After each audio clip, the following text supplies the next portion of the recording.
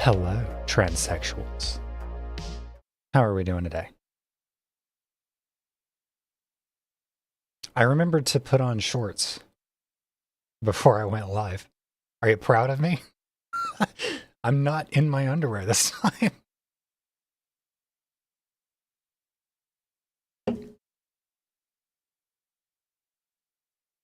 Hail Satan. Yes, well done indeed. Praise me, for my head is not large enough.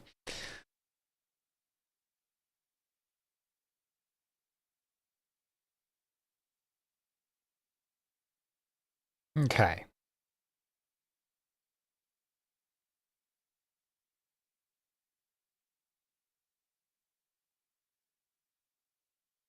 Things seem to be working. Ugh. No, I move one thing, and it's like a Rube Goldberg of chaos on my desk. I need to clean my room, guys.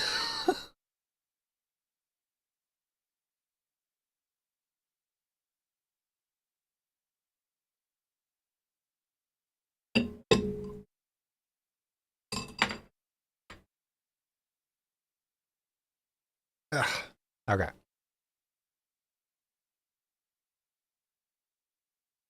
That was not the sound of dishes clattering on my desk because... Okay, it was. It was the sound of dishes clattering on my desk because I am a fucking femcel, apparently. A girl failure, if you will. A disaster. But I don't think anybody was surprised by that.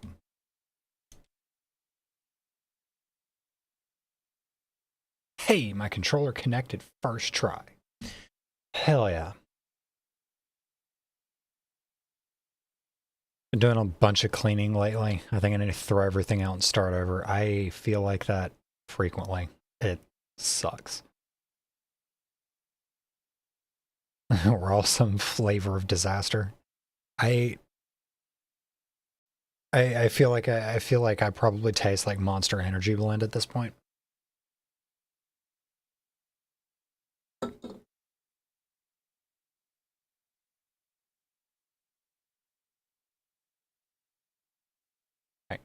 I don't need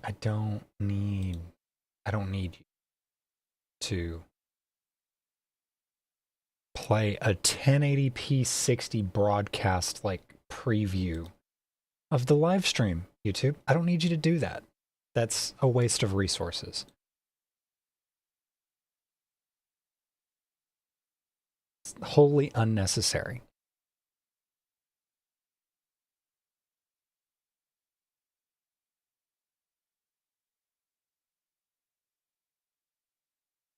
All right, I think everything is working. New flavor from Monster Energy. Disaster failure flavor.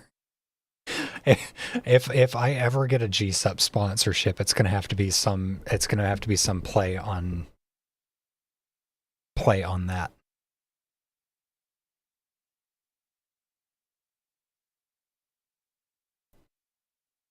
All right.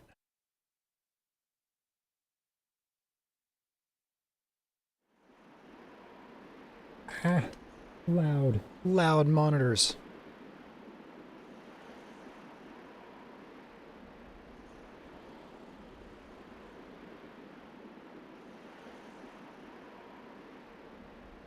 It works. How is there not a femcel G-Subs flavor yet? I feel like most of the girl sponsorships at G-Subs are like some variety of femcel. Like they all have that aura about them, that unwashed pit bouquet. Hey, my controller is actually working. I think my controller realized that I was like this close to letting Johnny buy me a brand new one and was like, okay, maybe I should actually work. In a sense, this stream is... Jesus fucking Christ, Stella.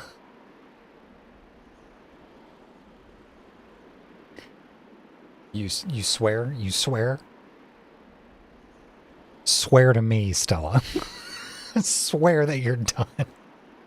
I will not have this chicanery in my chat.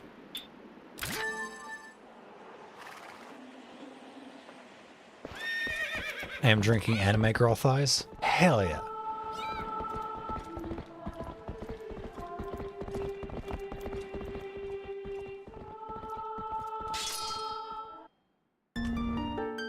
On the subject of thighs. Hell yeah. Anyway.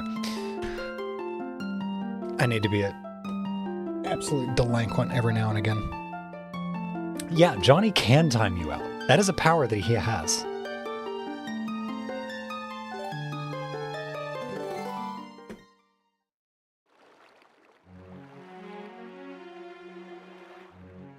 You're so normal. No, you're not. I know you're not.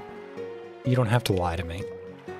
Isn't she so pretty? She's so cute. Anyway, I feel like every time I start this fucking game, I'm like right here.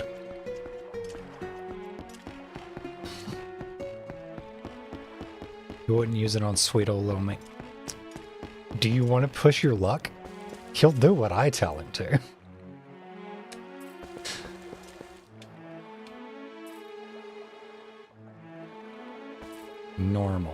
Normal type Pokemons. Prettier than my stupid N64 Linkle. Is this, are we gonna do,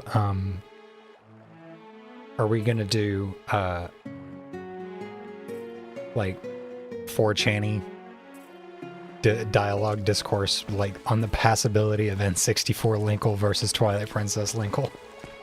Is this gonna be one of those, I don't know where you're getting this jargon from, but I think it's hurting you kind of deals?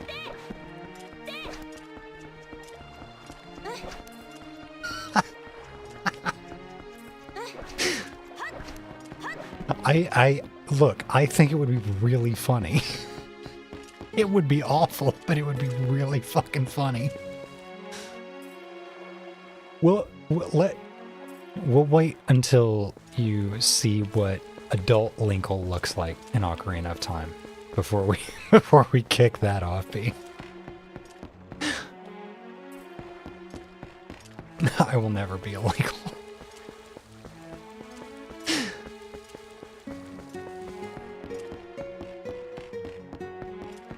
I will never be easy for a Kokiroid like you to say. I should just rope. I should just hook shot.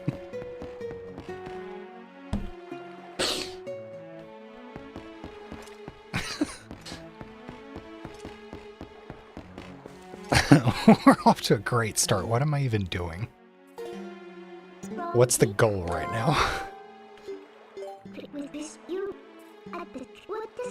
To the mirror chamber, that's right. Okay.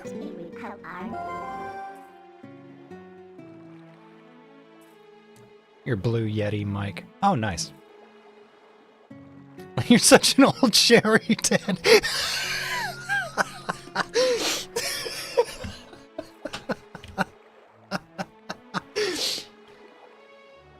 Fuck. That's awful. Oh, that is fucking funny. It is already so hot in my room, and I turned off my AC like 10 minutes ago. This is gonna get bad. Oh.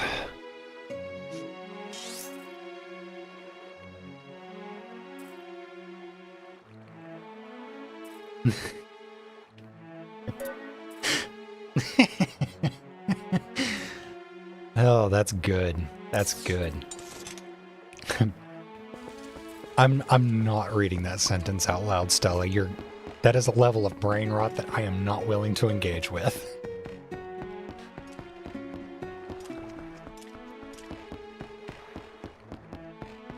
I'm willing to joke about 4channy terminology because it's like actually deeply funny to me. but not that. Okay. Right, what I think I need...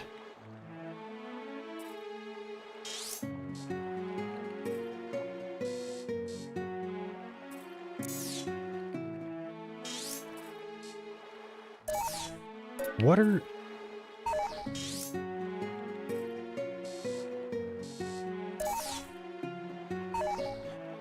What are these red targets? I know I need to go to the mirror.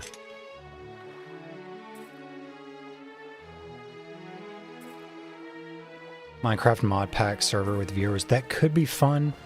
I'd have to figure out I'd have to figure out hosting, because I've tried to build a locally hosted server before, but it's not something that I can easily do with the hardware that I've got. I'm also incredibly dumb.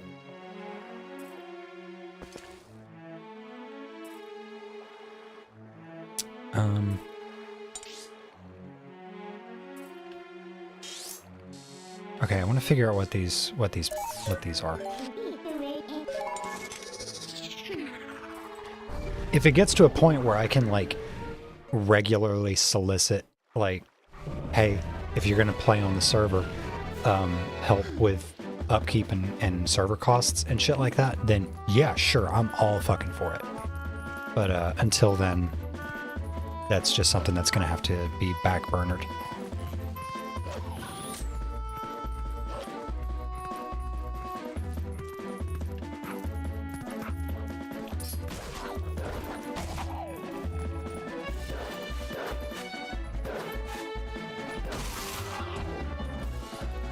Okay, were these the... Yeah, these are the owl statues. Okay, so why are they still on the map? I thought I was done with this. Okay, he's dead.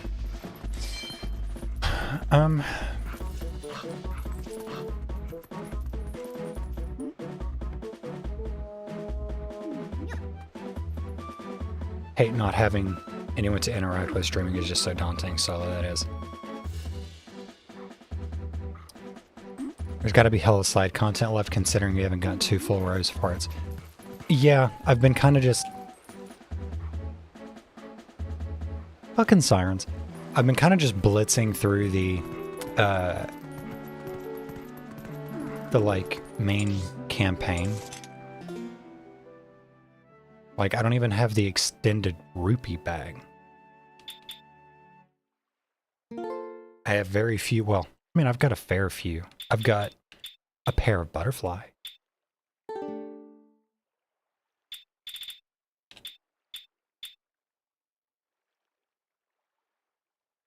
So I know there's some side content missing.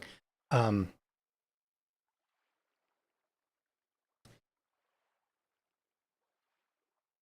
don't know if I'm planning on being completionist. The question that I've got right now, if I just go straight to the mirror chamber and like progress the story, how quickly am I going to be done with the main content of the game from this point? Like, we've got to be close to the final dungeon, I think.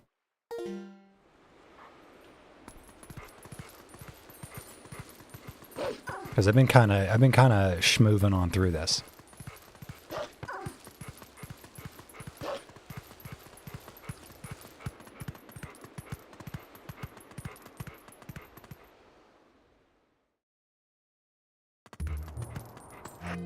But like, I don't know.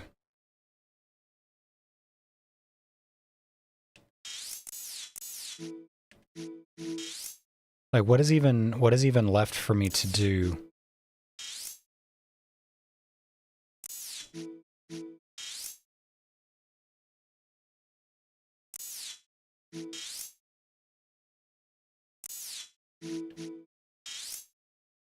In terms of like side quest stuff, because like I don't know where I would start with doing side quest stuff, unless I know of one thing that I can do right now.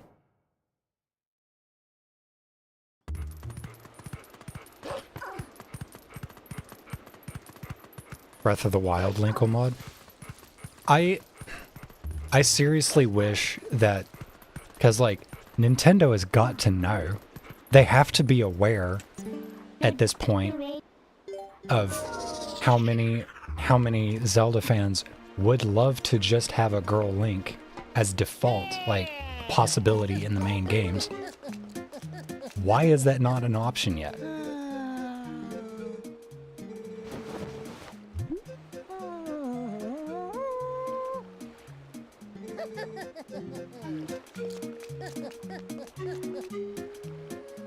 Say hello to the meth head. Alright, what have we got? Okay.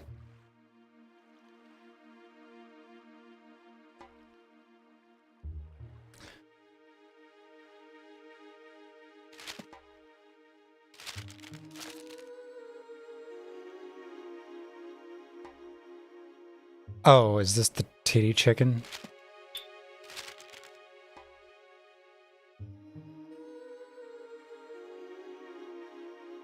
Okay, yeah, there's that. The tent thing. The tent where the guy's clearly not leading me into a trap to turn me into a skin suit.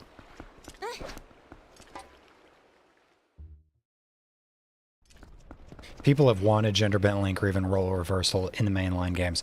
Like, I'm perfectly okay with, like, because I know that there would be some, like, reasonable concerns being made about, like, oh, you get to play as a female Link, but Zelda's still a girl, and, like, ooh, scary lesbians. Because, like, everything's got to be discourse fodder these days.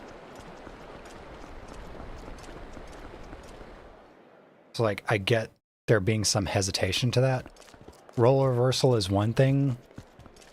I don't think I'd be as down for it if it was like, oh, if you're going to play as girl Link, then Zelda's a boy sort of deal. I feel like that's kind of cheap.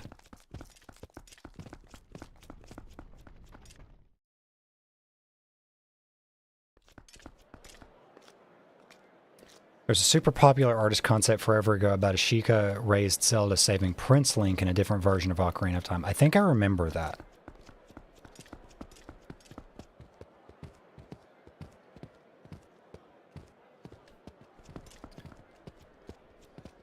Hello, puppy. Isn't it cute? Oh, wait. Go get the bone. Go fetch. He just fucks off. Oh, there he is.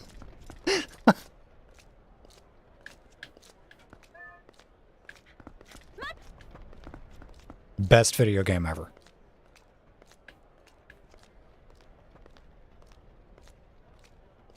If Assassin's Creed can have non-canon protag choices, why the fuck not?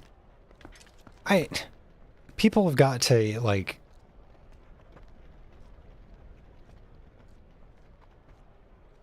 There's a degree to which people take games way too seriously, but also a degree to which they don't take games seriously at all. And it's in the most... Oh no, he can't get the bone because it went behind the wall. He's dumb. I'm sorry, buddy.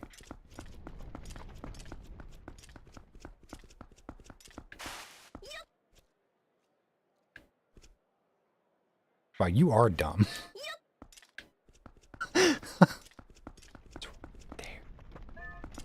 Okay.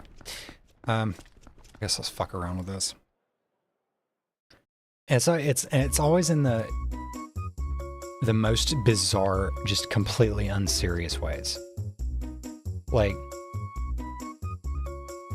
your fan was causing it? Oh, the crackling noise? Is the power cable for your fan running close to the cables for your interface? Because that can definitely, like, that... The UK is on 110 power, right?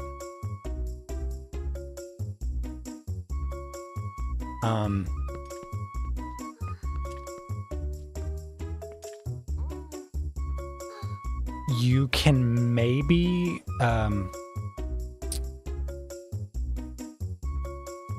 is it... What's the power standard? 110 volt, 50 hertz? You can maybe, like... Because I know, like, my interface has,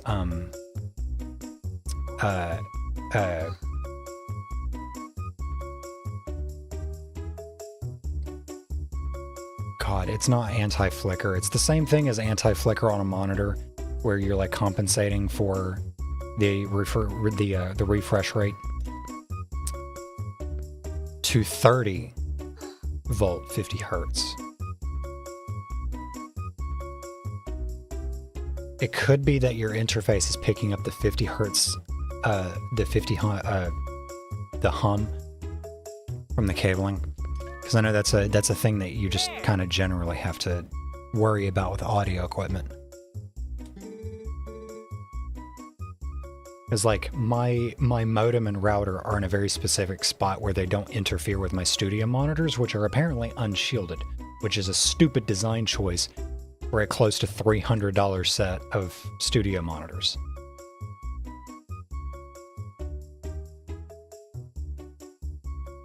Okay, so what is the Star game?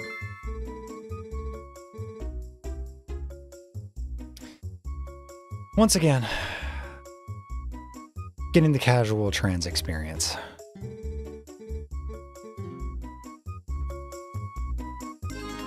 Okay, so what are we doing here?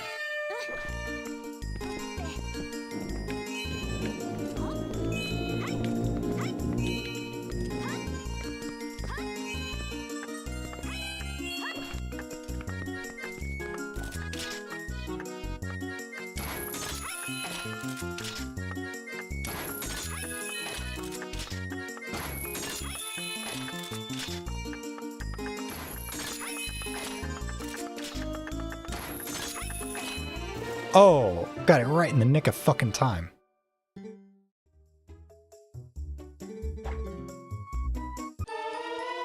Hey, the big quiver. Nice.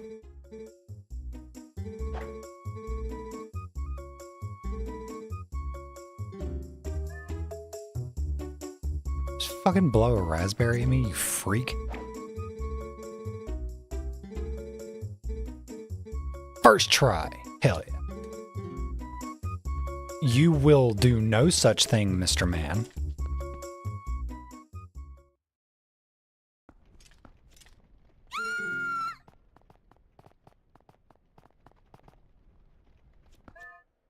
My adoring fans.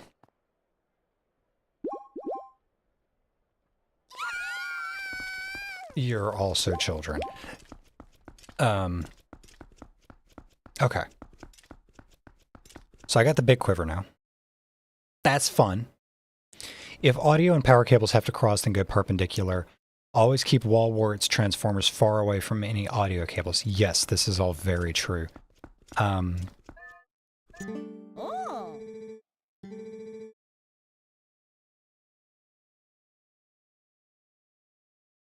It's said that even if I rebuff her, once a woman is captivated by me, she'll keep approaching me. Not interested in younger women.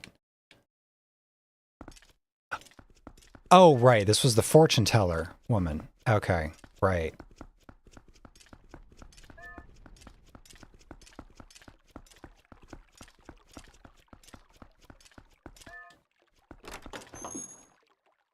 Did you captivate her with a piece of cheese? I would love a piece of cheese right now. I have cheese in my fridge.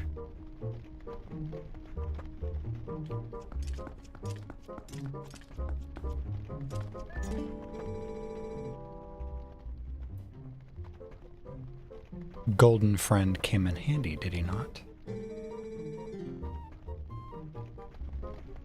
Golden friend?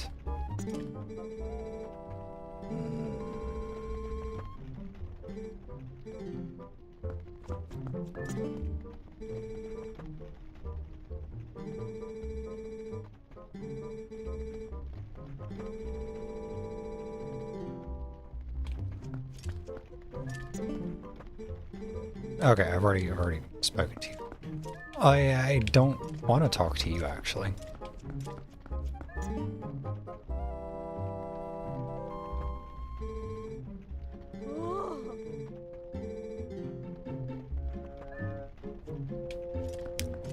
And there's the math head. One last thing about the gender options. We have to remember that Nintendo is a Japanese company and that their longest running legacy game with the female lead is treated as the red-headed stepchild. That's true. That's true.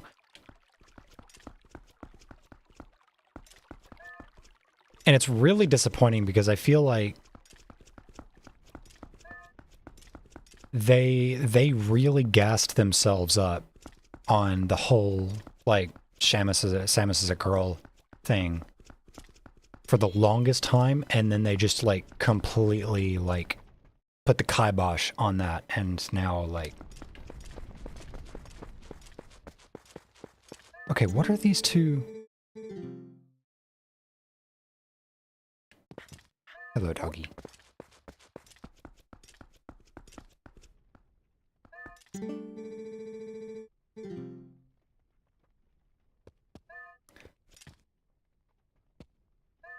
Can you just not, like...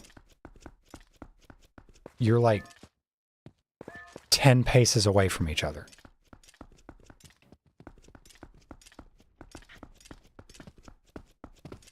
Oh, hi.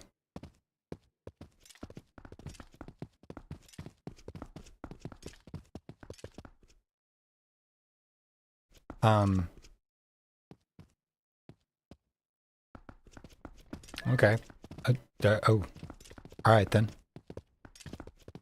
Recession of the Nerds.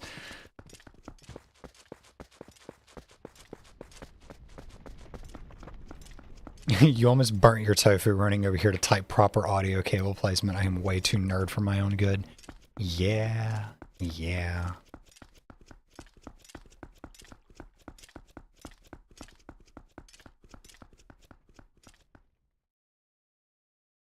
It's the cops. Cheese it.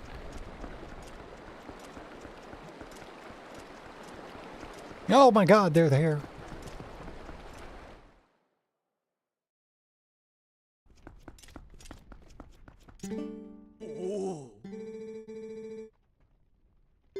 Sure.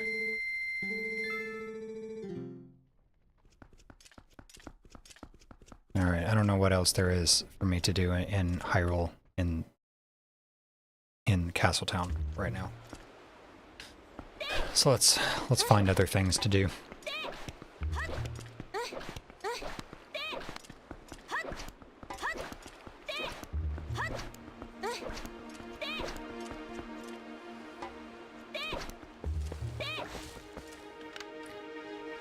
I wonder if they meant for this to look so much like Romiel. Like, do you think that was a deliberate choice?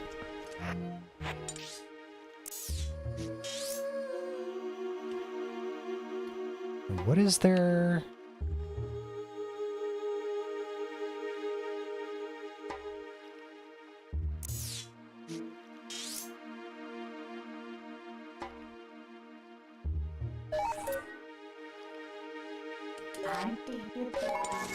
I guess I could go back to Ordon Village. See what's different around here.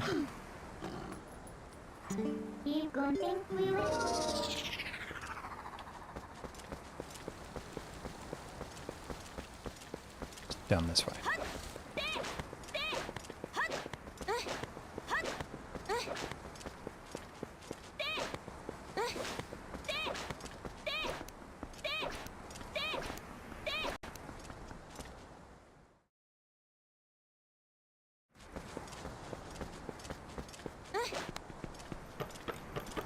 That, and I think there's also, to kind of expand on your point, Violet, a kind of general misunderstanding of, like, because I've had to explain this to a couple of people, especially in, like, more guitar-centric spaces, that there's a difference between an instrument cable, which uses a 1/4-inch jack, and a speaker cable, which uses a 1/4-inch jack.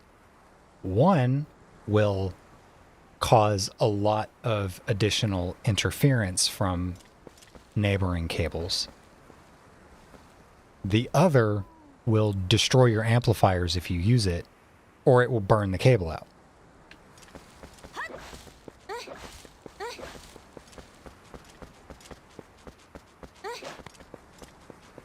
And it's like the two are not interchangeable.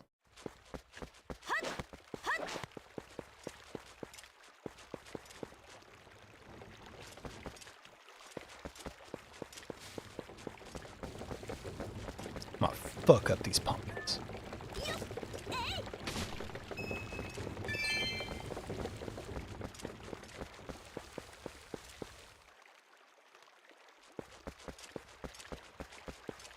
Oh.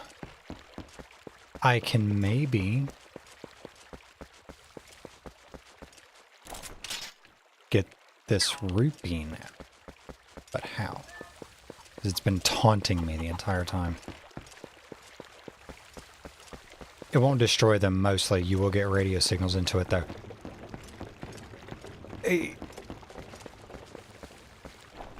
I'm just saying. I've experienced more than a couple incidents where the wrong cable used on the output of a particularly high wattage amplifier led to some mysterious blue smoke and a lot of electrical smell.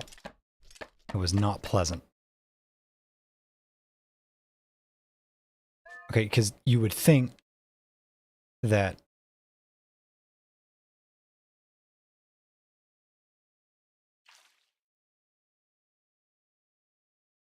you would want to use the bird, the eagle, to get that yellow rupee, but it never worked. RIP 5150. It wasn't a 5150. Nope. It was not a 5150. It was an Uber shawl. It was like a $3,000 amp.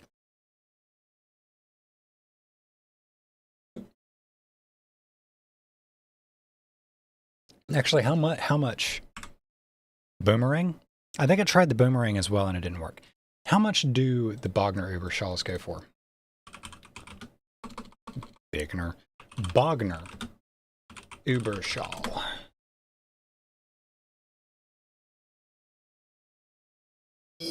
Yeah. $3,700 amp.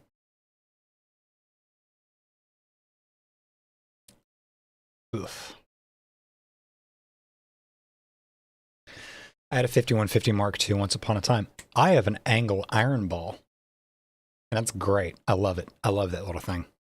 It's a lunchbox amp, but it's still a 20-watt all-tube lunchbox amp, so it'll still get loud as fuck. But I unfortunately don't have any cabs because apartment life.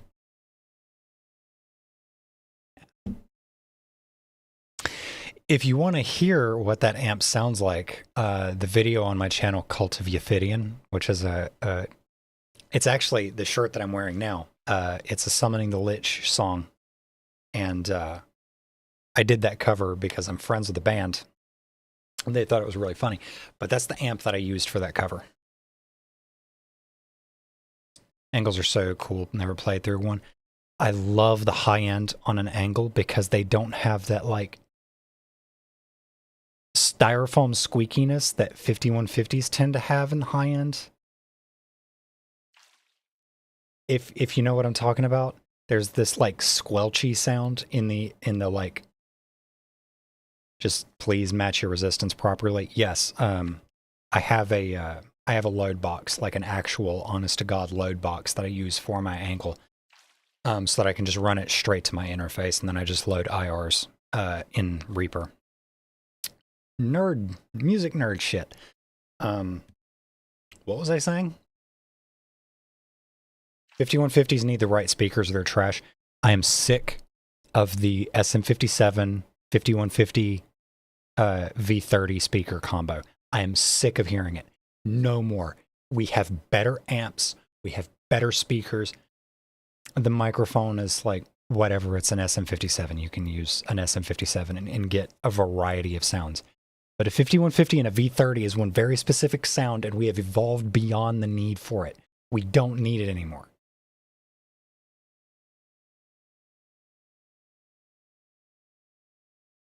But like I said, 5150s, they have this like squelchy, almost like styrofoam squeak sound in the upper mid range that I don't like all that much. That I feel kind of obscures some of the more pleasant upper mid range frequencies. Angles, on the other hand, the high end on those things sting harder than a soapy dick hole, and it's perfect.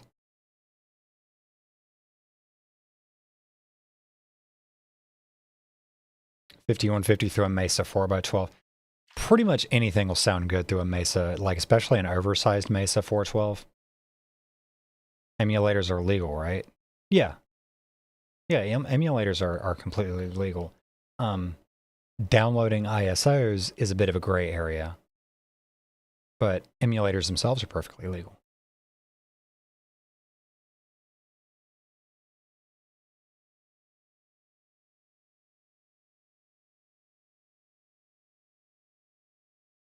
Orange 4x12s are where it's at. The other amp that I've got is a Randall RH120. That was actually my first like proper, like full on, not a shitty practice amp or like a tiny, combo, whatever, that I bought. And it had it came with a 4x12 cabinet. I bought it as a half stack, like, God, it's got to be 15, 16 years ago at this point.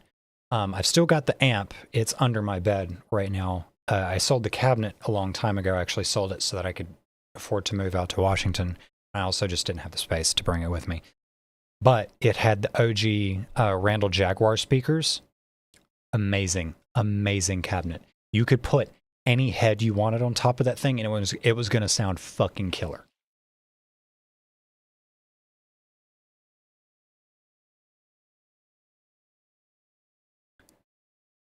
Do I know any for Switch that allow mods to be loaded? I don't know anything about emulating a Switch. Sorry. Give me a beat up 412 oversized straight cab and some decent speakers, and I don't care what the amp is, I can make it sound amazing.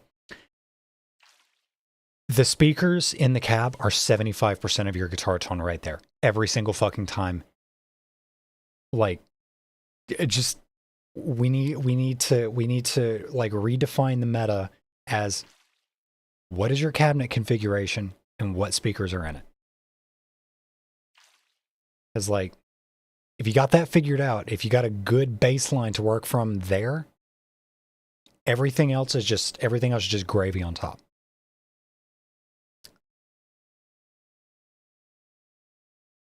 Mic and speaker have been proven to actually be 90%. Yeah, that's the other part of the equation. But the speaker, the cabinet itself is going to be the bulk of your tone. How you capture it with the microphone and what microphone you use is the other part of that equation that is just undeniably the most important thing. Like, I implore anyone who is interested in getting into music production, especially heavy music, like, death metal, any kind of shit like that, look up the Cannibal Corpse studio diaries, especially the ones where they're working with Eric Rutan at Mono Recording Studios. Because Eric goes into great detail about how he is really rigorous about the way he will A/B test like amps and cabs and mic combinations and placements, and he's not even in the room. He's in the control booth, and all of his A/B testing is being done through the interface. So he's not in the room judging, oh yeah, that sounds fucking monstrous, but he's in the room and he's not getting a good perception of like what is actually being recorded. He's doing that A/B testing in an isolated environment. So it's like, okay, that sounds good, but it's maybe a little bit tinny, maybe a little bit boxy.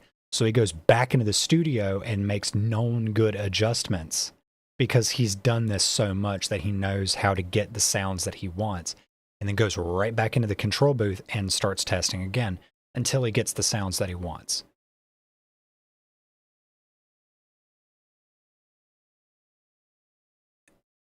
The thing moving the air is what matters the most. Yeah, exactly.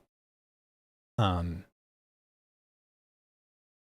why I wish I could go back to using real cabs and mics, because I want to be able to like, I want that tactile stimulation of being able to just like move things around and get radically different sounds. because as it is right now, like I said, I'm using an angle. I have a real angle that I use, but it's going into a load box into an interface, and then I'm slapping impulse responses on top of that.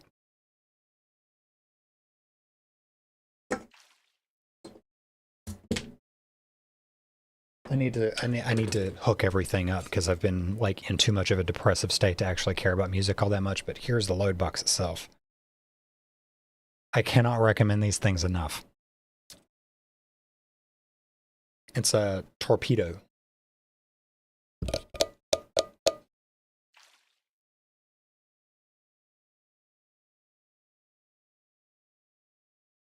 I probably need to dust this thing because I haven't cleaned it out. These things do get pretty hot.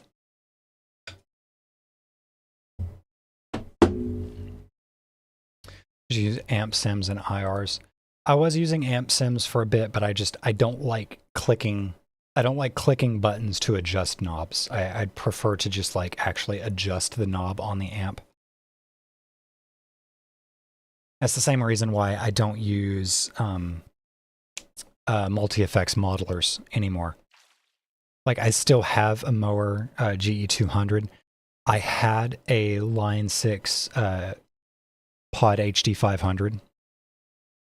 I had one of those, and those are a little bit better for adjustability and like fucking around with settings and controls and whatnot. But I just find the form factor really like aggressively tedious to adjust because I want to fiddle for a little bit, but I want to get to a point where I can just like, all right, this is good enough. Let's go. Let's fucking riff with this. And I don't want to constantly fiddle. But if I do need to constantly fiddle, being able to just like literally reach over and just turn a couple of knobs, it is so much easier. It is so much easier because like I don't even have to put the pick down. I just reach over and just kind of like use my finger and just like touch a couple knobs and hey presto, different sound. It's just so much easier, so much less obtrusive. And I realized that sounded very dirty the way I described that. I'm going to get something to drink real quick.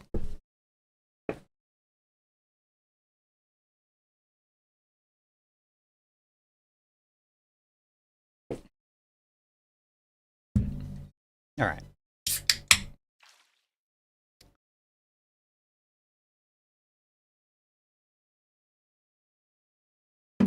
But anyway, music nerdery aside, I need to like properly get all of my crap set up and actually start. Or maybe I can reach it with the... Okay, so the boomerang does work. I don't know why it didn't work the first time. Maybe I didn't try it. Because I was trying to use the eagle and it didn't work, and I think I just gave up.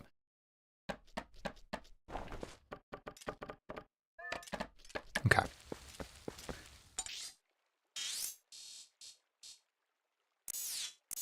Ordon Ranch. I could go to the ranch and do the like goat herding thing, because I think there's a heart piece I can get from that. But I don't know if I want to do that. Hi, Tappy.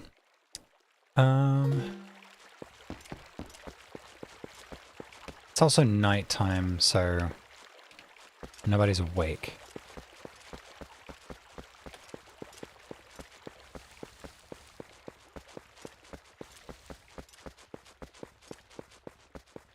Yeah, I've been in this apartment for almost a year at this point, and I still haven't gotten all my music gear set up. And I know I need to at some point, because I really miss doing music stuff. But I don't know. The depressive episode that I was in, especially in regards to the music shit, because I was also dealing with the really bad tendonitis at the time. And was just like completely unable to play guitar without hurting myself. Alright, I've been down here.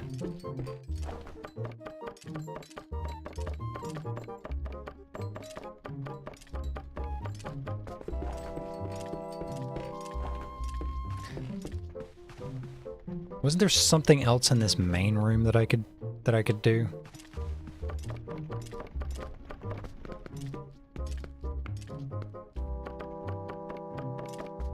Also, it's really weird. Linkle doesn't have a bed. Where does she sleep? Because, like, this is her home. Where is her bed?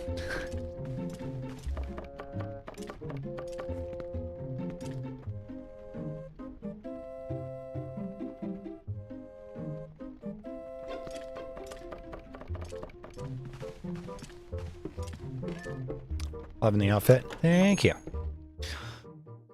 Alright,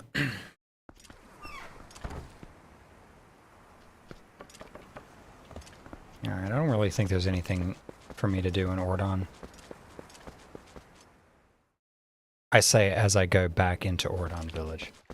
Aside from the goat herding.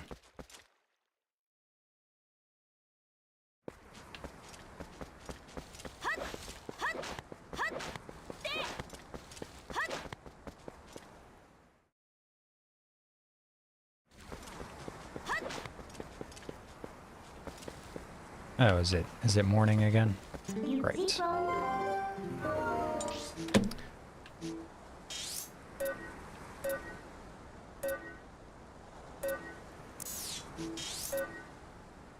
Kakariko. Okay, let's go to Kakariko Village, see if there's anything going on. See if there's anything going on there. Because I feel like if I go to the mirror chamber, I'm gonna get to the end of the game pretty quickly. And I kinda don't want to do that.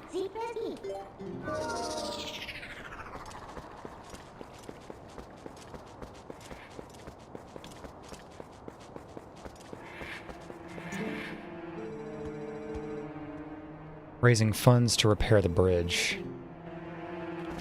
Yeah, right. That is something I need to do.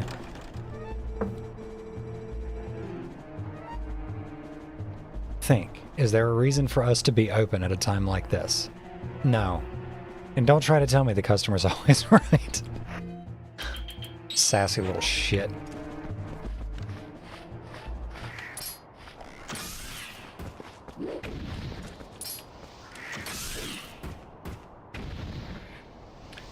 How's your day been? My day's been fine, actually.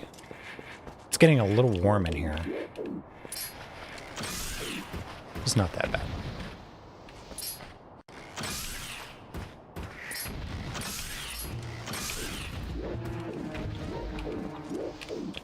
Okay, I think that's all of them.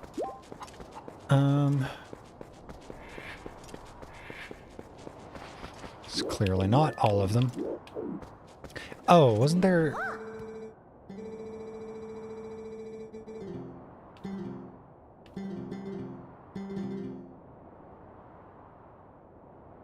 Hot spring water. I need to take hot spring water to the dude in Hyrule. In Castletown.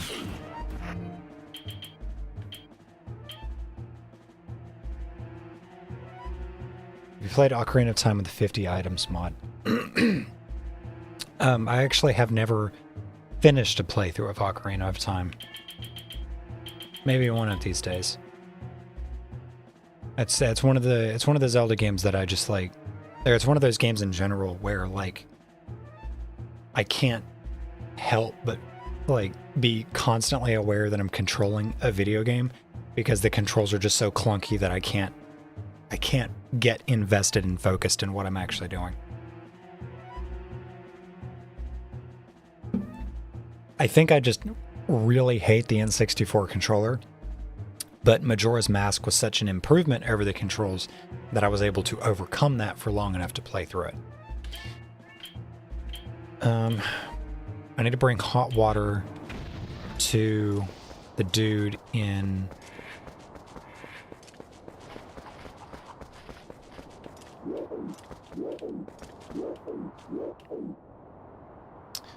Did I play the recompilation? The Ocarina of Time recomp? That's what you were playing when I was watching you earlier, isn't it, B?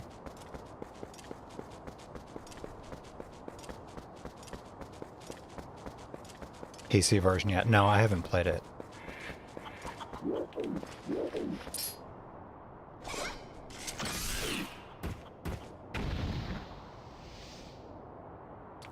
I think what you said about better support for free camera control would also help a lot with that.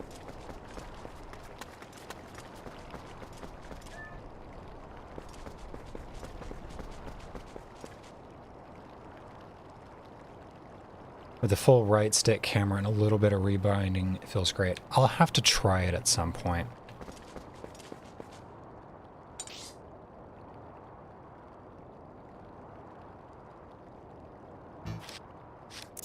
Okay, well, at least show me what the portals are. Okay, so if I'm gonna get hot spring water for the guy in Castletown, then I probably need to get it from Death Mountain. No, I can get hot spring water from the... There's literally a hot spring at the top of the Kakariko village.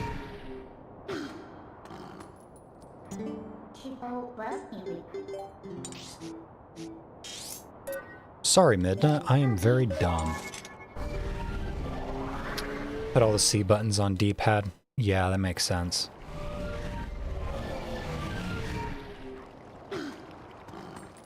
The D-pad here doesn't really... I mean... It controls the mouse in the item inventory.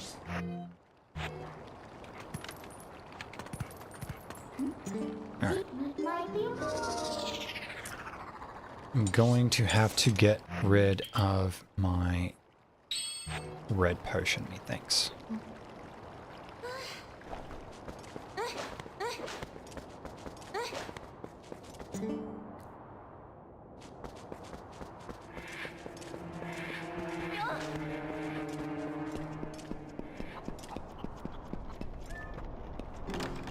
It's locked. Is it still fucking nighttime? Good lord, what is the day-night cycle in this game?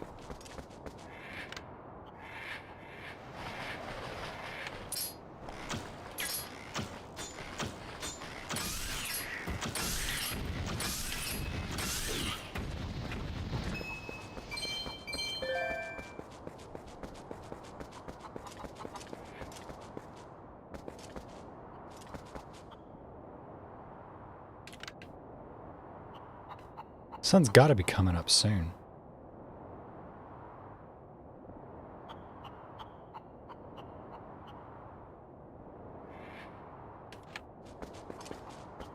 Put that C on that D.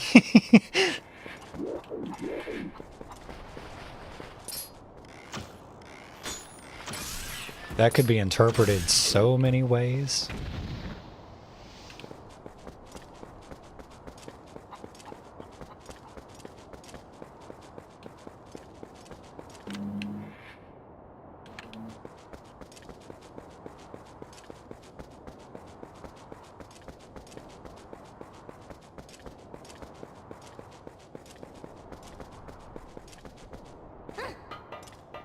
Does it say something? No.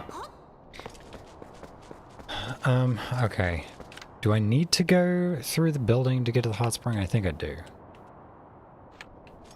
But it's like perpetually nighttime.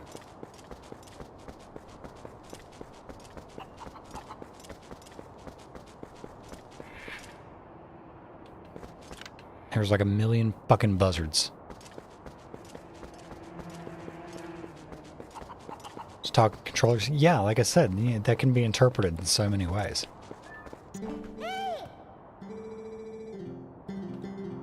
I don't know what you're thinking about. Oh, blue potion is all hearts. Okay. Great. I guess I could restock on bombs.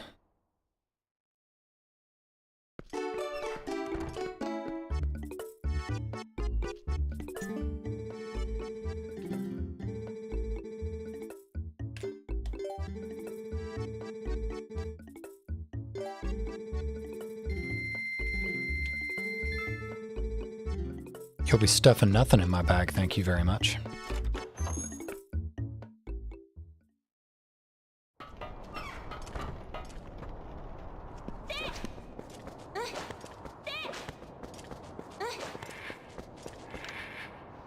The buzzards are back! Hooray. And end up using up all my fucking arrows. Okay, we're getting out of here. You're inside the big finch.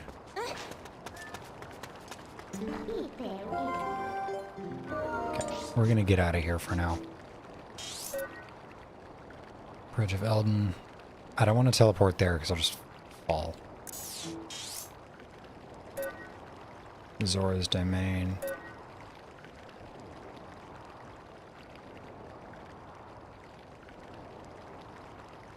Wasn't there some other stuff? Okay, we'll go to Lake Hylia because we'll do the Kuko minigame.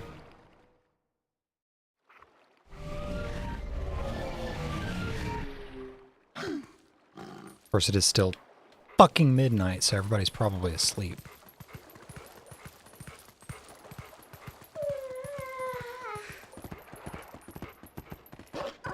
Oh, this guy's still here.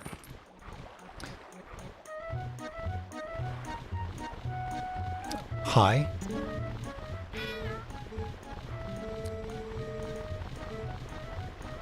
Sure. Popping balloons as you move towards the goal. The balloons are worth different amounts of points. Watermelon, orange, strawberry. Ooh. I like strawberries.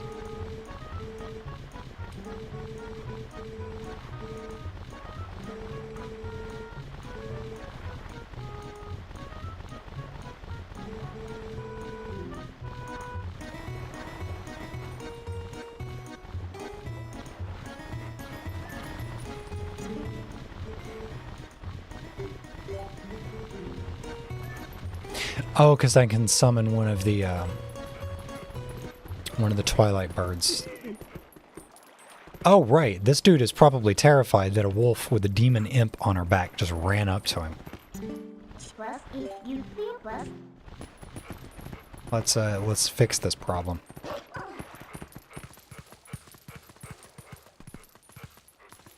Wait, is that a Poe? That's a Poe lantern, I see. It's finally getting daytime, and there's a friggin' Poe lantern. Damn it. Okay, well, I'm not getting to that Poe.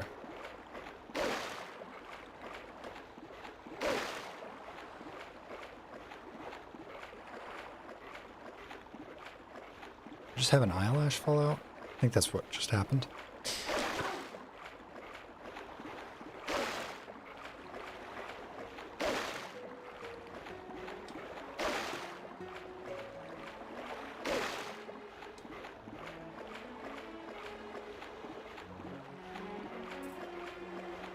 You wouldn't be afraid? Well, I know you wouldn't.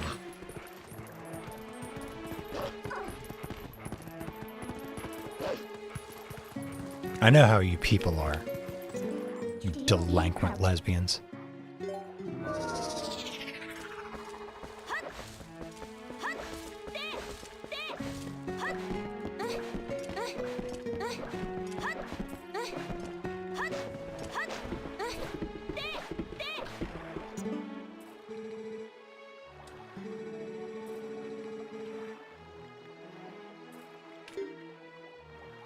What is the Oasis flight? Doesn't that take me to...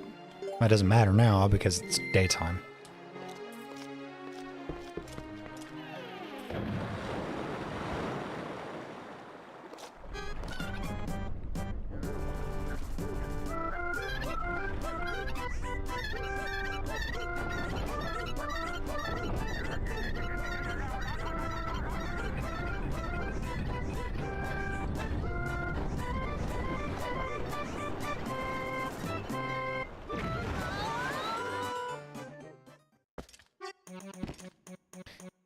An imp and a wolf girl come running up to me. What am I supposed to do?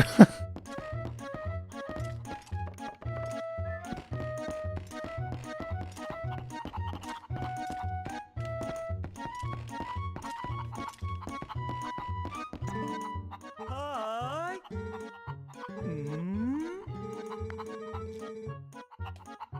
Yes, sure. Okay, let's grab this one.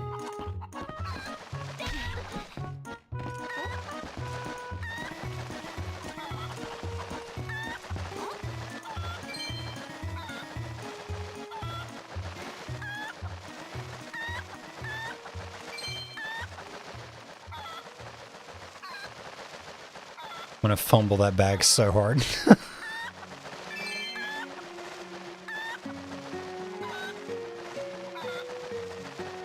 If we're being honest. Same. Okay, and going for it. I made it. Not technically first try, but, you know, good enough.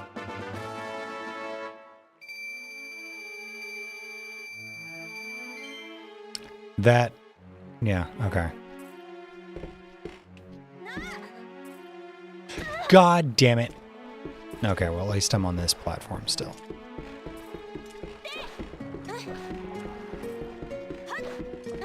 And I can pick up nothing. Great. Speaking of fumbling bag. Jesus. Alright, we'll try this again.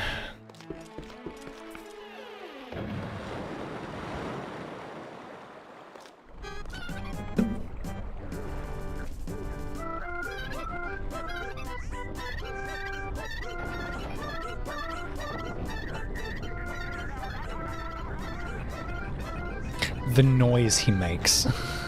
Like, bruh. Bag fumbled, indeed. Okay, it is getting warm in here, so we're just gonna have to deal with air conditioner sounds.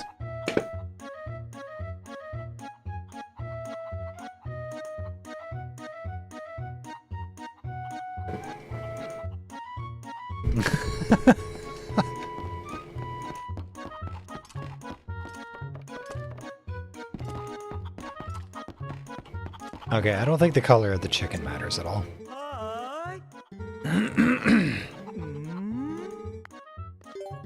Yeah, sure.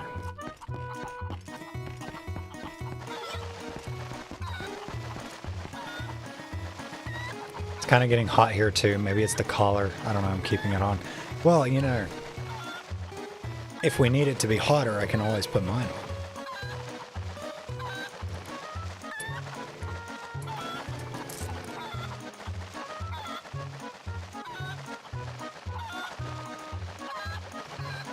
I can do it without pulling my fucking hair.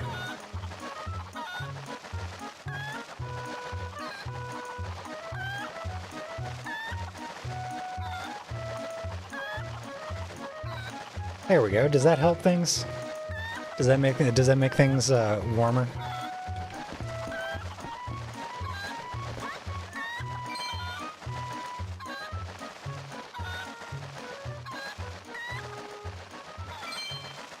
Are you guys going to be totally normal about this? No leash ring, though? No, there's a leash ring. It's on the back.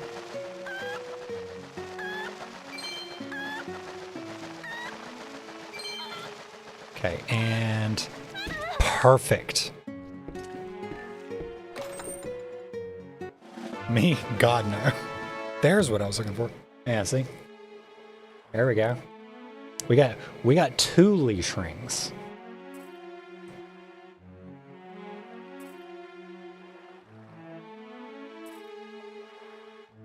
Why is work calling me? I'm maxed out on hours for the week. I'm not coming in. No.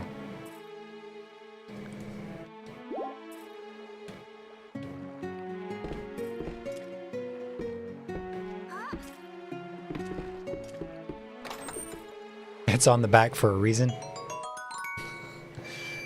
See, B knows.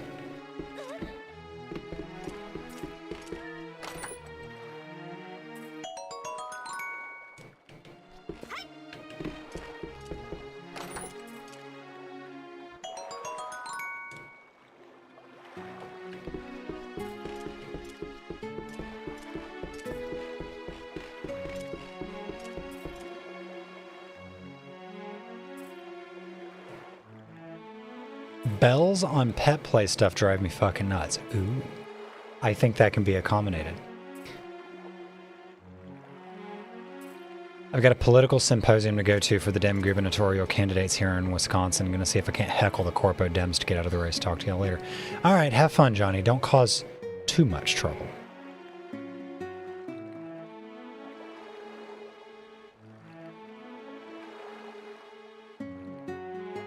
Oh, misophonia nuts. Oh, okay. Sorry.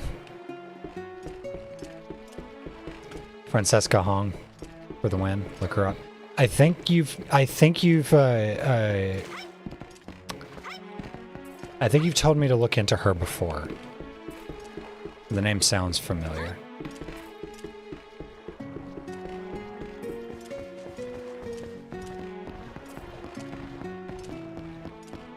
I was wanting to try pet play. My ex-girlfriend wasn't into that.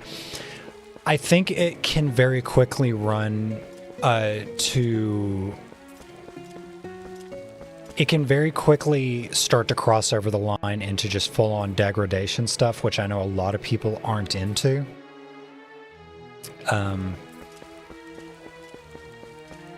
It can just be really tricky in general for people that aren't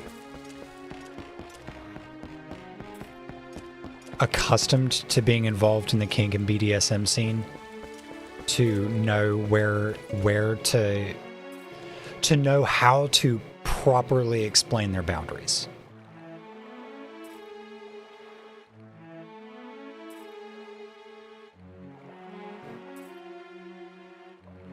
Yeah, doms. Yeah, people that just want to beat their partners but call it kink, and like that's not what being a dom is about. Like, if you don't go into a BDSM, if you don't go to any kink relationship understanding explicitly and without question that the submissive is the one that's in control, you have already failed.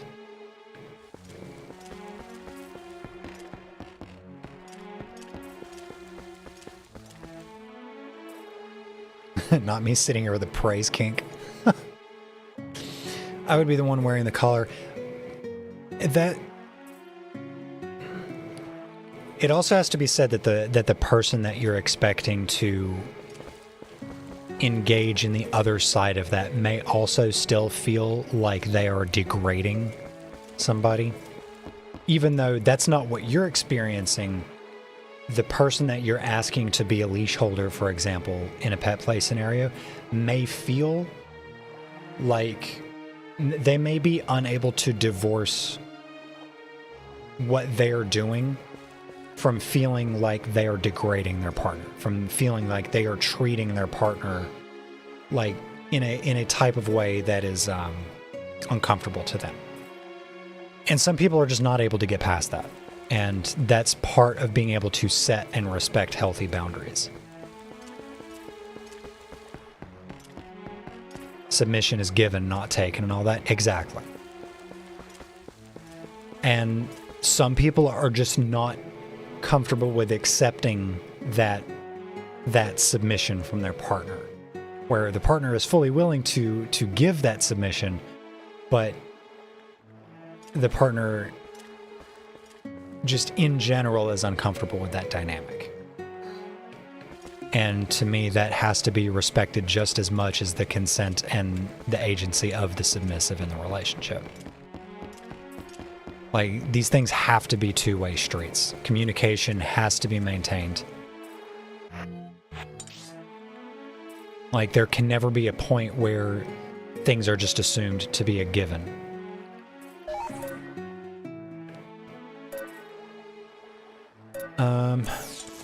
Okay, so if we transform, let's see what was that thing that Plum was talking about?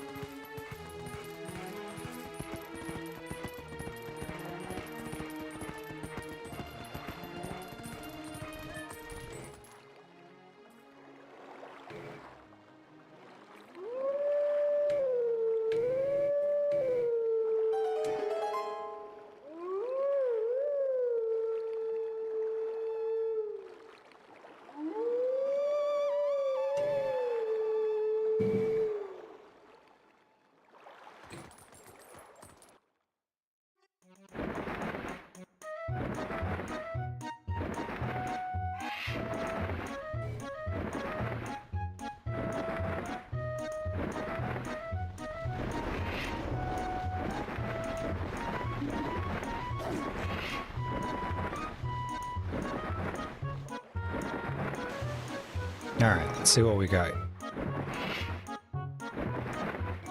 That bird has a ball sack on its chin.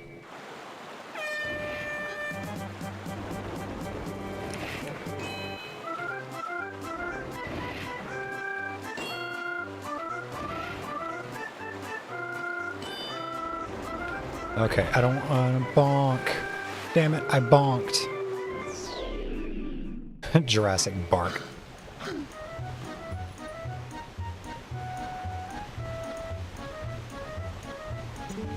Okay, he's a Balchinian. Okay, this bird is like... This bird is mean. B, come kick this bird's ass for me.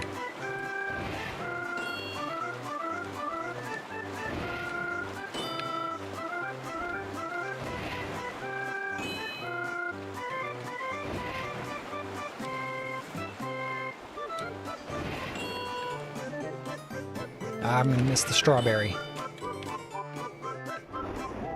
I'm not gonna miss these strawberries, though.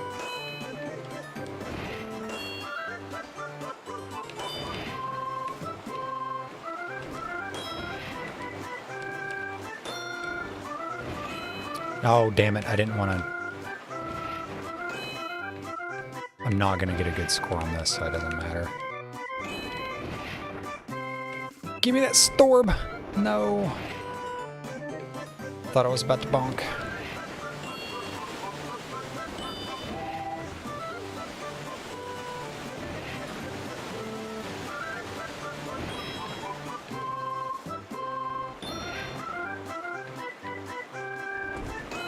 No, no, no. Okay, I'm not gonna fuck around with this. I don't think.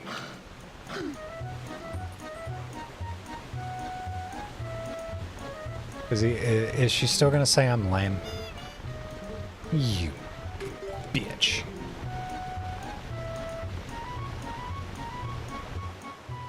Searching desperately for a strawberry euphemism and coming up short. I'm gonna put it down to the heat I'm in. I mean, how hot it is. Alright, wait, what?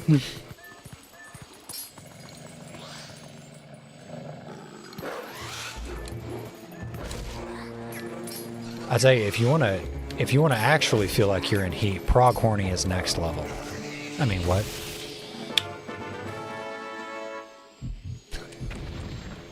Did I just say that out loud?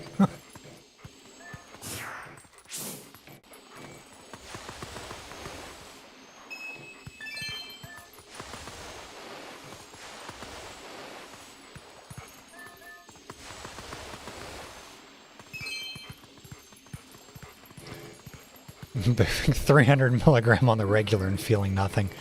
That is unfortunate.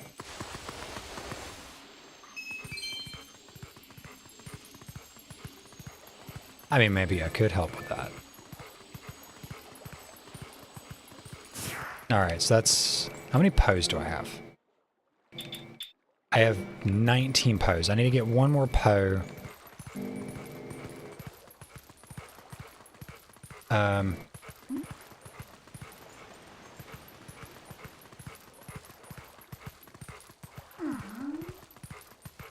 Yeah, let's ask for the consent before we ask questions like that, Tabby. Wasn't there another Poe? Yeah, there's a Poe over there. I see his lantern. Okay.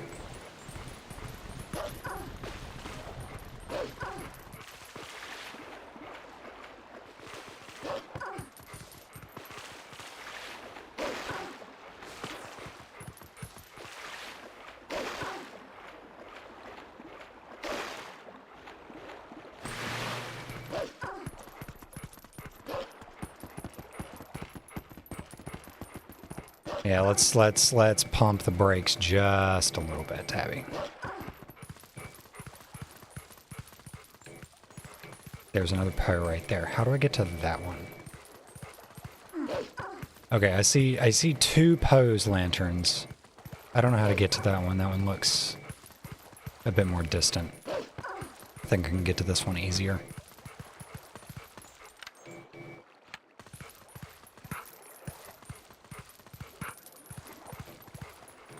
Can I jump that? Yes.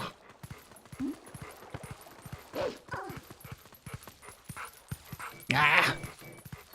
Okay, there he is.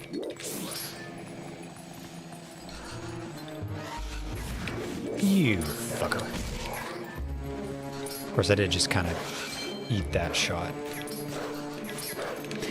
Also, I kind of got sidetracked for a second there. I don't know if you can get it in the UK, B.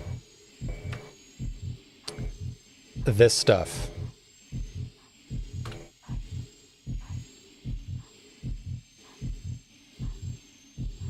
Focus, you fuck. There we go. This stuff. This shit's legit. I will tell you, this shit's legit.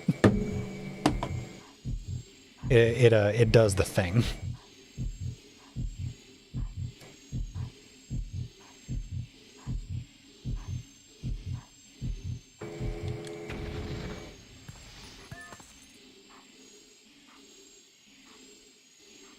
Cream, yes, and it's bioidentical, and you can get the.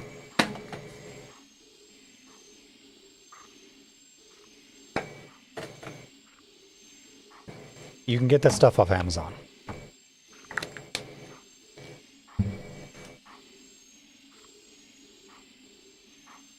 Gone forever, yeah. It's good stuff. There's a couple different brands that I've tried. This is definitely the most potent one I've tried. Clipped. Oh, me dropping the thing? Listen. Listen. Call me Butterfingers, alright? I just be dropping shit. What you need?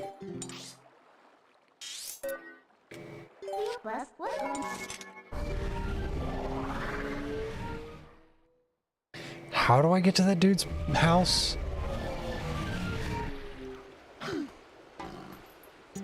Too much cream? No such thing.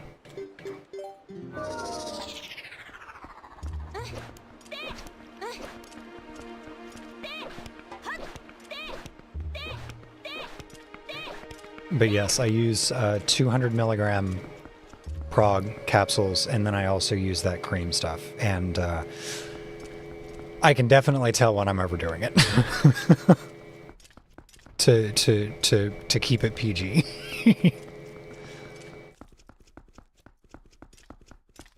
Overdoing it.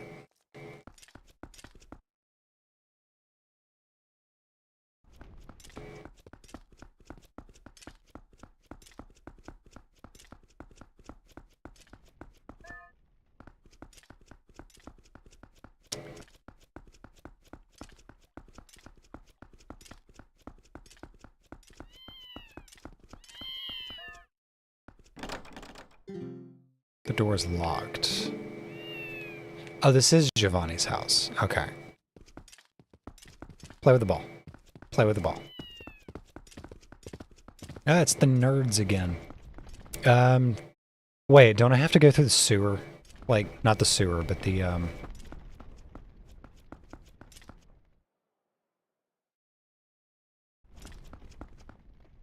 Not sat here biting my lip or anything, no. I need to stop biting my lip. It's like a nervous, not really a nervous, it's just like a tick of mine. That I just chew the fuck out of my lips.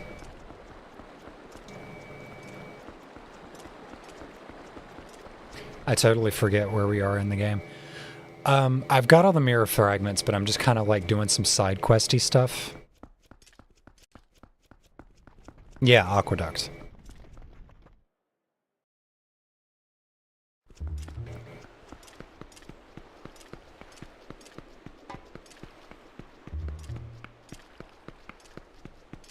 I'm doing it right now, and I need to stop.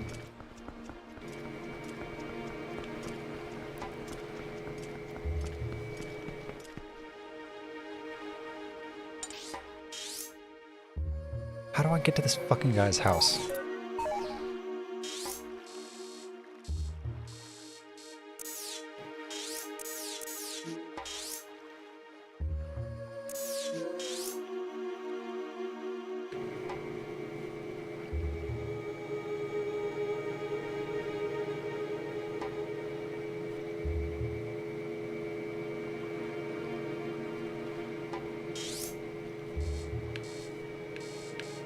Cause yeah, I have to go in through the aqueducts.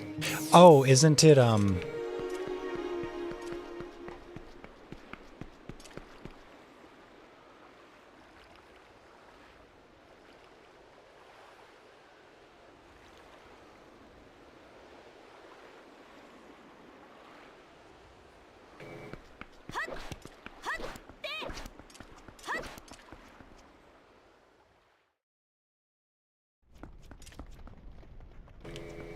yeah, I was just thinking that, the bar.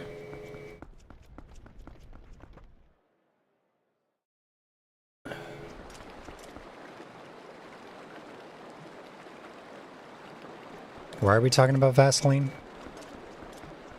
Moisturizer for lips. Oh, I just use this Burt's Bees stuff. Beeswax. I like it.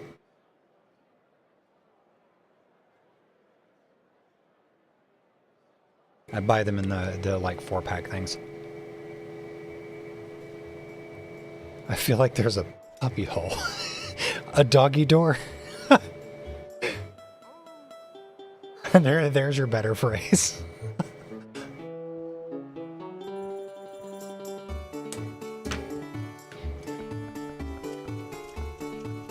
That's the one. You knew what you were doing. I think it's actually outside.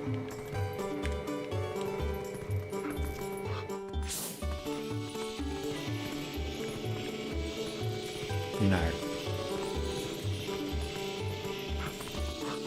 You forgot what a doggy door is called? It's like those Lost in Translation memes. Yeah, okay, see? It's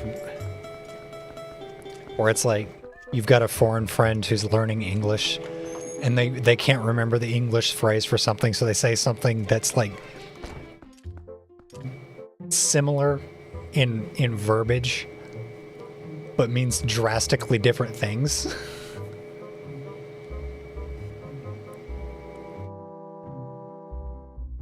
Puppy hole is what my partner calls her. How you say puppy hole? You know? No, there was one that I actually saw earlier that was really funny. Father and dad mean the same thing. Bod and physique mean the same thing. Father's Day or father physique or figure and bod mean the same thing. Father figure and dad bod do not mean the same thing.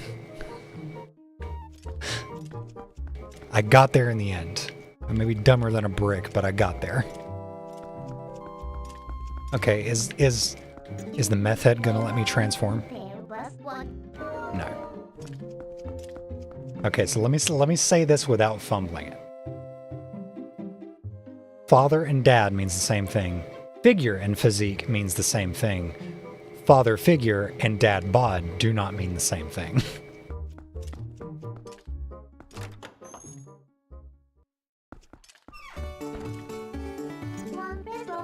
Okay, what will happen if I go into the bar transformed? Oh, I can't. Okay. Midna.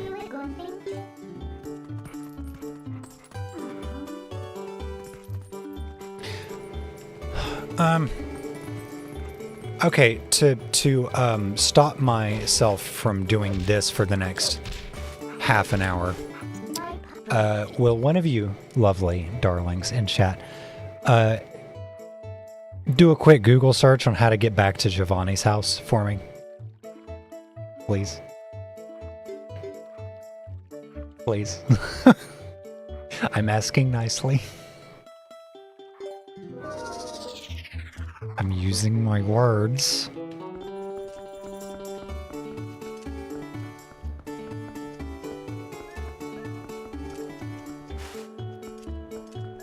All right.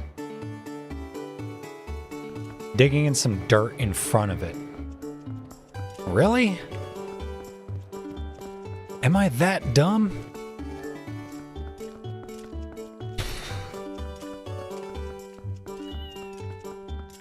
Oh. I see.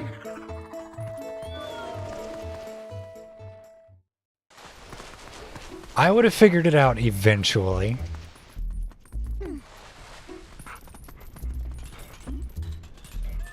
Alright, Giovanni. I have your 20 pose souls. Apparently, yes.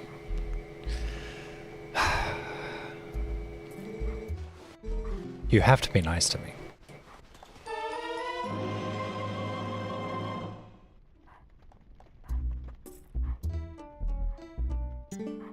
Interesting. I can get the stuff in the cave on the western edge of the Gerudo Desert.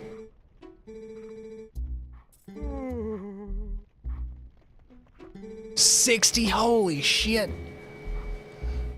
Okay. Woof. When am I ever not nice to you?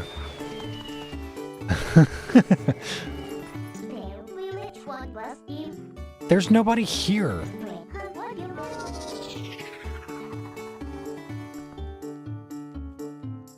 I'm forgetting dog mechanics is at least a third of this game. You would think that just like with using the fucking, the claw hook, you would think that the doggy mechanics would be like the first thing I think of. But I guess not. Alright.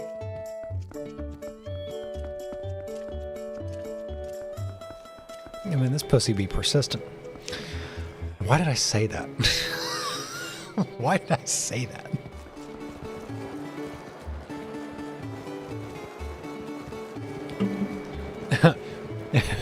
I forget where the hole is. You forgot what a doggy door is.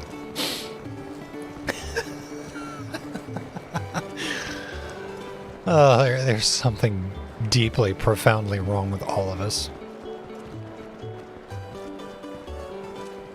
Let's talk to the bug keeper. Look, I forget where the hole is because I don't need to know where the hole is. I am the hole.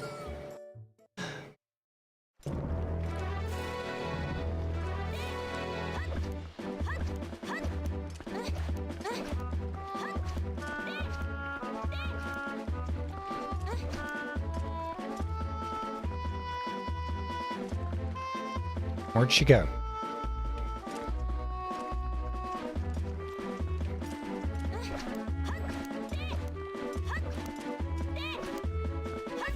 Oh, is this her?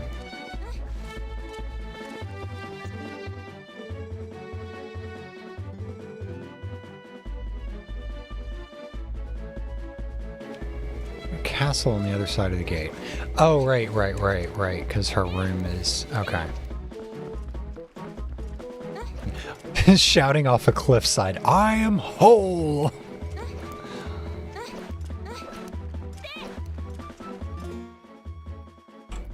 Hold on. I need to show you all a thing.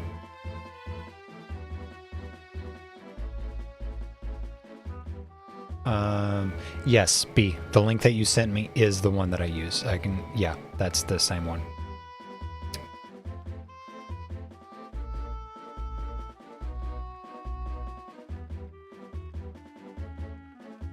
Ah, why do I have fucking 40 notifications on Blue Sky?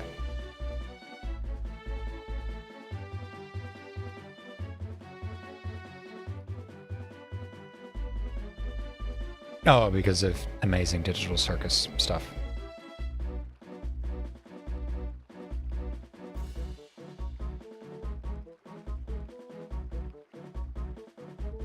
All right. Let's see if I can't find this, because this is very relevant to the discussion.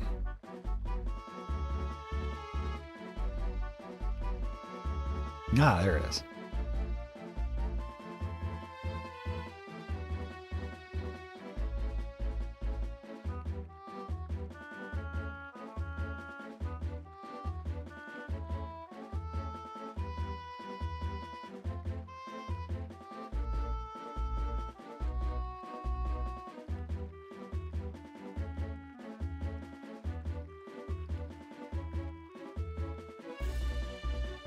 No, not that.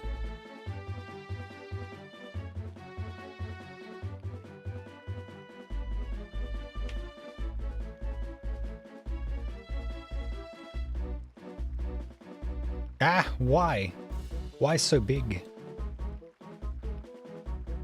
Something I've never heard in my life.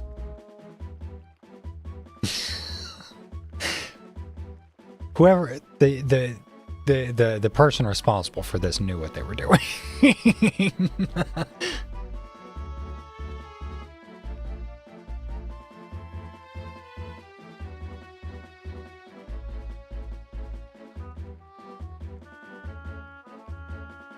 I had to like everything last time I was on. I am still getting buried under notifications for not just that thread, but I've also been talking to a couple of other people about everything that's kind of going on in the discourse surrounding Digital Circus right now. So I'm hundreds of notifications over the last couple of days.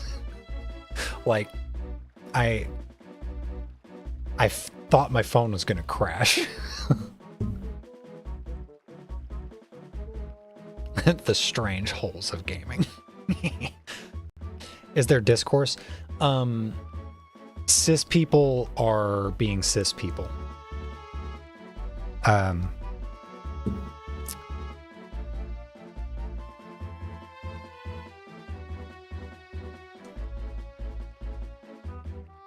I'm still only on episode 3. I literally just started my watch through, finally, yesterday.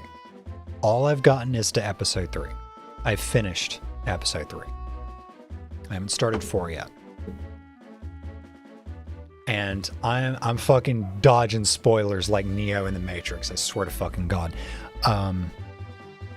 Because somehow all I know right now is that one character is Egg. Like, I think we've established that. But the Cisoids refuse to accept it.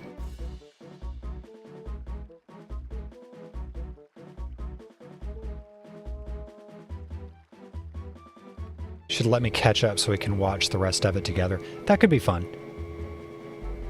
Because like I said, I finished the first 3 episodes. Discord watch party? Yeah, I mean, we could do that. I feel like that's something we could definitely set up. If we're going to do a Discord watch party, I think it'd probably be best to start from the beginning and like make it like a planned thing.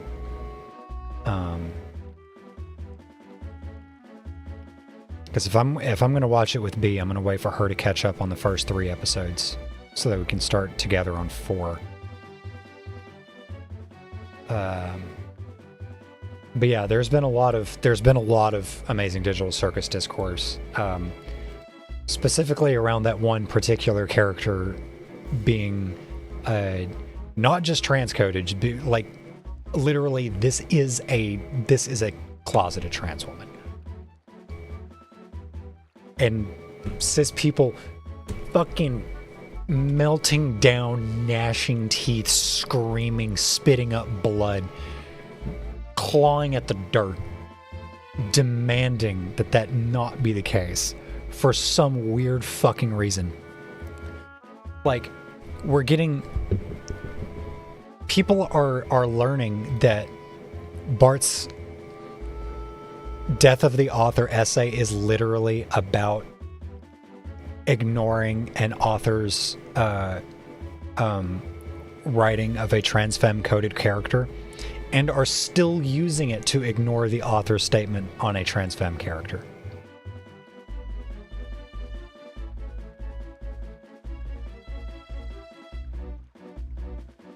And it's like,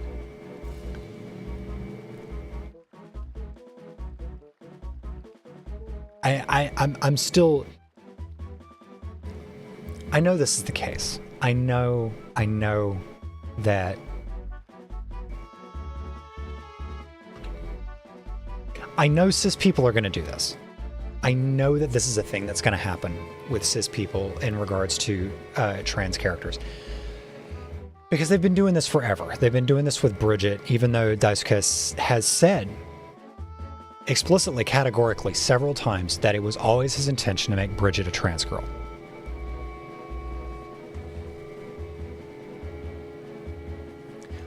Also, no spoilers. Nobody talk about anything that happened in the show. I'm gonna talk about a couple things that happened, but are kind of irrelevant to like the actual story.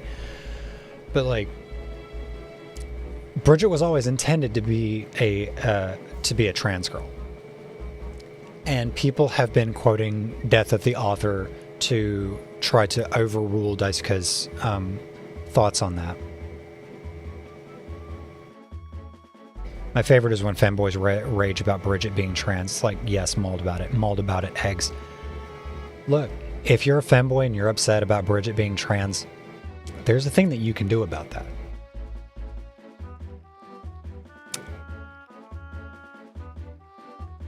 And you know what it is. Just accept it. Just let it happen. It's gonna be okay. You can transition will save you. But like,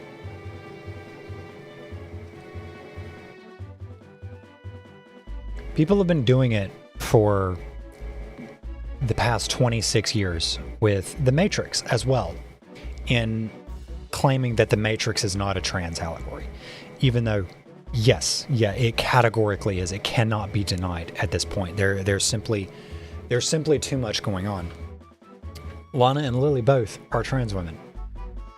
They've said explicitly that The Matrix is a trans allegory. The red pill, blue pill choice was a trans allegory. And again, people are insistent on saying, no, it can't be that. It can't be that. It has to be this other thing. Even though everybody in the room is shouting, this is what the author is telling you. This is what is explicitly present in the scene. What you're doing is not Death of the Author. What you're doing is saying the author described the curtain as blue, and you're saying, nah, the curtain ain't blue. We're far beyond the fucking curtains are blue, and we are now telling the author, no, you didn't write that the curtains are blue. You wrote that the curtains are red. And saying that is Death of the Author. That's not what's fucking going on. I don't even like Death of the Author as a tool of narrative critique anyway, because I've always felt like the logical conclusion of Death of the Author is that the author themselves becomes the least qualified person to speak on their own work. The curtains are in fact lesbians, yes. Cisoids talking over is classic. Many such cases. But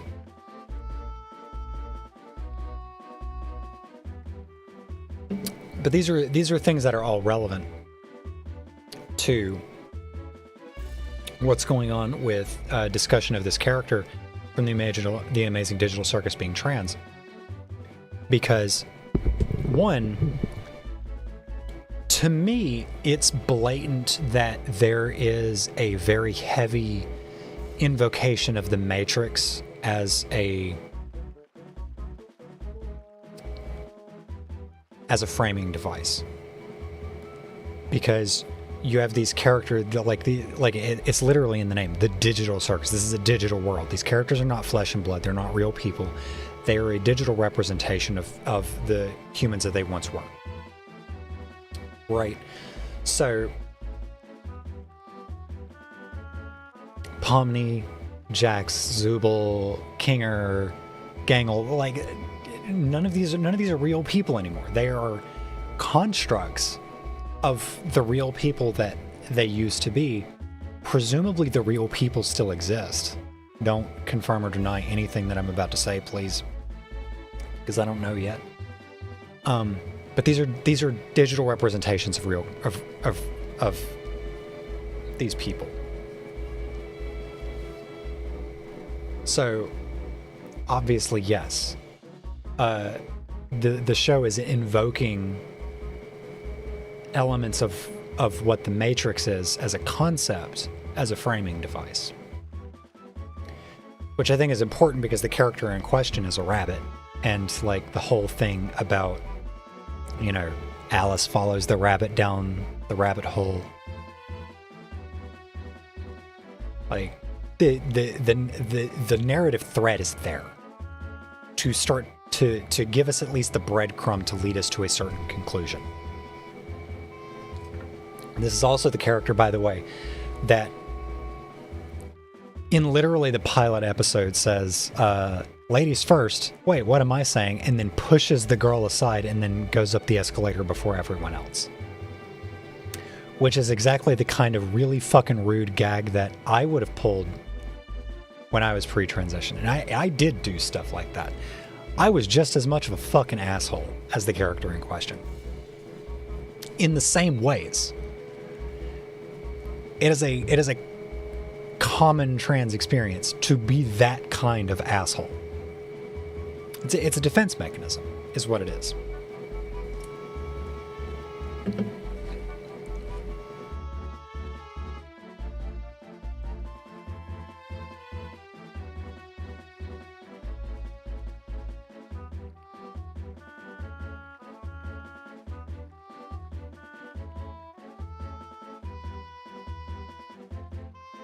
Will just be adding me for weird shit on Discord. Now, the unfortunate thing for me is I went into this show knowing that this character is a closeted trans person. So I went into it knowing that there were things to look for. But I think the things to look for were so obvious to me that I would have picked up on it by episode 3 regardless. Because, like I said, I don't know what to look for to signal that this character is trans. I'm still finding things just on casually watching. I'm not even having to think about it. It's just like, oh, okay, like that is a thing that, like, that's a reference that I would make if I want to signal a character as being trans. Like, in episode 2, the character in question is referred to as a master of unlocking things.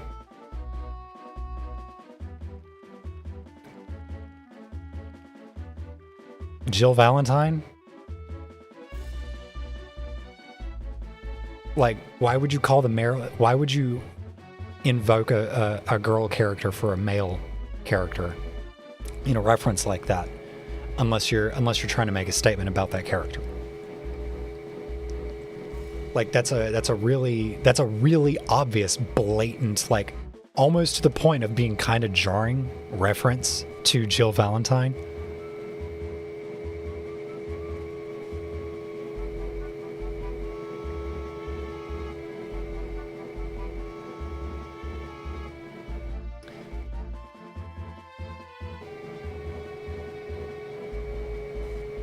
I saw a picture of the character's bedroom. Yeah, I haven't seen that yet. And yeah, I haven't seen the ending. Like I said, I'm literally like, I've got episode 4 queued up, ready to go. I'm going to watch it after stream today. And I have been live posting on Blue Sky.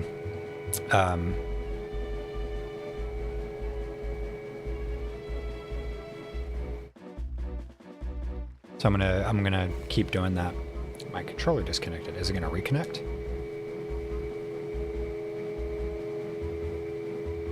Hey, it is gonna reconnect. Great. But I still want to talk about this for a bit more.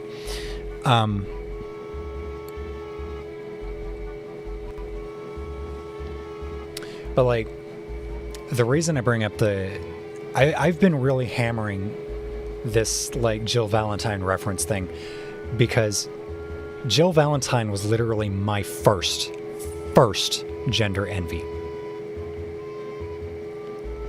Like, that was the character when I was like 9 or 10 years old where I first started to formulate thoughts of, damn, I wish I could be her. She's so fucking cool. What does that mean for me? Like, what? Like, I was way too fucking introspective for my own good as a child.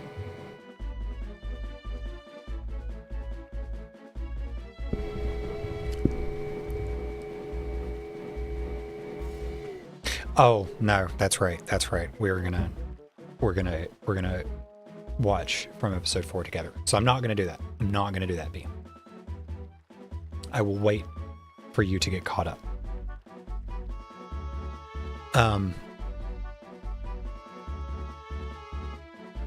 But I saw that line where the character calls this other character, says, "You must be a master of unlocking things," and I'm like, wait. That's really odd to invoke that. So I went and looked it up, and yeah, the creator of the show is around my age. So she would have grown up with the same media I did.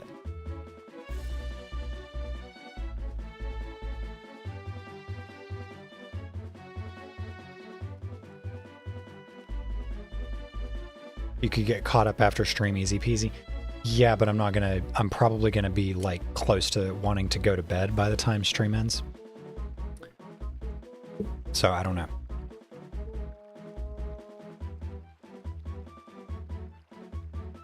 Probably sometime tomorrow morning would be more likely. But yes, I'm going to wait for you to get caught up, B. Which of my monster cans is not empty? This one.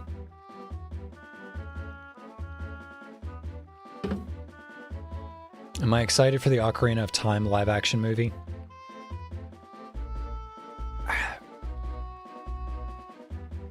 Not really.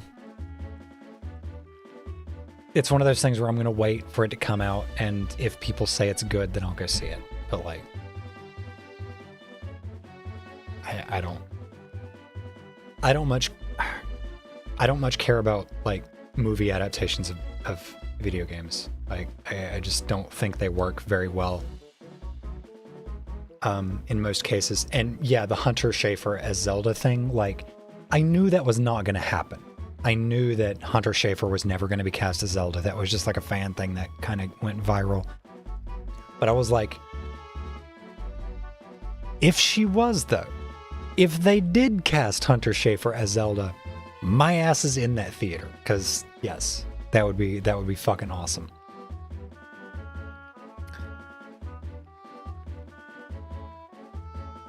Who's going to play Ganondorf? Don't you mean Ganondork? I have no idea. Who would be a good actor for Ganondorf?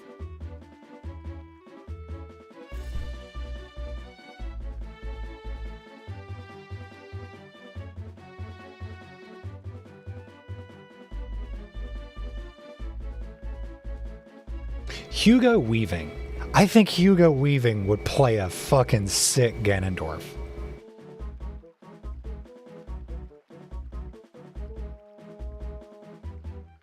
Like,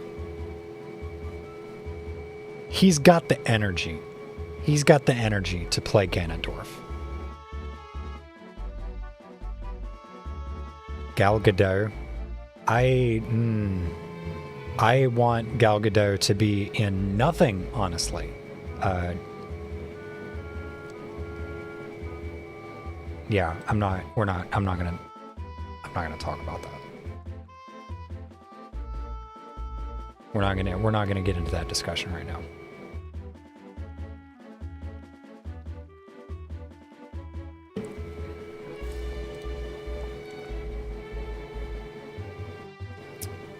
Yeah, Hunter Schafer is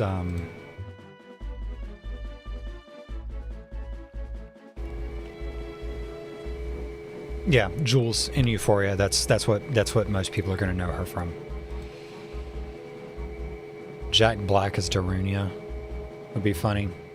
And it could be funny, but I'm still salty about Jack Black throwing Kyle under the bus like he did. What was I talking about?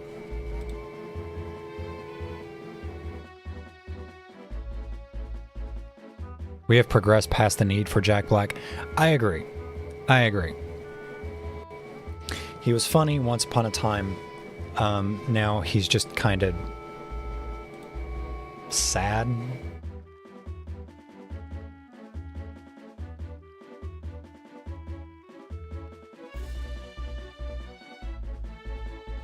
Oh, right. The thing with Digital Circus. Like, there are... And again, I've only just finished the first 3 episodes, and I'm seeing things in every single episode so far.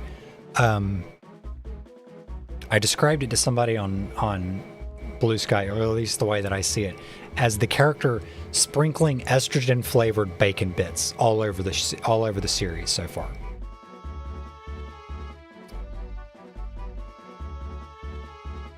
He really killed Tenacious D to say chicken jockey. I haven't seen the Minecraft movie, and I'm not gonna.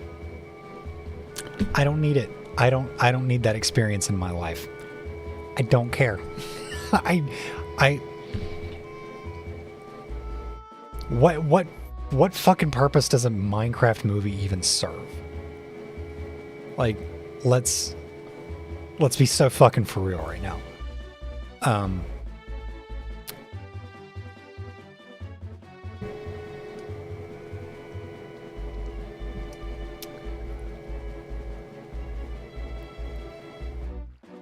But like, I don't know. I'm actually,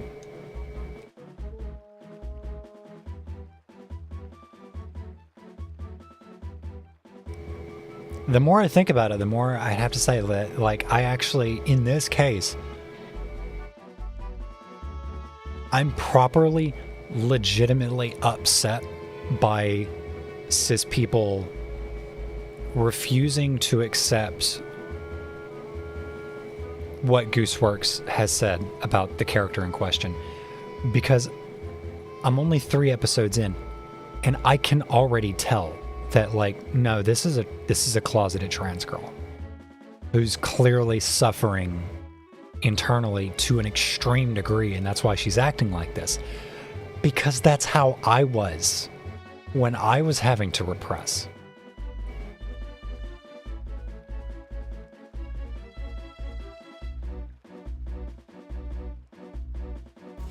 We can always tell. Yeah, they can tell so many things. We can always tell. We can always tell you're trans. We can always tell you that that thing is not trans. We can always tell you that, you know, are so fucking stupid. That's how I was too. It was horrible. Unfortunately, that's how a lot of trans people still are. I can talk about that. I was a chud-ass loser. Same. I was a loathsome bastard.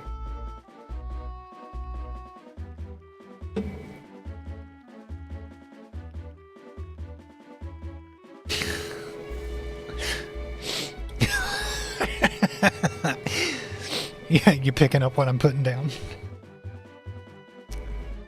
All I want is to be a better person.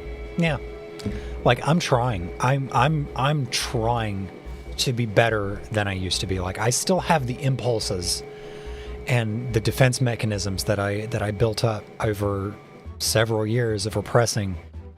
And I think in my case, the fact that I was out as a teenager for the length of time that I was, and had like I had that period at 15 where I was on HRT, and then I got that taken away, and I had to go back into the closet.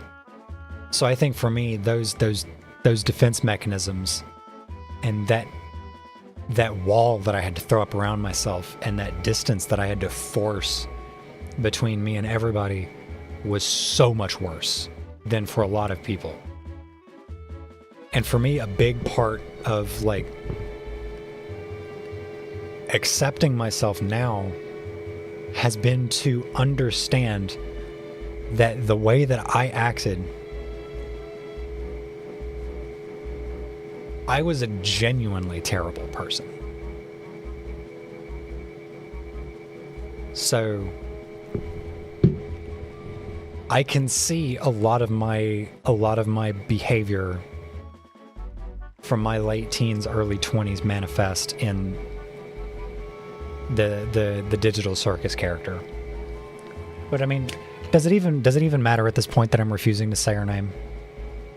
It's Jax. Jax. Like,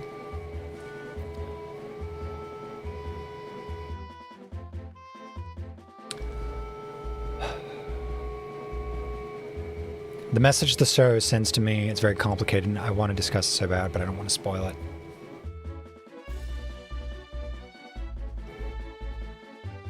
Estrogen really did fix me. It does a lot to, like, help you get, like, because I've had a couple of experiences since getting back on HRT consistently in my late 20s, that, like, I had to come off the meds for a short period of time. I'm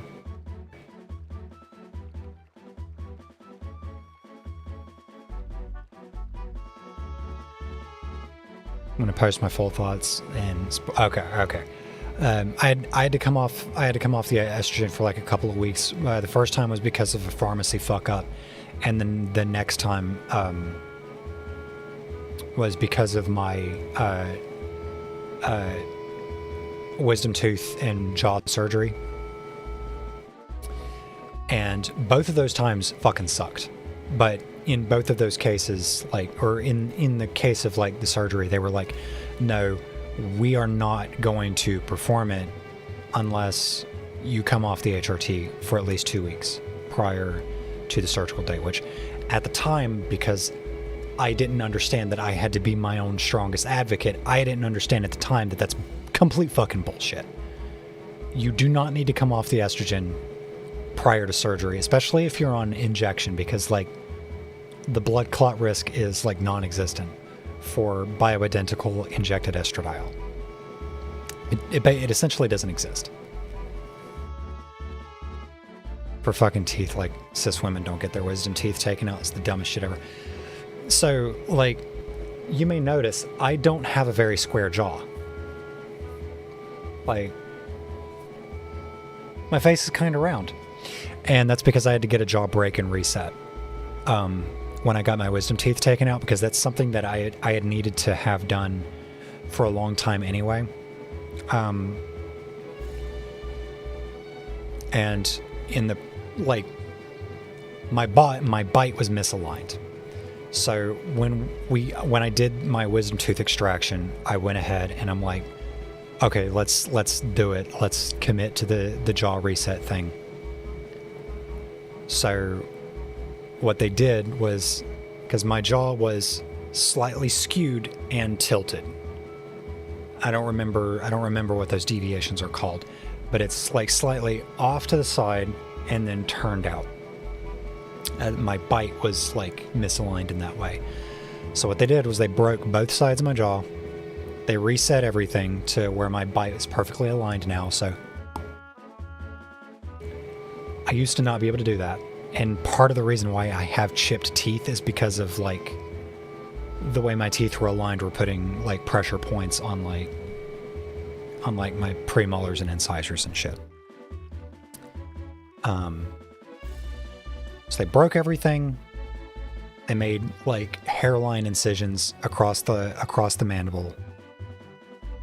Broke it, shifted everything, wired my jaw shut, and then while they were in there, they like shaved everything down to make sure there aren't like any weird divots, and also just to make sure that my jaw is like even on both sides, which it's still kind of not, but that's kind of irrelevant. Nobody is symmetrical, so it doesn't really bother me. But that's why I have a slightly rounded jaw. So I don't have to worry about that when I get FFS. Why did I bring this up? Surgery. Both times I had to come off the estrogen. Once misaligned like left, right. My jaw was slightly canted to the left and then twisted. So like I had a lot of pressure on my upper right teeth because my lower right teeth were like my teeth were impacting in weird ways, like when I would chew.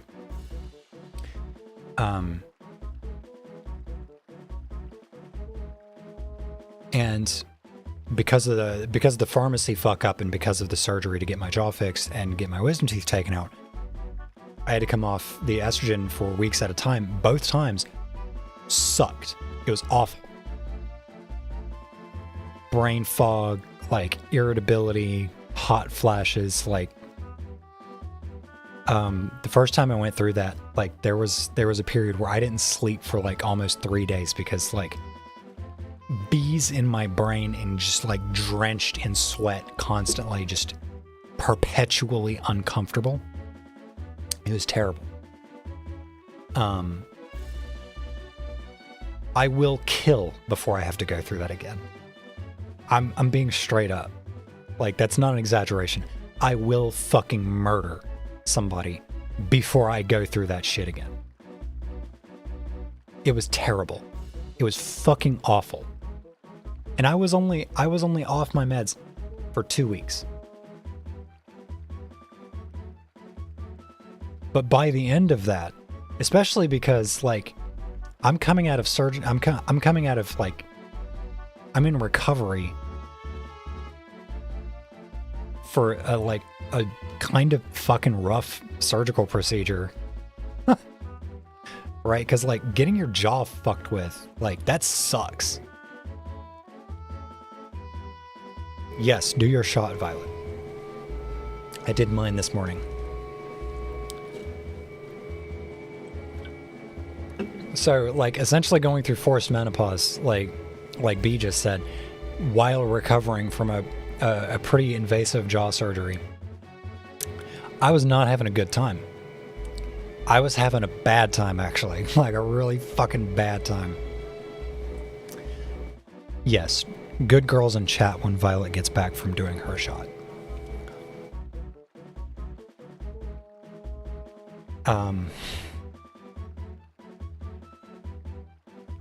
The reason we brought all that up is because, yeah, for trans people, if you're a cis person, here's the thing. If you're a cis person and you think that, like, there might be some gender fuckery going on with you, perfectly acceptable. That you might have some gender fuckery going on, but you may not necessarily need to transition. You may not necessarily be trans. You might go on estrogen and discover very quickly that, oh wow, this is bad for my brain chemistry. Perfectly acceptable. What was that recent, like, notorious, that thing that went viral in the metalcore scene where like it was like a deathcore vocalist was like dosing one of his bandmates with estrogen, and it was like causing him significant distress because like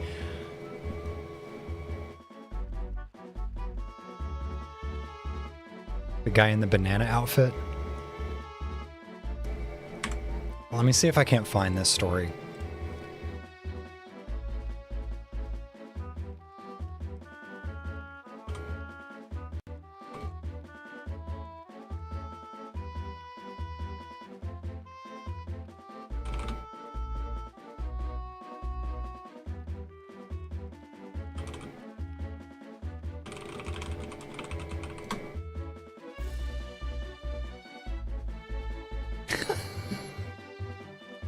It was a fucking hardcore band. Jesus.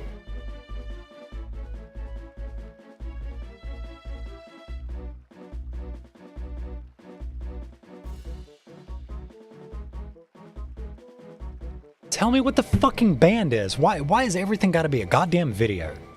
Show me the fucking news articles. Okay, here we go. Hardcore band fires singer for dosing bassist with estrogen.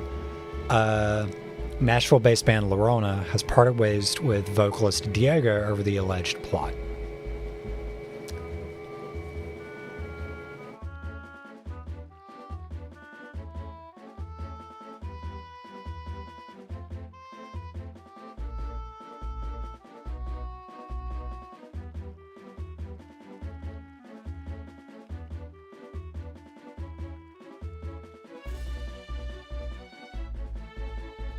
Okay, there's no more details than that, really. It was apparently like the bassist is a gym rat, and this is just what I remember hearing. The vocalist was jealous of the bassist's girlfriend. The bassist is a hardcore gym rat, so the vocalist starts dosing the bassist's food with estrogen to fuck with him. That is insane. That is diabolical. That is straight up fucking evil. That is causing dysphoria and fucking with the brain chemistry of somebody who should not be on estrogen, because that's not what their brain needs. Trans people, in nearly every single case, once we finally get on estrogen, our brain is like, ooh, yes, this is what we need. Ooh, there are certain like brain bees that are now like calming down because we needed that other hormone and not the one that we had originally. That was the case for me. Like the first time I got back on injection, I slept so fucking good that night. Like, it was literally that night I conked out because I'm like, I was so fucking calm. I was thoroughly happy with myself because I'm like, oh yes, I made this decision finally after years of agonizing over whether or not I should start doing this again. And then I finally did it, and I'm like, yeah, this is great. Literally, by the end of the day, I am so fucking content with myself that it's like, all right, time for bed. Cool. Lay down, instantly asleep. Pre-transition, I fought sleep like the fucking plague.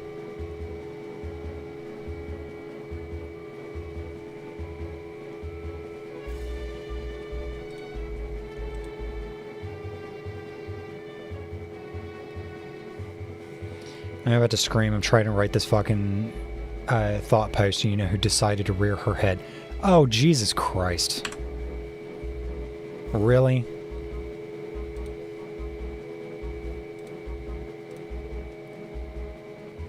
Yeah, block and move on.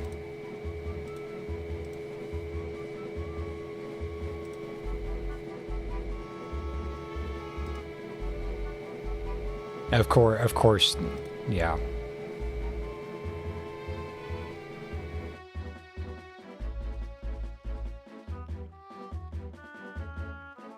Already did? Good.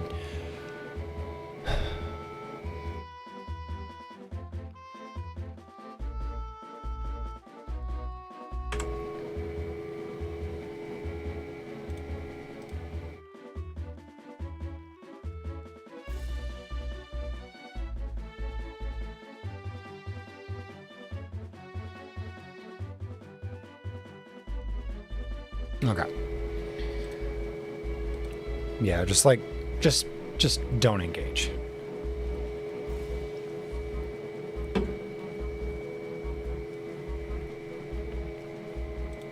It's what she wants. But like finally getting back on estrogen calmed so much of my brain's just like constant fucking static. And that's an extremely common experience among trans people. Like, your body and your brain needs a thing that it's not getting. And when you finally give it that, there's just like this instant sense of peace. But if you're not the person who needs that thing, if you start getting exposed to large amounts of that thing, it's the other way around. Like, suddenly everything's in fucking chaos and flux, and you're just like, you don't know what the fuck is going on. You let me cry for the first time, like actually ugly cry. That's not just a thing with estrogen. That's like just a thing with being able to unlock your ability to engage with your emotionality on both sides of the spectrum, trans masc or trans femme. Like, I know that there's this cultural expectation that men are like more emotionally distant, but again, that's a social thing. That's a cultural thing, that men simply are not allowed to be emotional unless it's anger. But like that's a common transmasc experience as well. That finally getting on T allows them to like more deeply and authentically connect with their emotions.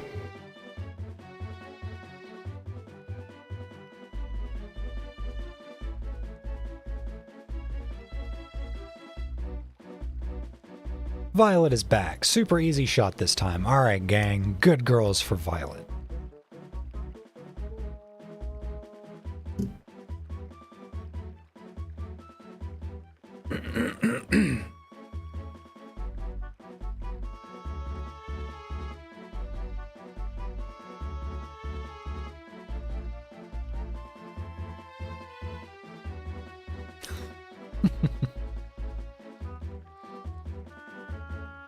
Good girl, Violet.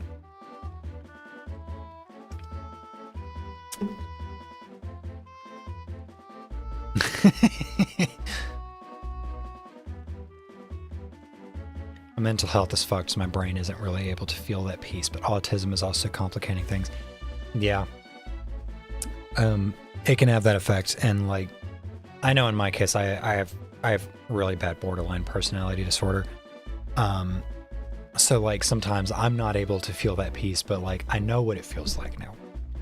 So I'm able to recenter myself on that. And going back to something I'd said earlier about like part of the process of transitioning for me has been accepting not accepting the terrible person that I used to be, but accepting that I used to be that terrible person.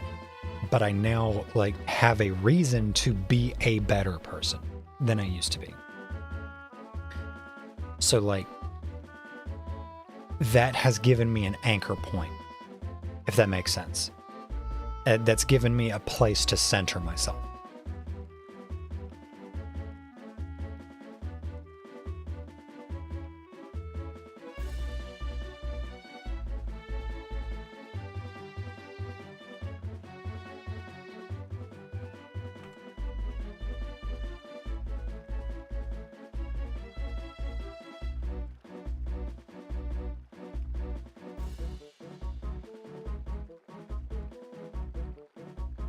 Redeeming yourself as a human is fucking dope. Very few people are beyond redemption. I fully and uncritically believe that.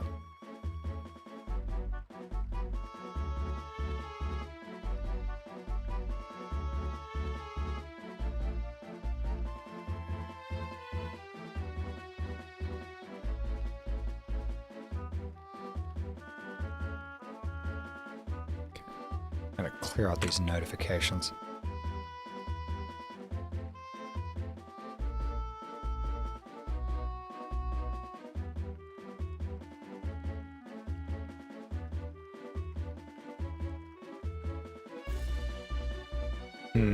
It's clearly a spam account. Get out of here.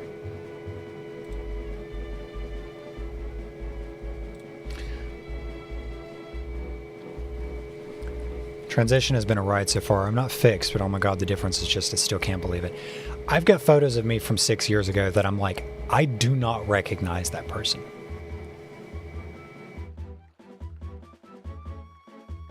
Like, I physically don't recognize that person. Like, that is a completely different human to what I am now. Like, I'll pull one of those comparisons up right now. Like, no fucking shame.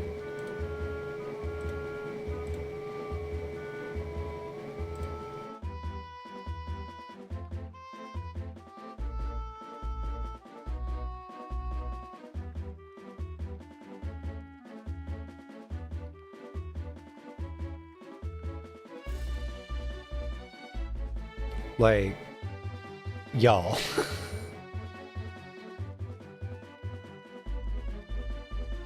Okay, it'll be better if I just do this.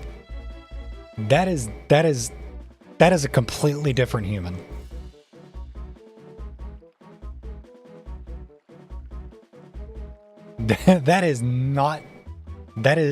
That's like That's my grungy, burnout older brother. This picture's from 5 years ago. Like, again, this is not the same person. Not the same person. I don't know who the fuck this guy is.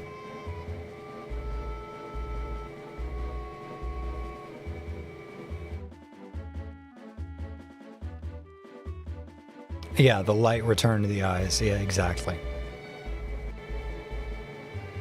That was the thing that cracked my egg, the light behind the eyes in all the pictures. Like,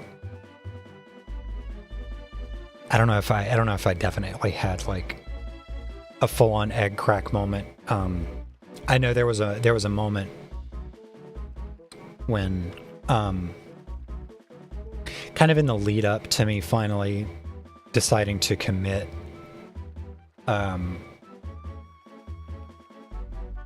to going back on HRT and like actually transitioning.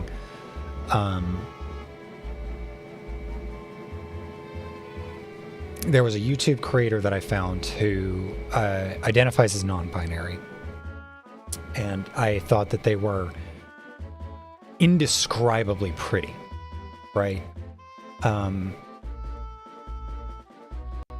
I'd show their channel, but the comment section on their channel is just routinely some of the most rancid shit. Because they're a cosplayer and they collect like a bunch of airsoft guns and shit like that. So it was like seeing this extraordinarily beautiful person in like this tactical gear was like neuron activation sort of thing for me. And this was a long time ago. This is literally back in like late 2021. But it was also I started seeing a shitload of transition timeline pictures. And I was like,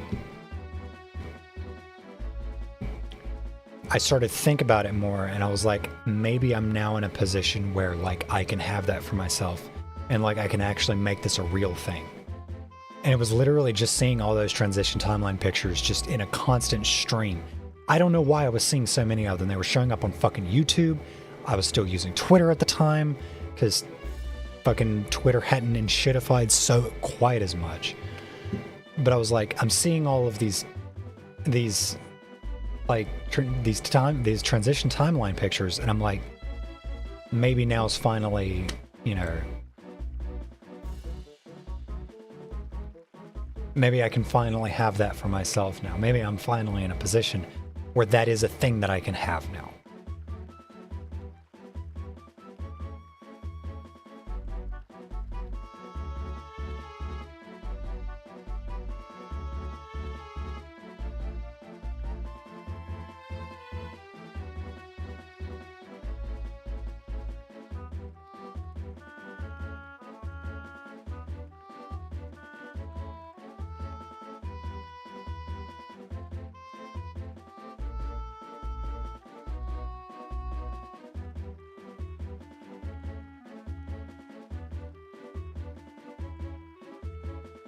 I mean, I would pull up your posts, like, especially since, like, you've given me permission to, but, like, I don't know.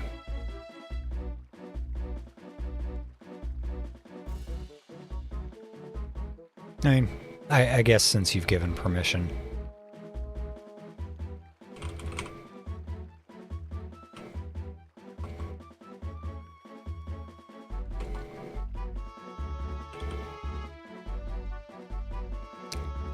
Why can I not search?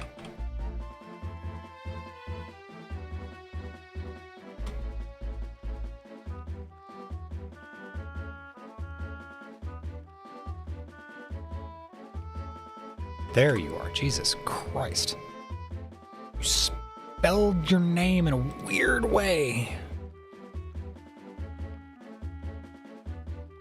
It's on your publicly available socials. I expect people to see it. Yeah, that's kind of like... It's like, this is another one, like... Yeah, hell yeah. Like, I don't know how much like time difference there is between these two photos, but like the difference is there.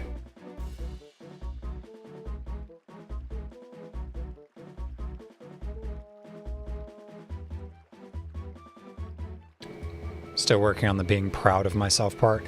I still struggle with that, to be honest. I still don't take compliments very well.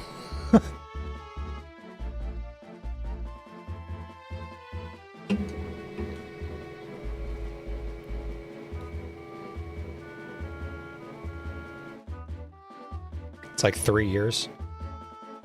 Yeah. Yeah, I can see that. The one that I pulled up, that's...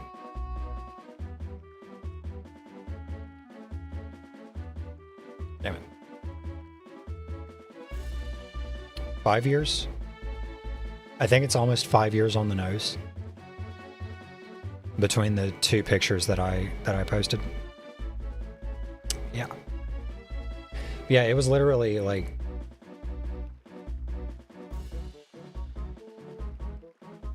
It was seeing a shitload of transition timeline pictures. That was one of the things that, like, finally convinced me that, like, not only am I in a position where this is a thing that's available to me now and possible and safe for me to do now, but it's something that I desperately not just want, I need this. I need this for myself.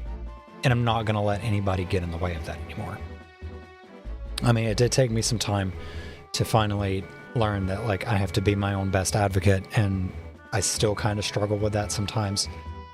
But, like, I'm finally getting myself to the point where I'm like, I'm not dancing around what it is I want when I'm talking to, like, doctors and shit. That's another big thing. Like, you need to just, like, be straight up with your doctors. Like, no, I want to be on injection. I want progesterone. I want to, like, you know, I want to get referrals for this and that. Like, I don't care if you don't think the insurance is going to cover it. Write the fucking referral. Like, just do the thing. Like let me figure out, like, what my insurance will let me do. Write the referral writer. It's the only reason I'm using you to begin with. I mean, it's kind of mean. My doctor's chill. I like my doctor, my current GP.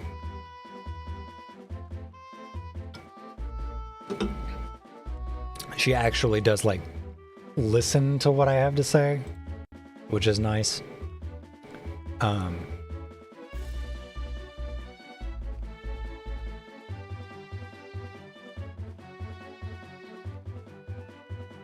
But yeah, I'm going to pause.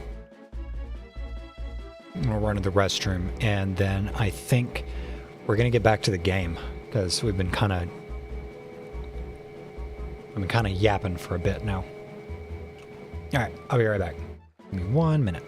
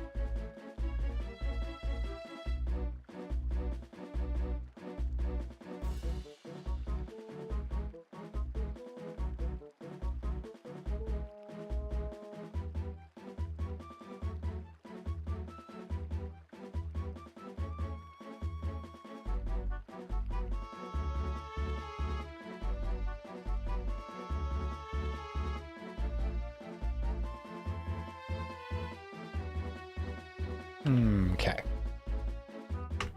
There we go.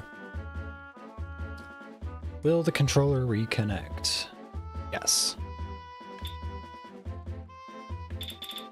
Great. Alright, go find the bug girl in Castle Town.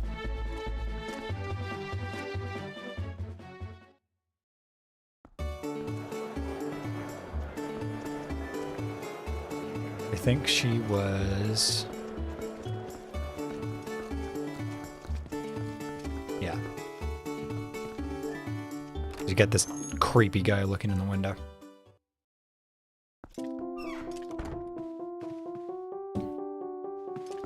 Alright, let's see what you've got to say about my bug collection.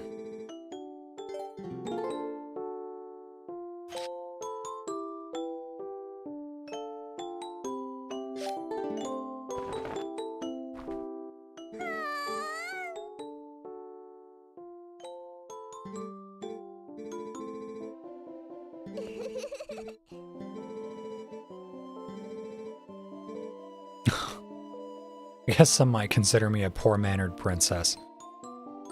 Not the first time I've heard that.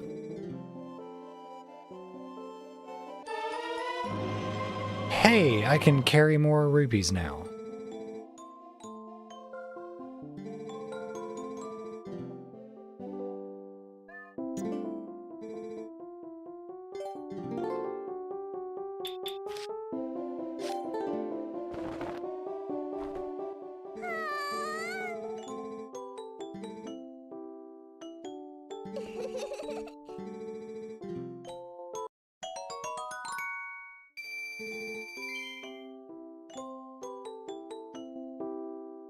I have a partner for the butterfly.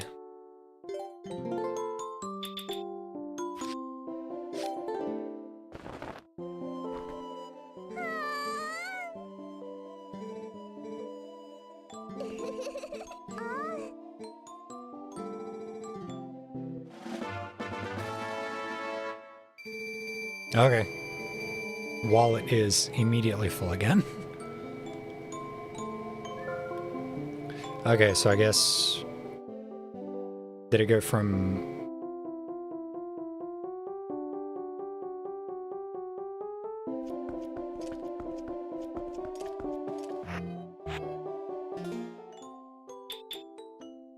because this is not accurate. I noticed that because it said previously that the wallet could only hold 300 rubies, but because the Dusklight engine, I could actually hold 500.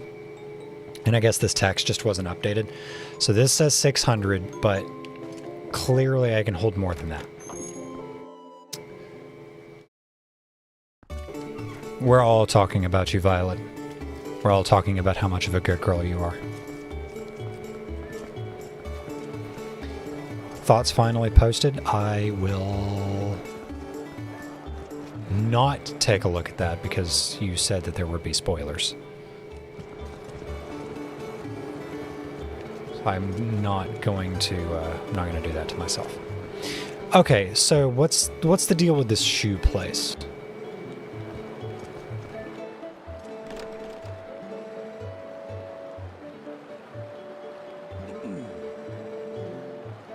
More polished footwear. My shoes are perfectly fine, thank you. Can I jump in the fountain? Can I wash my boots in the fountain?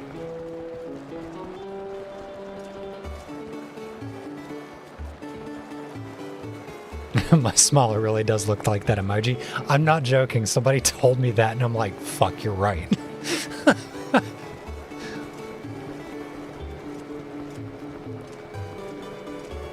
Like, it's good to know that I can make an unsettling grin.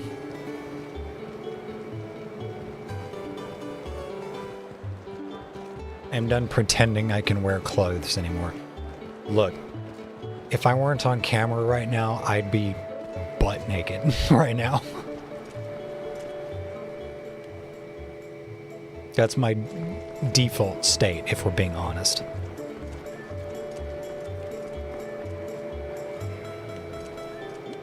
Right. Hot spring water.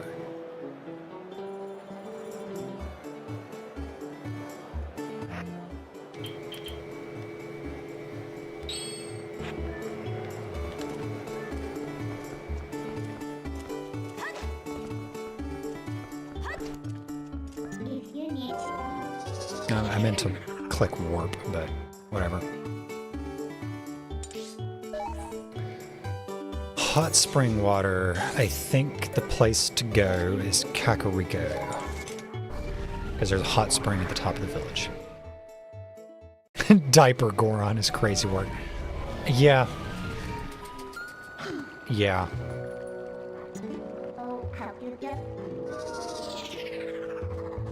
So it's a little bizarre.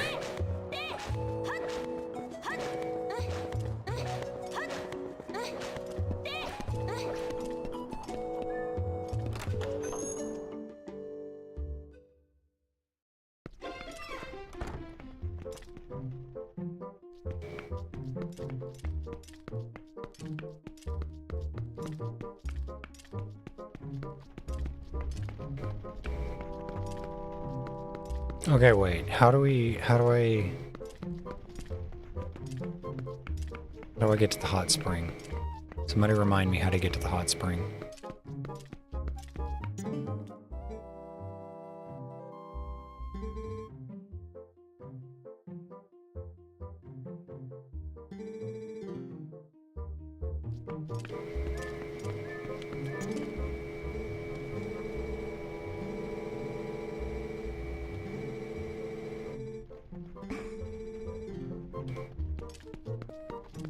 Yeah, that's great, kid. Well, wait, here's the fucking meth head. Where, like, how?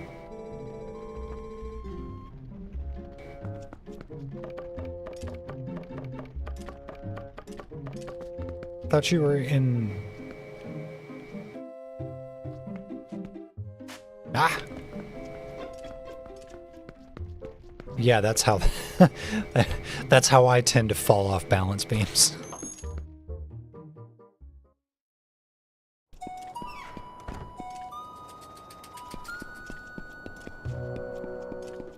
Oh, wait, I go up the ramp. God, I'm such a doofus.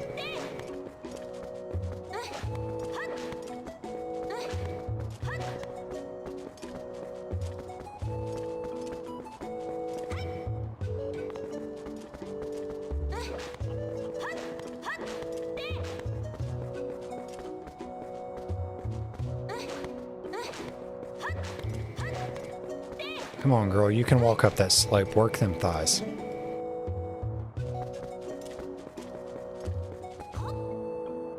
God damn it. Did none of you see that one either?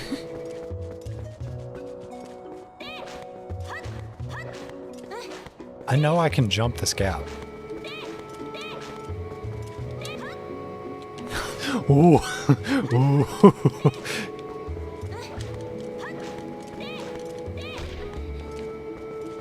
Okay, you all saw that one though, right?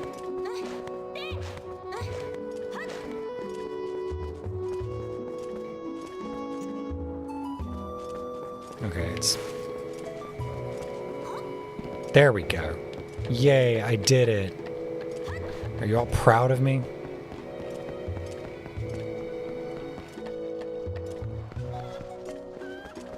How do you get up here normally?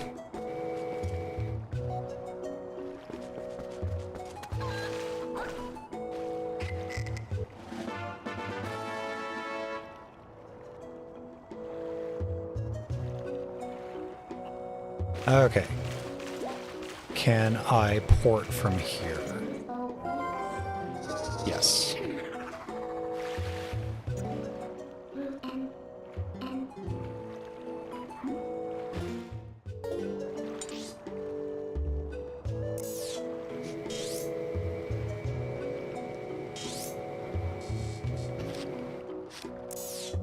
Why can I not warp now?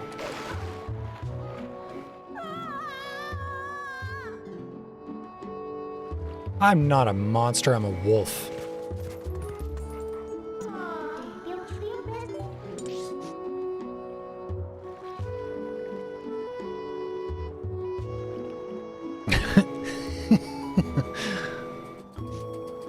Alright, I think the kid said, fuck it. I'll run through Castletown. Well, I can transform back into a human. I don't have to run through as a wolf. Oh god, last summer I was fucking dying. I had just moved into this place too.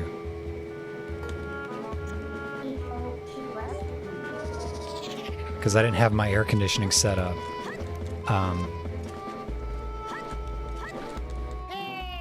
Oh my god, meth head, why? I got places to be. I got things to see and people to do.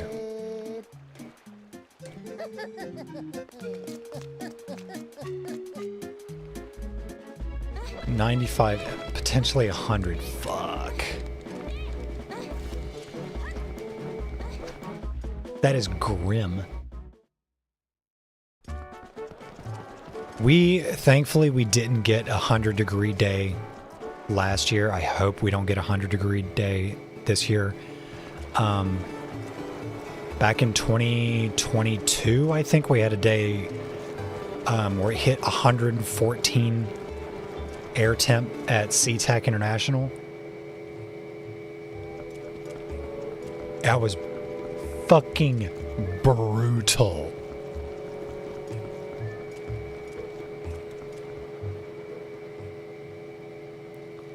Like, those heat bubbles are fucking nuts.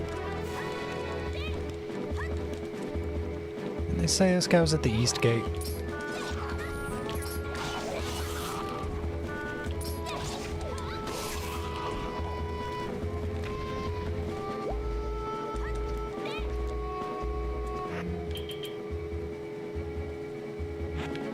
Has it already changed? Has it already, like, changed back?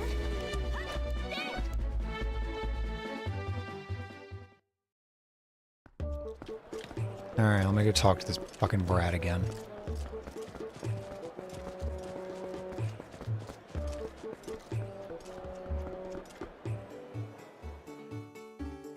$37, sea highs. Jesus, that's rough.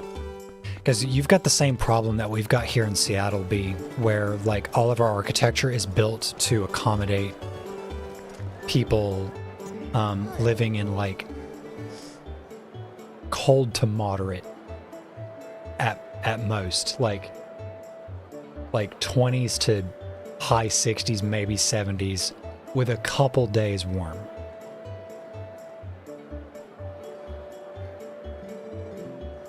It's outside the East Gate. I didn't see him outside the East Gate.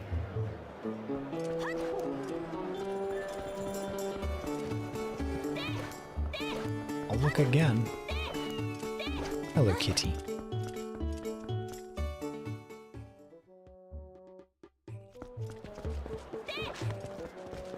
But like I had to go through some hassle to get my air conditioning set up. Which I'm glad I did, because it's going to be 80s all weekend. And my apartment is routinely, it doesn't matter what time of year it is, it will consistently be 15 degrees warmer inside my apartment than it is outside.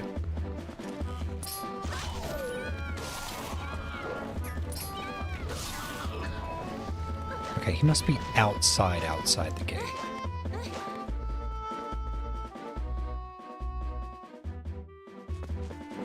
Okay, yeah, here he is.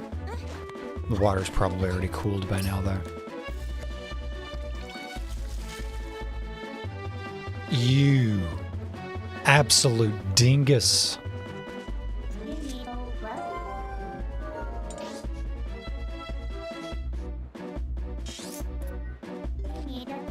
Okay, let's try this again.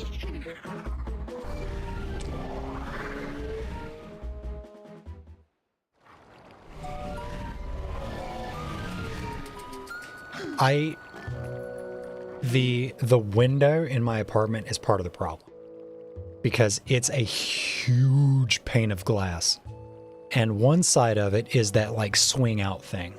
Like it's not called a louvered window. It's something else. It's not French window either, I don't think. It's also a west facing window, so I'm getting direct sunlight hitting my window all fucking day, after around noon. So, like, it's this gigantic pane of glass turning my entire apartment into a fucking terrarium. Like, you know how they say don't put a lizard cage next to a window because the sunlight can bake them alive without giving them the actual UV rays that they need? Yeah, that's what's going on. It's horrible.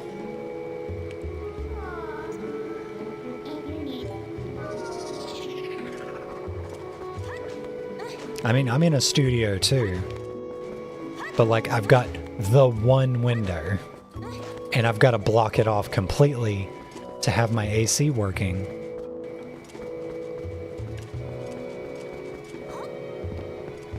So it's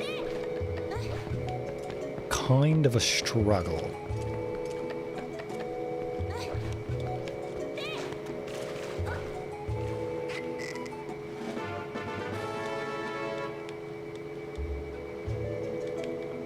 Yeah, I'm not far from the ocean either, but not close enough to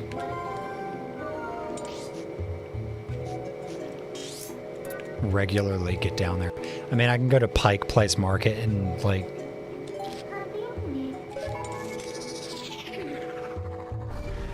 but I'm not like overlooking the coast because Seattle is inside Puget Sound,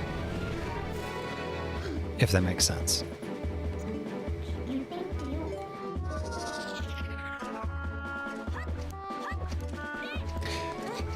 I haven't been for a swim in years. Yeah, same.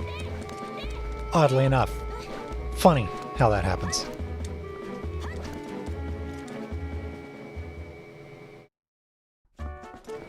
I mean, from where I'm at, I'm pretty close to the ocean as well. Like, I can smell the sea breeze. Especially with a really strong easter wind.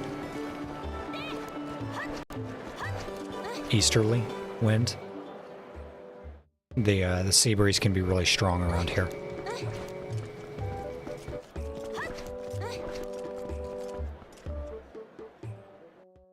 But like the easiest way for me to actually like be near the ocean is to go to like Pike Place Market, which overlooks the water.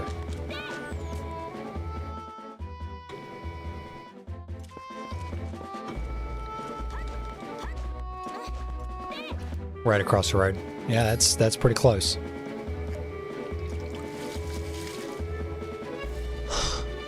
Linkle, you dumbass.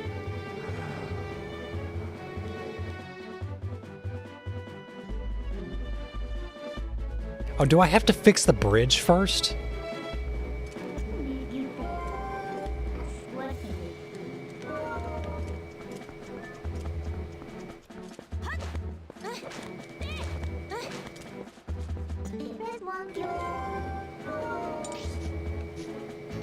Oh my god, back to Kakariko.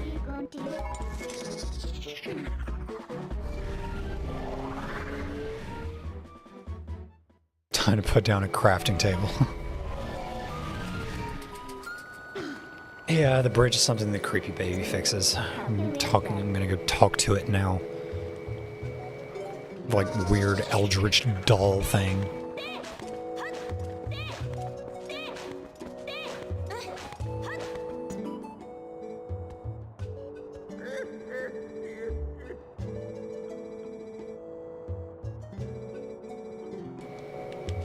Yeah.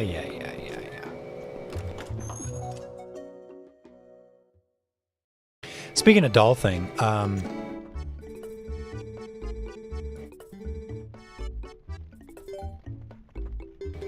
okay, I'm just gonna go ahead and give him... I'm gonna give him what I've got.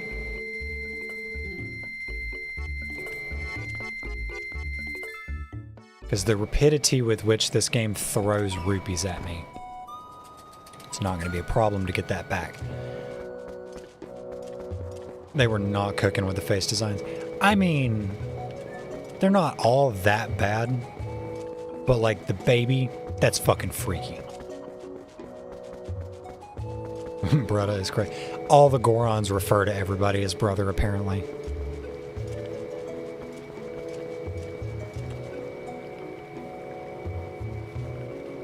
But yeah, speaking of doll, I have confirmed it with my tattoo artist. I am getting my ball joint tattoos. And I think I'm just going to go ahead and do both arms. So that's going to be wrists and elbows on both arms. We're just not sure about the timeline yet.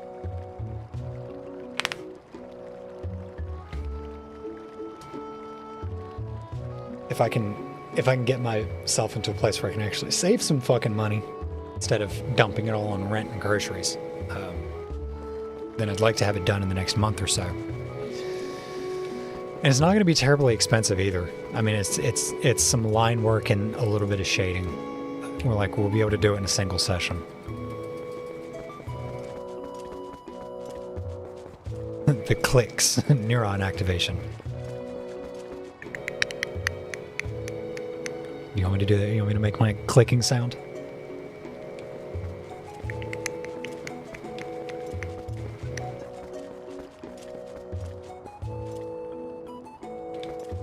Okay, I need rupees. I need to get rupees.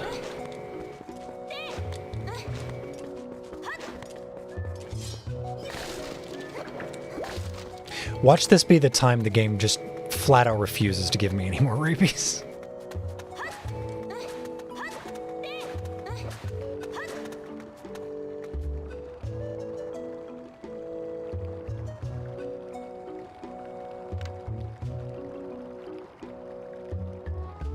Oh, if I had water bombs, I could blow that up, but I don't have water bombs now.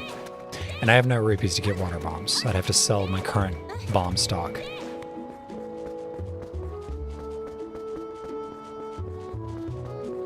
Believe in the streamer loot. If I don't think I get the reference. Oh, with yeah. Okay.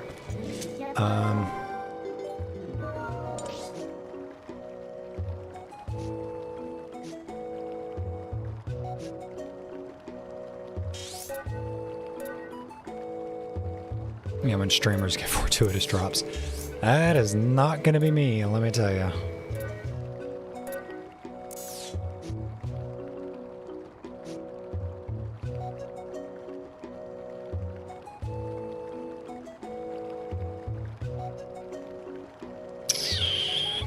Oh, I can go Castletown and give the girl bugs. Maybe she'll give me more rupees. I have like an errant hair that's poking me under the eye. And it's really starting to annoy.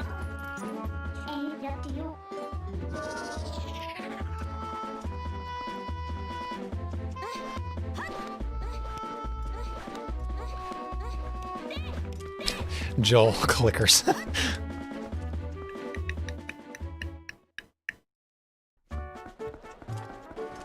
I think I mentioned something about like inadvertently spooking a coworker about that because like I had it in my mind at work a couple of weeks ago.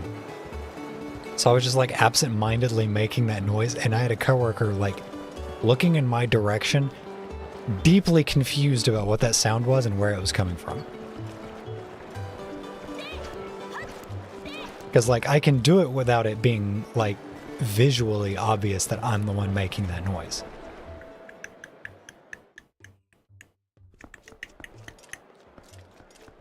So he's just like looking over at me and I'm not noticing because I don't, it's not that I know he's there. I'm not thinking about the fact that he's there. I've got my headphones in, so like I'm not thinking about the fact that I'm making that noise. Oh wait, she's on the south road, I think.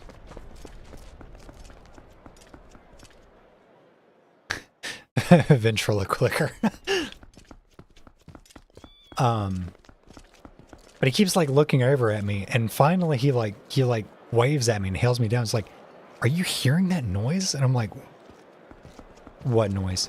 He's like, there's this weird clicking noise. I'm like, I don't know. Like, what clicking noise are you talking about? And he's like, there's like a clicking noise over like there. And he's like pointing past me and I'm looking over and then it dawns on my head that, oh, he's hearing, like I'm the one making that clicking noise, but he hasn't realized it. Clicker trained coworker spotted.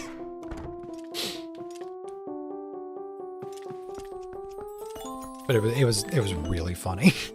Because he's like actually freaking out a little bit.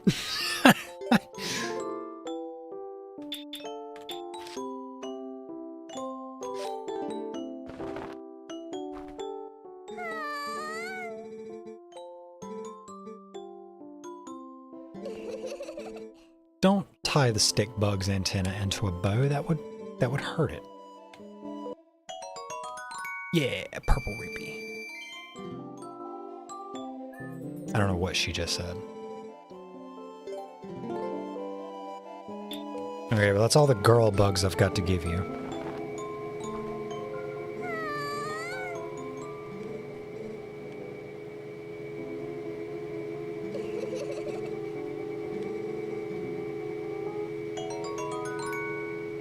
She's kind of actually serving. Yeah, I mean, it's a cute outfit.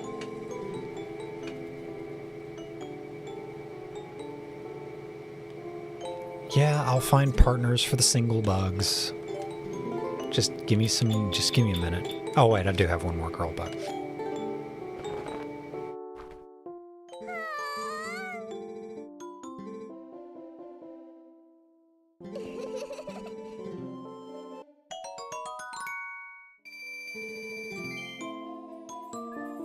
Oh, what is she gonna say about the potentially, like, hermaphrodite snail?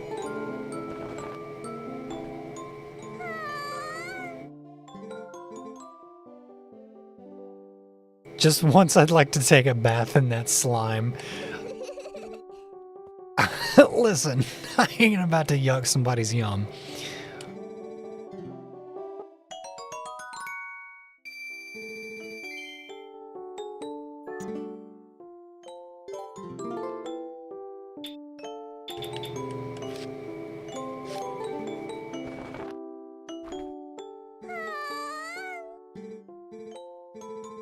She has some specific yums.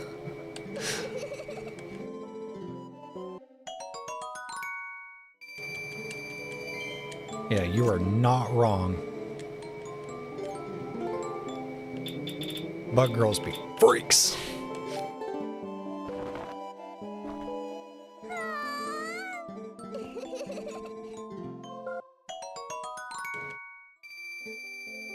Okay, that's all the bugs I got to give you.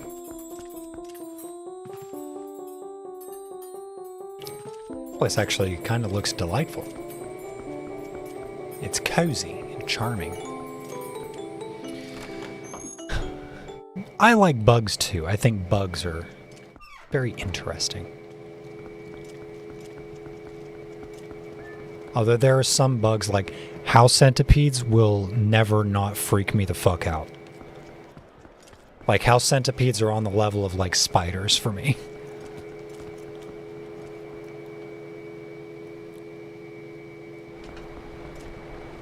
Atlas moths are very cute.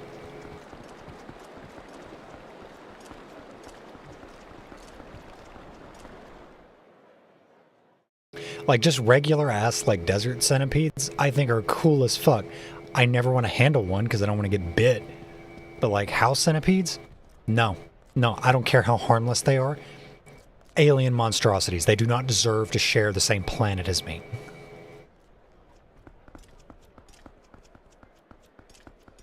I had a stick bug for a while. Stick bugs are really cool. I like stick bugs.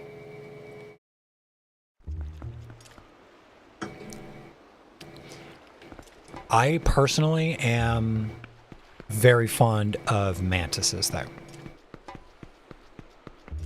I think they're neat.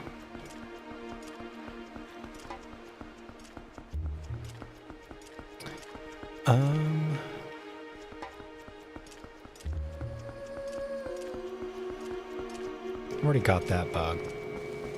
Didn't she say the bugs are like, the partners are typically like nearby? Isn't that a thing that she said?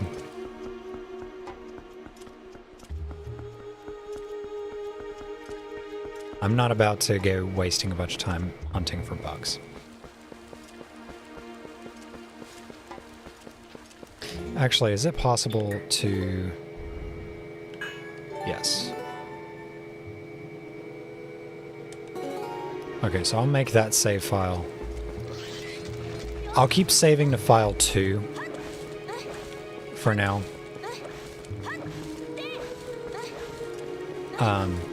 And then I'll go back to saving at file 1 for when I go to finish the game.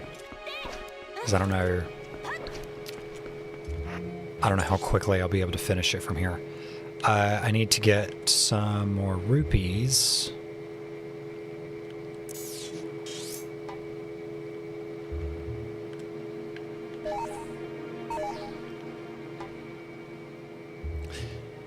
Mantises are very, very cool, often very personable and full of personality. Yes. And they like, I feel like they're expressive somehow. Which I guess falls under personable, but it feels like you can actually like interact with a mantis. As opposed to just a bug that just like exists and walks around and like skitters a little bit.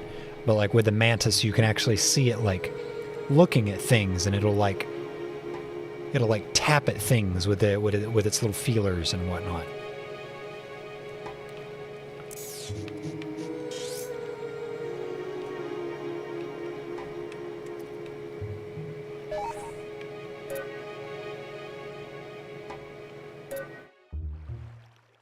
Okay, this is the bridge that's broken, right?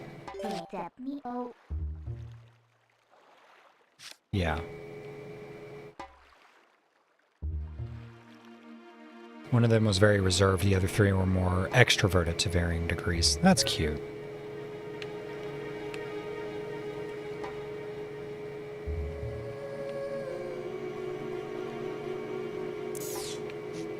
There's also a bunch of environmental stuff that I've not done yet, because like there was this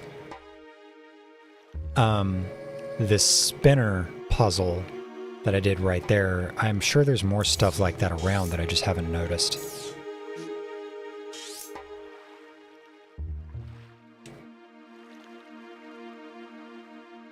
The one that was super reserved didn't live for very long. That's sad. I wonder if it was just like generally sickly then.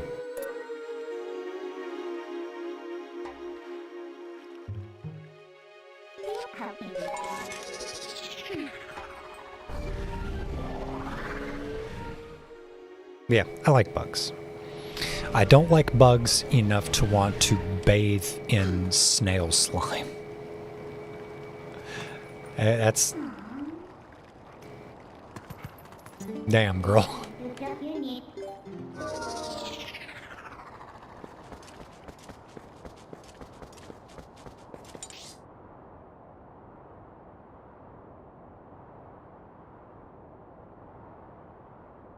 The stereotypical green mantis, and he was the most extroverted and lively. He lived the longest. Old dude was cool as fuck. Orchid mantises are super pretty too.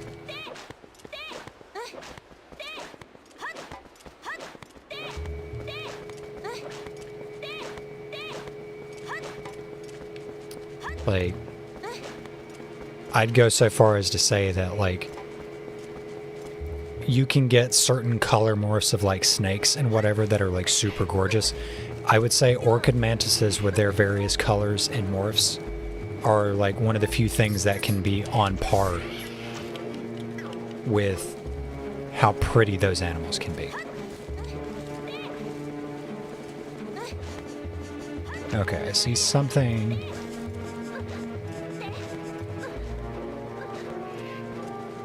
Oh, that's a heart piece up there. I see a heart piece.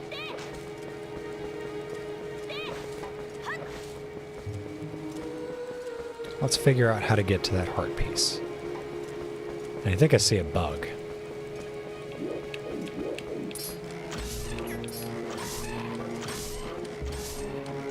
Wow, this dude's just fucking tanking arrows.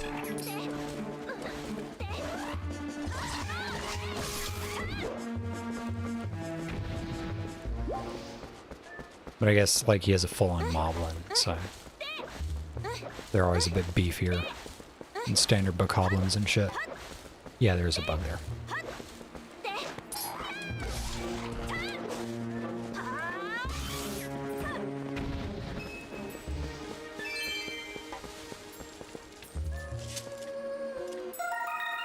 Pill bug. Pill bugs are also really cute.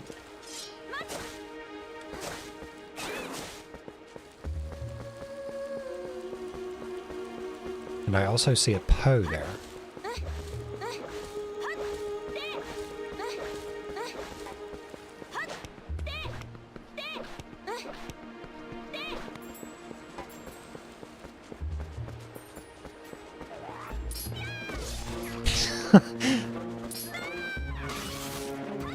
Ah!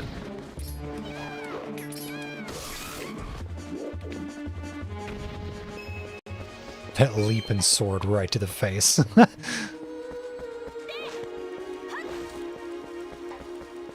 Oh, another bug. I wonder if this is the pill bug. It is the boy pill bug. Hey. Alright, so that's definitely enough rupees to get the bridge fixed.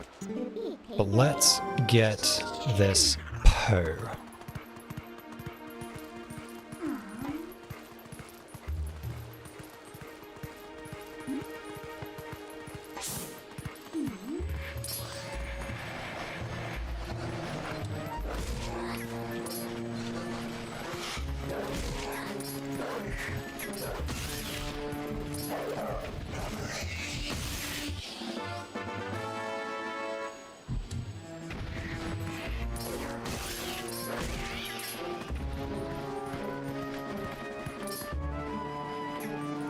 Fuck off, bird.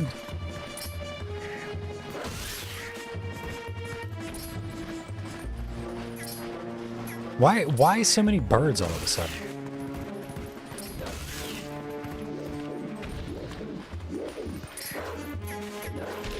Damn it. Come back here. You saw what I did to your friends, don't you? That big thing over Hyrule Castle is so very Evangelion. Yeah, it's like that's just straight up Ramiel.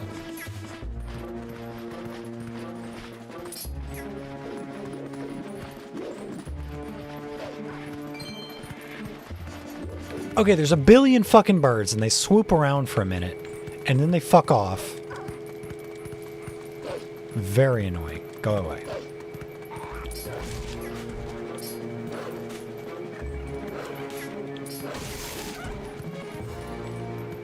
The seagull's feeling violent. Don't get me fucking started. Okay, well, I see...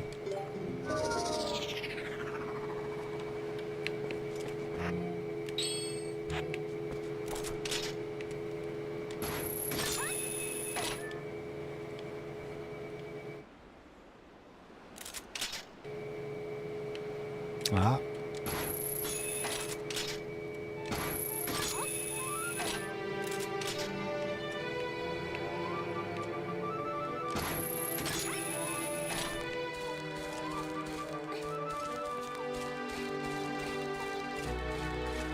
Ah, a chest.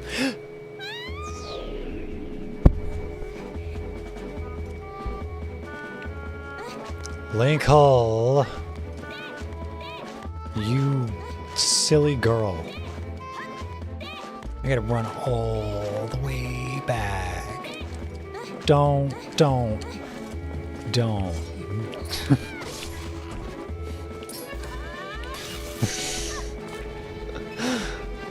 It's not my fault.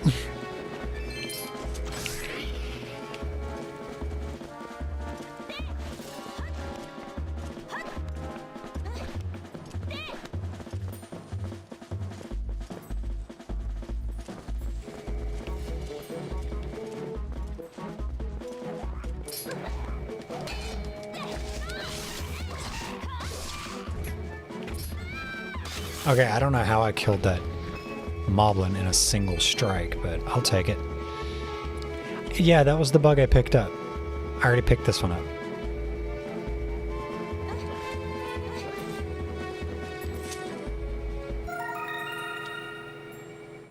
Yeah, see?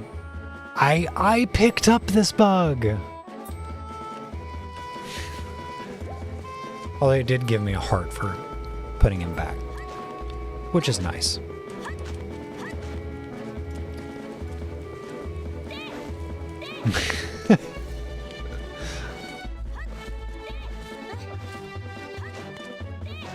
Ah, this is where I need to be. Well, excuse me, princess.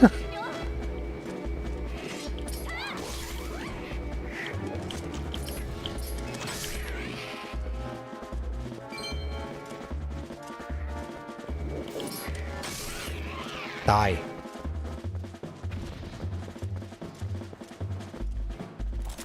Can I not just... No, I guess not.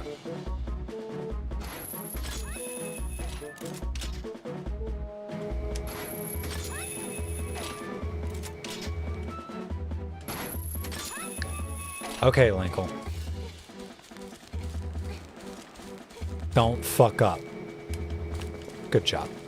Good girl, Linkle. Hey, heart piece. Alright, now there's another heart piece, like literally right up there. How do?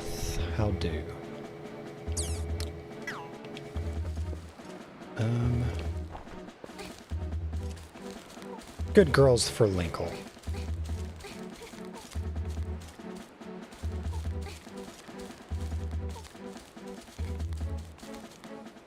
Alright.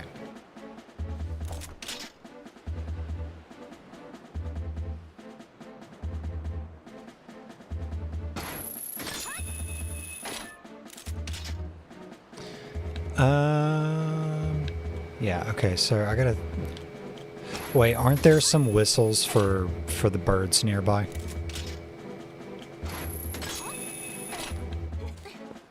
Mayhapst I can bomb this rock.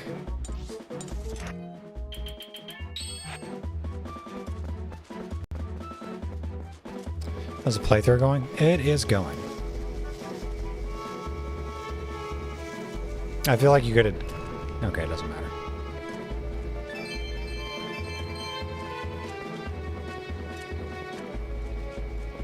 Something shoot at me? There's an arrow in the ground. Good thinky thoughts. Look, sometimes I complete my thoughts. Other times, most times,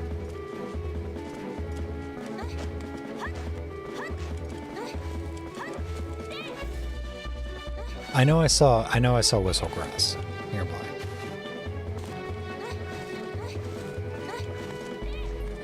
Did you learn all the lessons from the Hero of Shade? I don't think I have yet, no.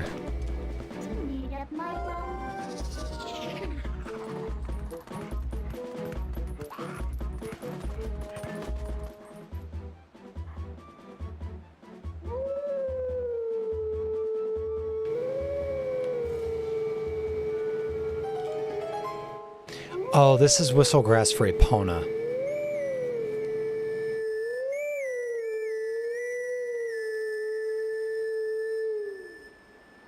Okay, so this will summon Epona to my location.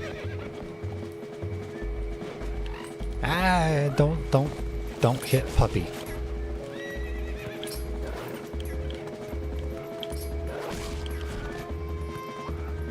How are you alive?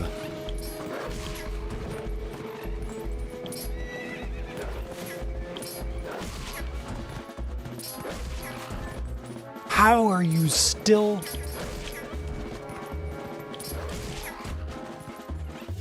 How are either of you still alive? Jesus. Oh my god, I've hit you like 5-6 times.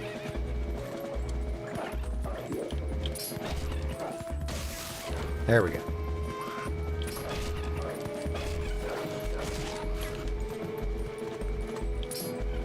Combat as Wolf Link is a little could have used a little bit more time in the oven.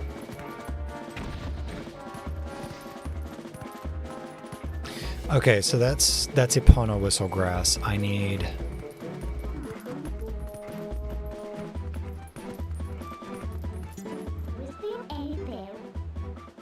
I would need to find whistlegrass for the birds if that's what I need to do to get that heart piece.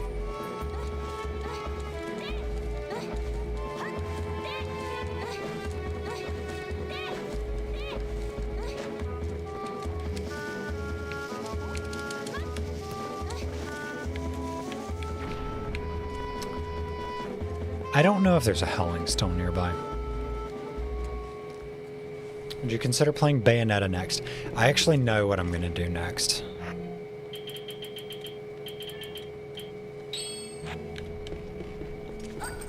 And what I'm planning to do is...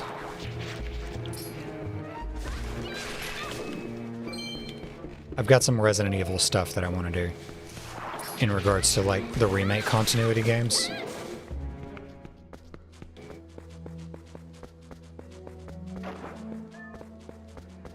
Oh, the ooze.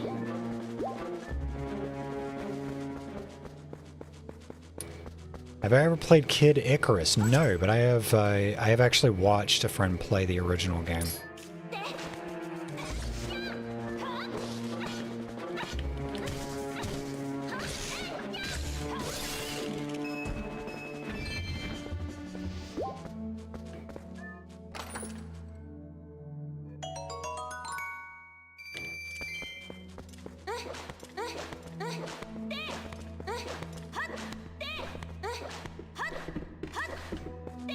Ah! Okay, how do you bonk against a web? It's a web. Just get stuck. Or bounce off of it like a trampoline. Fucking spiders, right?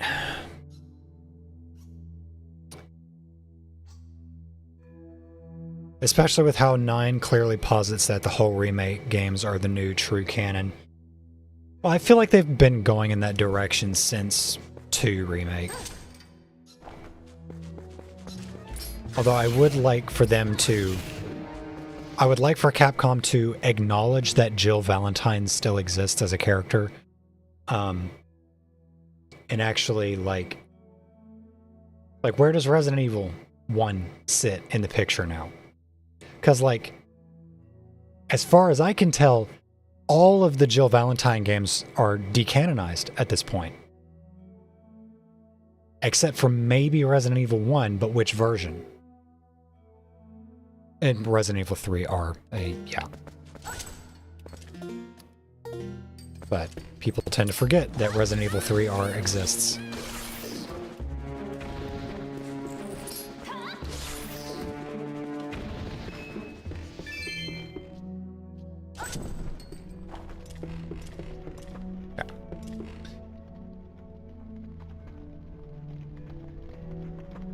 Any excuse to play through 4 Make, and 8 again is always welcome. 8 was the one that honestly I wasn't the biggest fan of for whatever reason. And I think it's just because she's apparently in one of the shitty movies. She's in Apocalypse. And she's in Apocalypse, and she's also in the 3rd movie. But then I think she disappears. I think they fridged her off screen at some point in the movie continuity.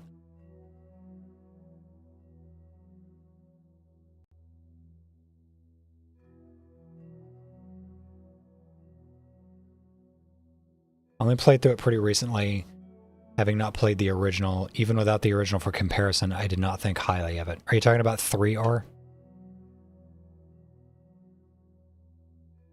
Apocalypse is the second of the Mia Jovovich movies, yeah.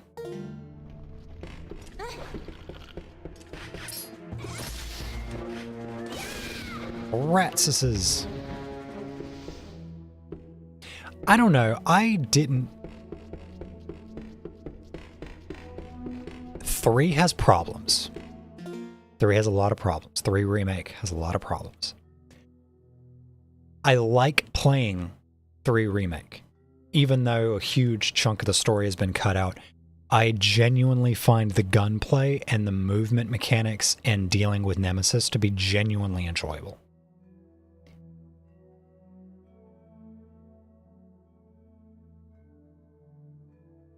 Like other than the dodge and perfect dodge system being a little bit janky, I think it's like genuinely some of the tightest gameplay in a Resident Evil game. Like even more so than Requiem, even. Because like everything just feels really tight and precise. Like the movement is just like the movement and just like the gunplay itself is just really satisfying to me. The hospital section, yeah, the hospital section with Carlos is a lot of fun. Actually, both sections in the hospital with Carlos and with Jill are a lot of fun.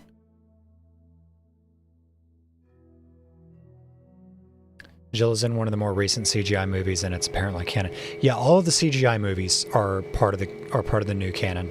I'm pretty sure.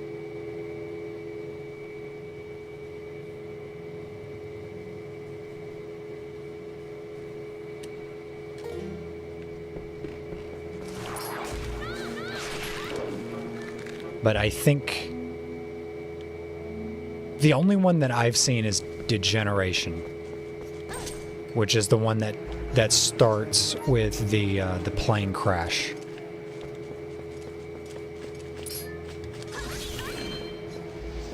No, I've seen Damnation. Damnation is the one with the really goofy bike chase sequence that they referenced in Requiem. Like the whole thing with Leon, like on the motorcycle on the freeway fighting with the dogs, that is a reference to Damnation.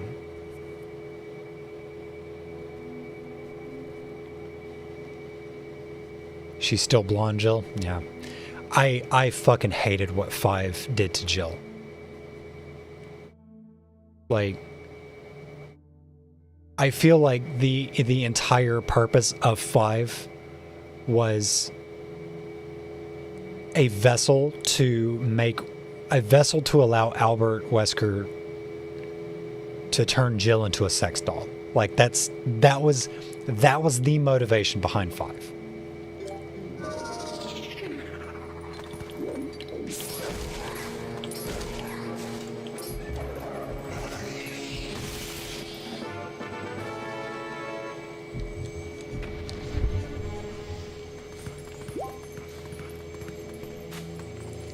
I didn't hate 5. I think 5 had issues. Mostly with cultural insensitivity surrounding Sheva. If and when 5 gets a remake, they need to be a little bit more conscientious on how they handle Sheva. Which I think Capcom is in a place right now where I trust them to be able to do that.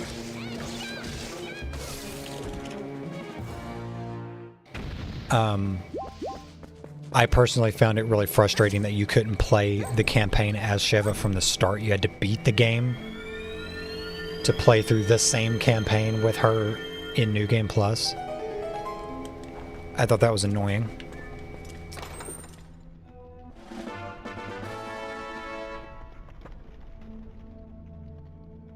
The Mud Hut Tiki Mask guys. Everything about 5 was just like, oh, there were some cultural insensitivities. If they do go back and remake 5, they need to be a little bit more careful with certain things. But yeah, like I said, I feel like they're in a position where they can do that now. Their writing team seems capable.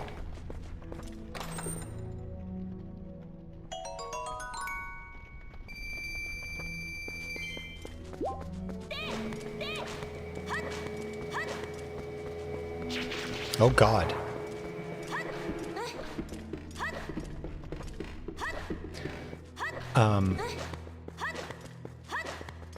But yeah, like, the whole thing about what Wesker did to Jill, like, I'm never gonna forgive Capcom for that.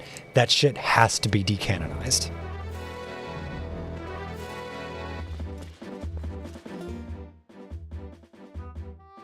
My ultimate issue with 5 is that it's just so breakneck. You never get to, like, get absorbed into the atmosphere because it's throwing stuff at you ceaselessly.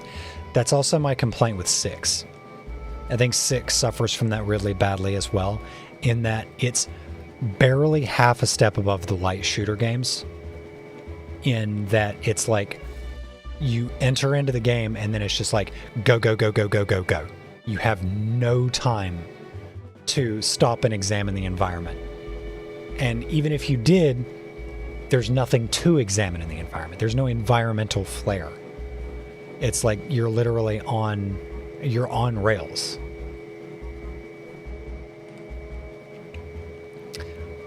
It's also my complaint with 6, but 6 is such an Omega level shark jump that I kind of love it. Yeah, like the cum monster that Ada has to fight. Like, come on. Like, why are we making poor Ada fight the fucking jizz monster? That was so bad. Like, Leon and, what's her name? Leon and what's Leon's partner character name?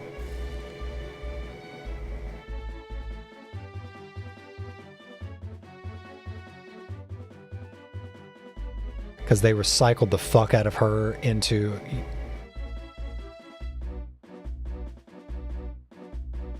I can't remember her name.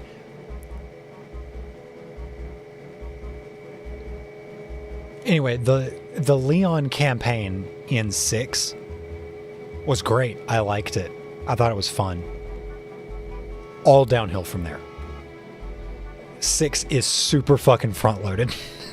It's like, we're going to give you the Leon campaign at the start. It's the only one we put any sauce into, except for all the sauce we put into the jizz monster that we make Ada fight. No, not Sherry.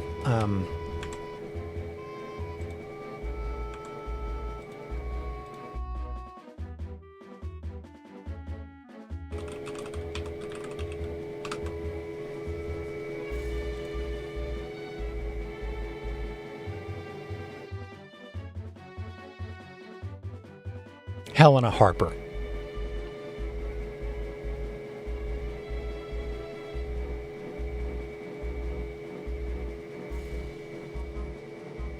Yeah, Sherry has her own campaign with Jake.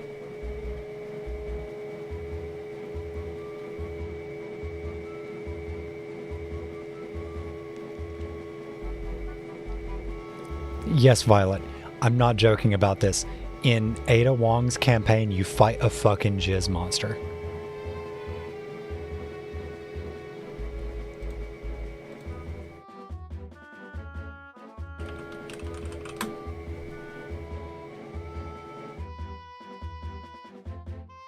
Okay, well, I can't show you any of these photos because...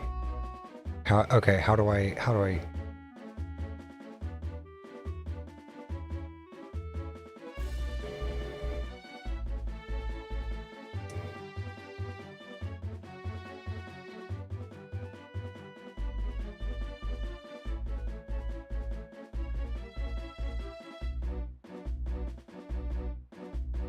Mercs is worth the price of admission. Yeah.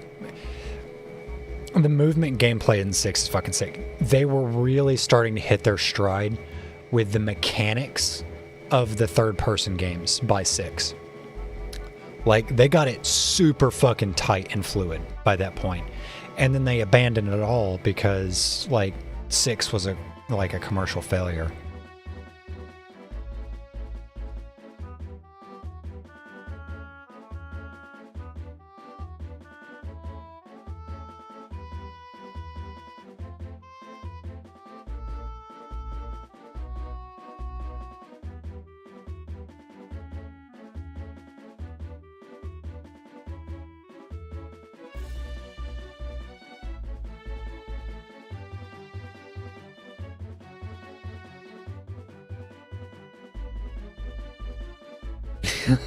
She fights a jizz monster, followed by, I can't show you any of these photos.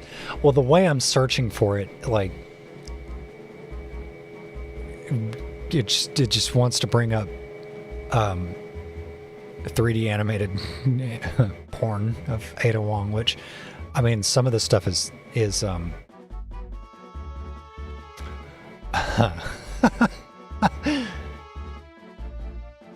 let's see here.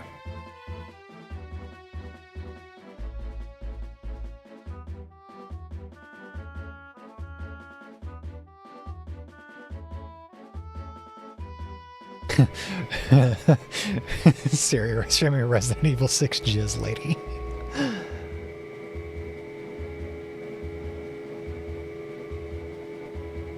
Also, the funny thing about it is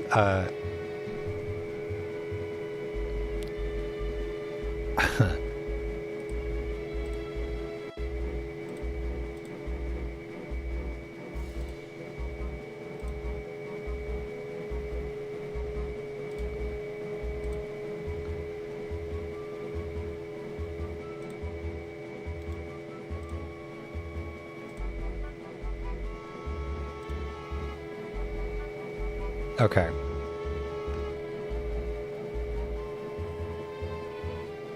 Actually, wait, hold on. That's not the right.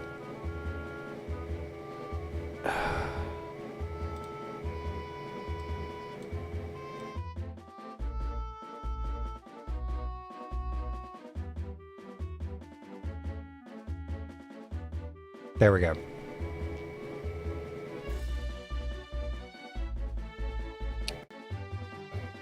This is Carla that you have to fight in Resident Evil 6 when you play the Ada campaign. This is the start of her transformation. She literally turns into a big pile of jizz.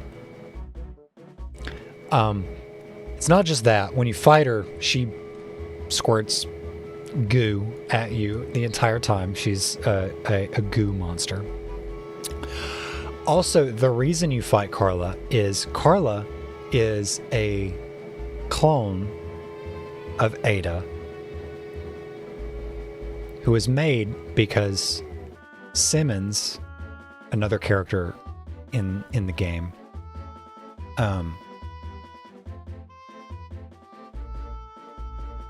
is frustrated because Ada is not submissive and subservient to him. And Simmons is real fucking down bad for Ada, so he recreates her using Carla as a base to clone her.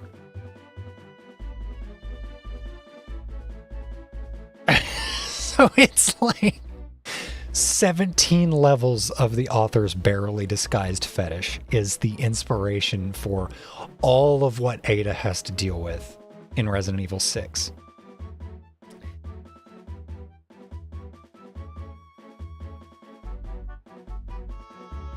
And if you think I'm joking,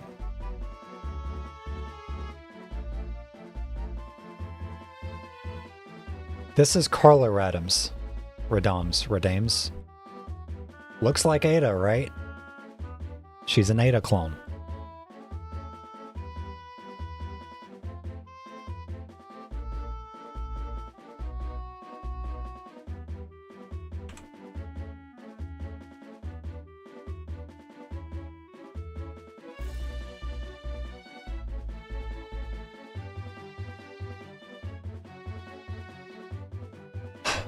On the aircraft carrier, Ada finds documentation regarding the creation of her imposter.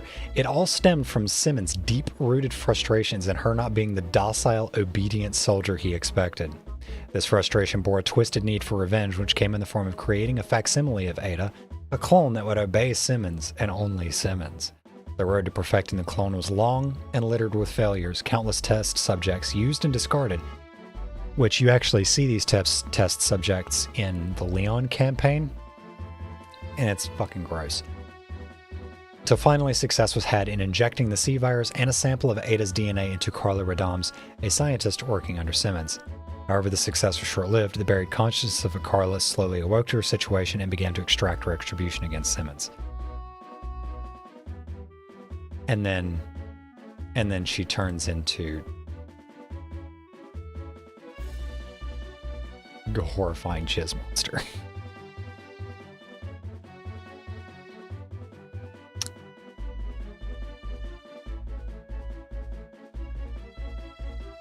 Yeah. Yeah.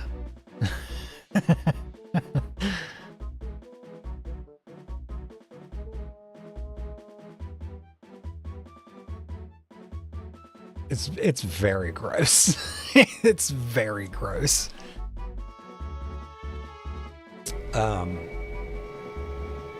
Yeah.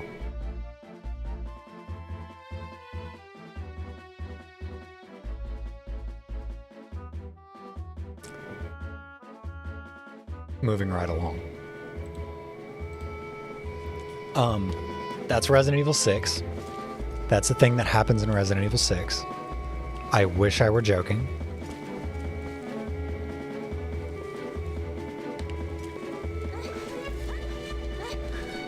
Thank you, Capcom? Question mark? Yeah, that's Resident Evil 6.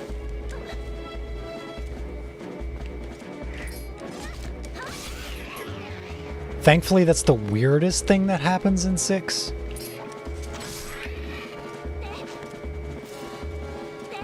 It's a really high bar, but it is the weirdest thing. I hope this doesn't awaken anything in me. I hope it doesn't awaken anything in you either.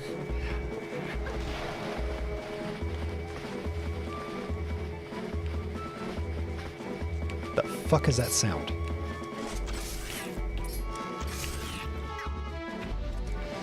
Okay, let's work out how we get this.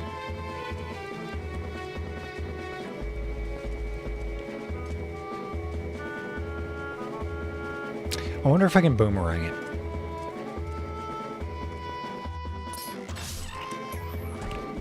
I doubt it, but I'll try it.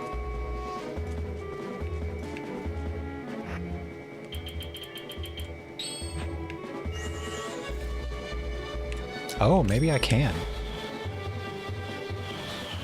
Well, that was easy. Okay. And I've got enough rupees to fix the bridge. So let's do that. But it's almost nighttime. Maybe we can get there before the shop closes.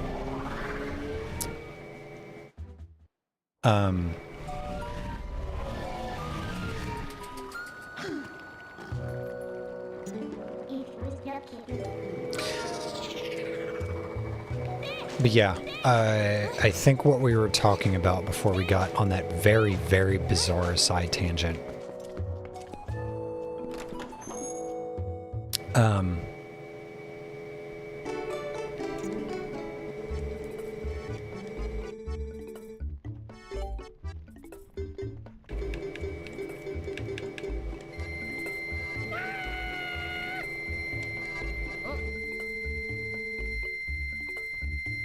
Soon they will rue the day.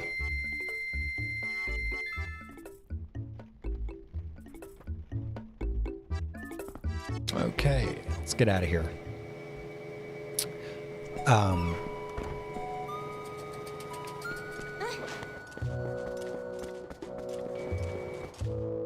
I think Capcom learned that they're really fucking good at making Resident Evil games in the third-person perspective. What originally kicked all this off was talking about, like, going through the remake continuity games and doing, like, just gathering achievements and shit like that, because I just want to go through them all and, like, or as many as I can stand to do, and just, like, basically platinum each of the games. Like, Capcom is really fucking good at making 3D or third-person over-the-shoulder Resident Evil games. Like after 7, they really figured out the tone. 7, I think that they thought that was going to be their like return to the roots of what Resident Evil is going to be. I think they missed the mark on it, because I think Requiem really is like, I think remakes were mechanically them figuring out how to get back to capturing the feel of classic Resident Evil while still modernizing. I think they got their tone like truly dialed in with Resident Evil 4 remake, and then especially with Requiem.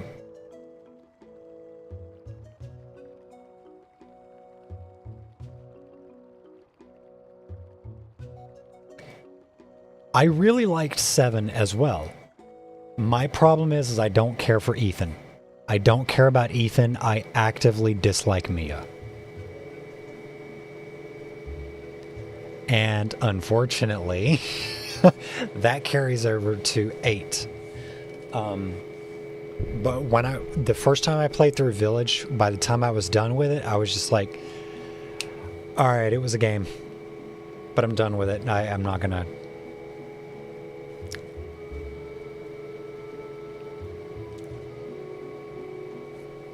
4 remake nails the blend of camp and harder horror. And I'm honestly surprised that the community accepted it as well as it did, because I feel like 4 remake is pretty universally praised. And I would have expected there to be a lot more criticism levied at the shift in tone, because 4 OG was really like cheesy action movie kind of style.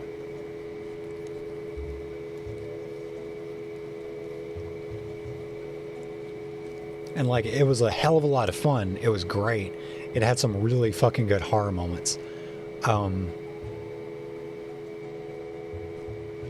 Regenerators, like, I still get a cold sweat thinking about the fucking noise those things make.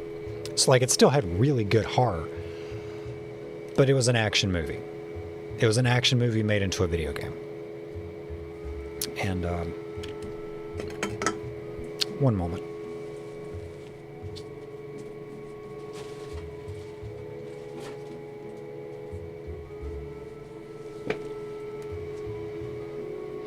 It's a testament to just how much Capcom pulled their hat out of their ass. Yeah.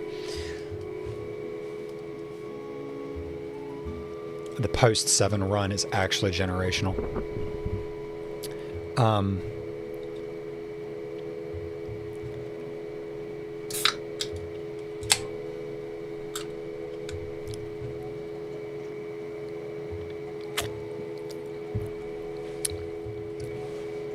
Here are my overall thoughts. This is like bird's eye 20,000 foot view. My like basic thoughts on remake continuity and how they've handled it so far, because I think Capcom is really starting to figure out what Resident Evil needs to be in order for it to be generationally relevant. So the first Resident Evil remake was RE1 remake on the GameCube in, I want to say, like 2003.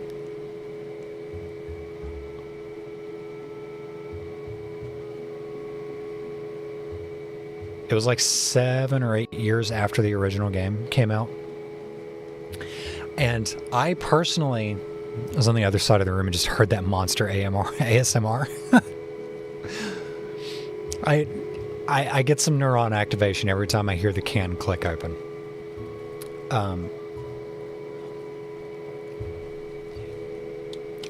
I'm not the world's biggest fan of Resident Evil 1 Remake, just because I think there's kind of a George Lucas effect going on, in that the original game was great because of the limitations forcing the development team to get more creative about things. And some things had to be cut in order to make up for like budget restraints and like space and resource saving. Clicker trained? I'm monster trained. Same. But in like in Resident Evil 1 remake, Resident Evil is like this huge franchise now. It's become a cultural phenomenon. The movies are releasing. I think Apocalypse has just come out. Phrasing. I know what I said. Resident Evil has become a cultural phenomenon, and there is now a certain level of cachet that the Resident Evil development team has at Capcom, and they can make the game that they want with very little oversight, very little restriction, and thus you get Resident Evil 1 Remake, which in and of itself is a fine game. I don't dislike it. When I say it's got a bit of a George Lucas effect going on, what I mean is the development team, now unrestricted, are just throwing everything at the game with very little critical thought as to how it affects the pacing and how the player interacts with this world now. I am not one to be particularly swayed by arguments of how like diegetic game design. I'm pretty sure that's the correct word.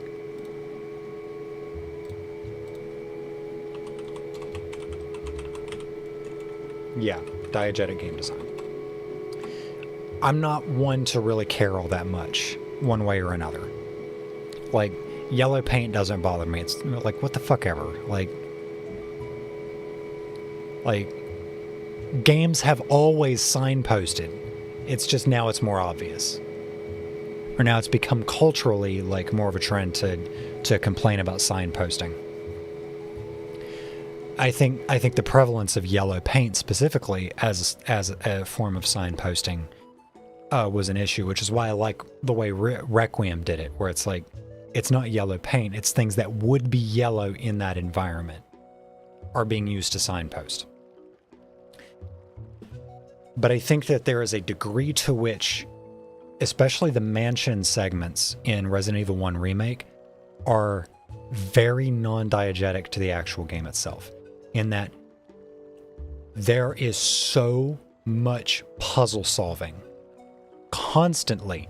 It is a never-ending stream of one puzzle after another, puzzle into puzzle into puzzle, to solve a puzzle that you encountered but couldn't solve 30 minutes ago, that will allow you to get a thing to solve another puzzle an hour from now.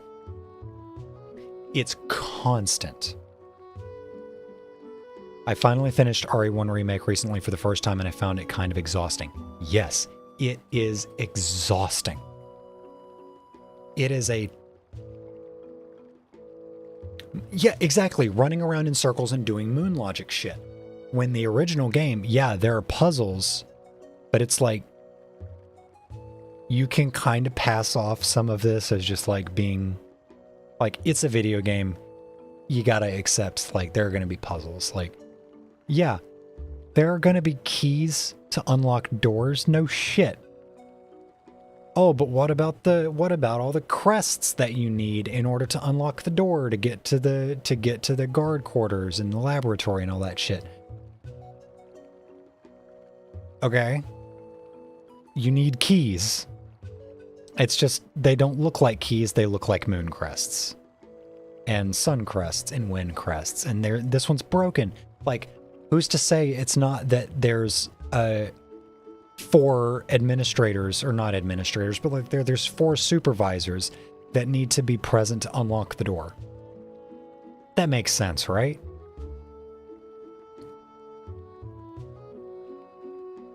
I think they found the balance of that style so much better in the recent games. Like, there's something to be said for being challenged, but there's also a lot to be said for an experience being propulsive.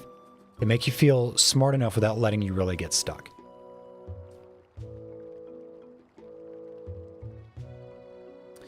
Yeah.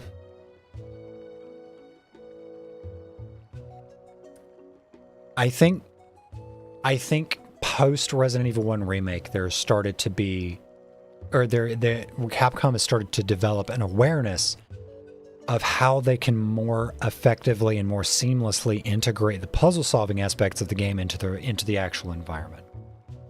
So like,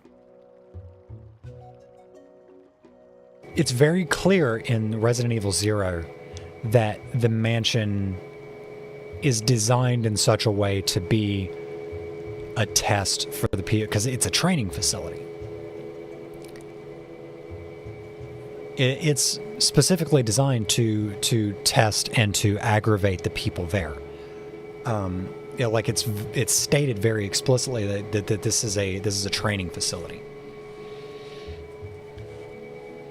And you've got all these eccentric people doing eccentric things. Like, we're talking eccentric millionaires that like have money to throw around at shit. And like, yeah, it's game logic, it's moon logic, like you said, but you're able to just like accept it to a certain degree. Resident Evil 1 Remake, it is so overwhelming that eventually you're just like, how the fuck does anyone navigate this mansion? Because there's statues with spinning blade death traps ready to rip you into a million pieces if you pick up a fucking key. Like, it's constant. The room that spits gas at you if you unlock the thing without, like, sealing off the gas vents. Okay, I can accept it to a degree that it's like, it's a security feature to protect, you know, sensitive material. Sure, fine, whatever. The painting puzzle, like, the supervisors in this place are fucking weirdos, and they need to find ways to hide things from people, but like, now the way to get to the fucking graveyard, if the gate is locked from the other side, is to open the wall in the crow painting puzzle room. Like, where is the logic in some of this stuff?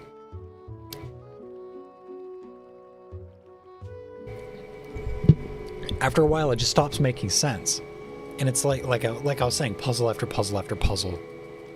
You have to solve a puzzle to get a thing to solve another puzzle to get a thing that you solve, like another puzzle that you haven't even encountered yet. And you're like, well, like, what the fuck is this? But another issue that I had, and that to a degree I still kind of have, with modern Resident Evil games, which I actually appreciated that they did this with the care facility in Requiem, is the mansion is well illuminated in the original game. And I say that to illustrate a basic point, and that is, horror is not room dark. Horror is making you afraid of the environment. And the environment being dark can help with that. It can certainly influence how you feel about an environment. But making room dark is not the only way to emphasize an actively hostile environment. In the original Resident Evil, the mansion is well lit for the most part, but it's also very clearly, this place is out to kill you. It's dank, it's musty, you can see the moisture damage on the walls. You can tell that the carpet is aged and stained, and you can probably, like, with the fidelity of the original game, you can't tell, but you know that, like, as you're running around the mansion, you're kicking up dust out of that old musty carpet. There are still rooms in the original Resident Evil game that give me the creeps. Especially,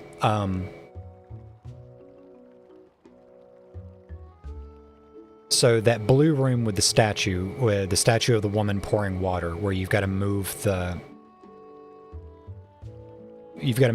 like the step ladder to take the map out of the jug that she's carrying. Well, there's that little bookcase thing that you can push out of the way, and now you've got access to that little back hallway that doesn't go anywhere, except there's a zombie on the floor, and you can pick up an ink ribbon or I think a magazine. For whatever reason, that little hallway scared me so intensely that I can still remind myself of how I felt waking up from the nightmares that room used to give me.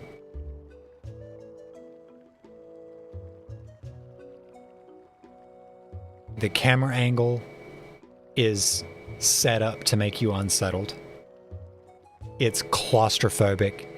The color doesn't make any sense. Why is the whole fucking hallway red like this? Like, it's just a dead-end room that goes to nowhere except this. You think it's a dead person on the floor, and then, oh god, it's biting my fucking leg off. Like, I distinctly remember as that was the first zombie that ever actually killed me my first time playing the original Resident Evil. Because I wasn't expecting it to not be dead. I thought it was dead. And then it grabbed me. And I died. So, like, that room scared the piss out of me. I can still work myself up into a cold sweat thinking about, like, how I viewed that little room as a kid. No other Resident Evil but no other Resi but 7 has ever actually made me scared. The Regenerators freaked me the fuck out. I feel like Requiem had me on the edge of my seat pretty effectively throughout most of the game. My first playthrough, at least in the care center. Nobody can see me. There's nobody looking over here. No, I guess the shaman saw me.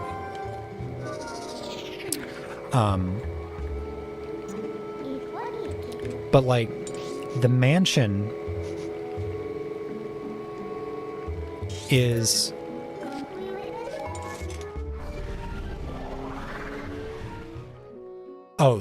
dealing with Marie in the first section of the care center, that was legitimately horrifying. I struggled big time with that.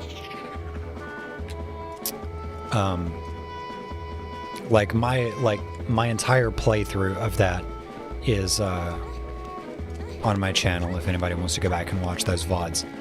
That scared the shit out of me.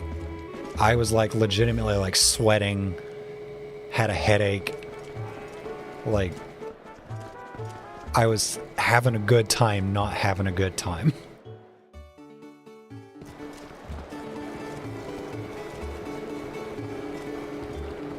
But the entire care facility captured a sensation that the original mansion from the original game gave me, but Resident Evil 1 Remake, the mansion did not.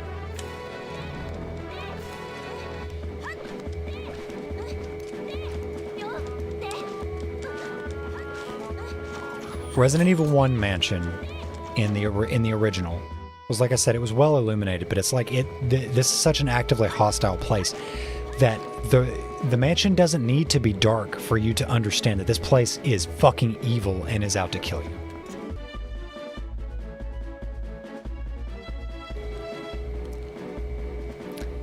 Yeah, the care facility is like perfect game design, start to finish. Like once you know good routing, you can blaze through it in like, oh my god.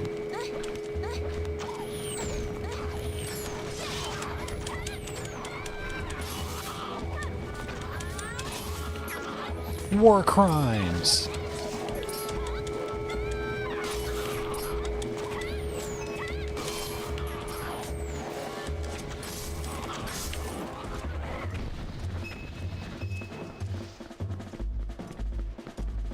Be back in a few? Okay.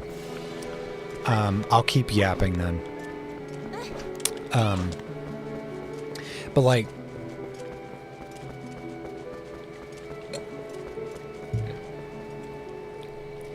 the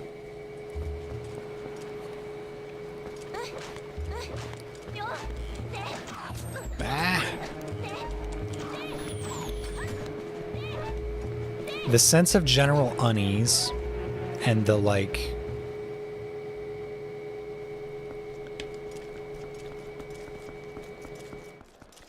the general feeling of just like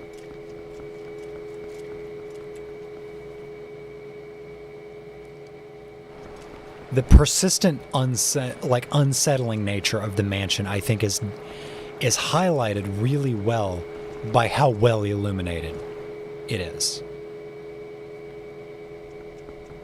Because you do kind of expect, like, oh, it's a horror game, it should be dark, and it's not dark. The game is not trying to hide itself from you. Everything is all out in the open. There are some areas which are darker.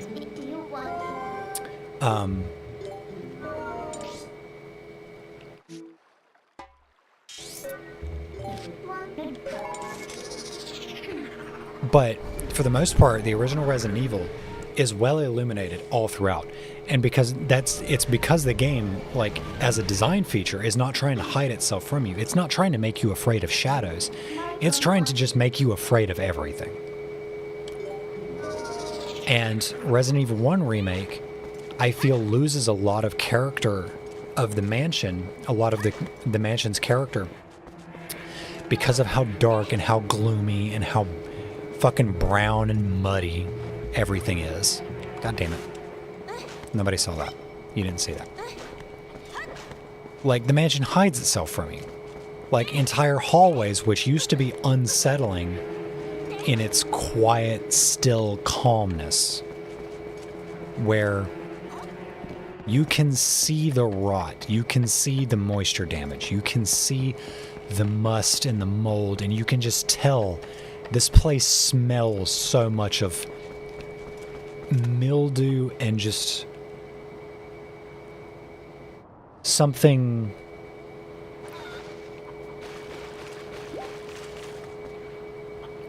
just off with this place. You know what I mean? But then you get into Resident Evil 1 Remake and, like, oh, the same hallway is just dark. It's dark and there's, like, storm noises because it needs to be storming outside. Okay. This is better. This is an improvement.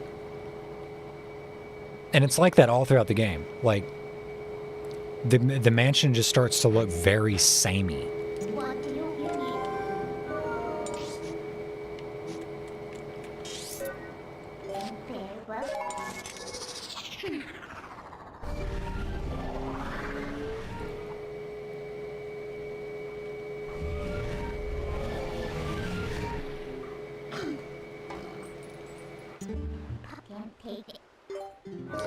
For as much as graphics have improved, good visual storytelling is still hard to find. Like, graphical fidelity is not the end of the equation. Like, there is legitimately environmental storytelling taking place in how well illuminated the mansion is in the original game. Because the thing that you need to consider is that the mansion has not been abandoned for very long. But it's still been abandoned long enough for there to be some damage occurring from disuse. But not all of this damage that you're seeing can be attributed to that. People were actively occupying this place while this place was falling into rot and disrepair.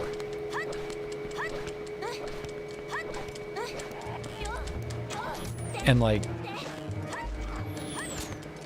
that can't be accidental.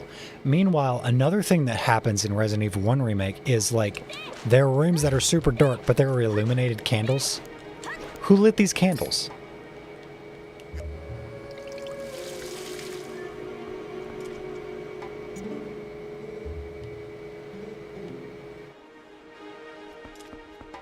Did I not just douse you in hot spring water? God damn it.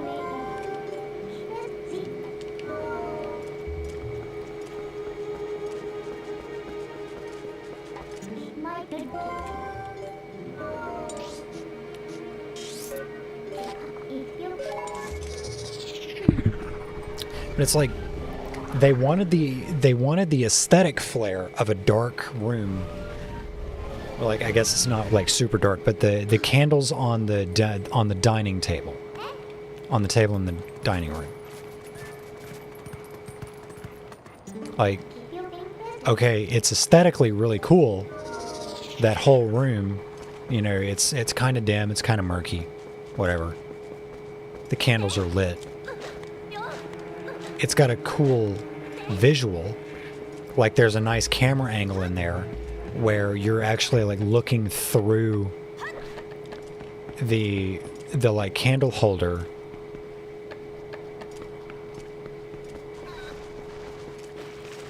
as you're walking through the dining hall. But it's like, it doesn't make a whole lot of sense. Because, like, this place has been abandoned. Who lit these candles?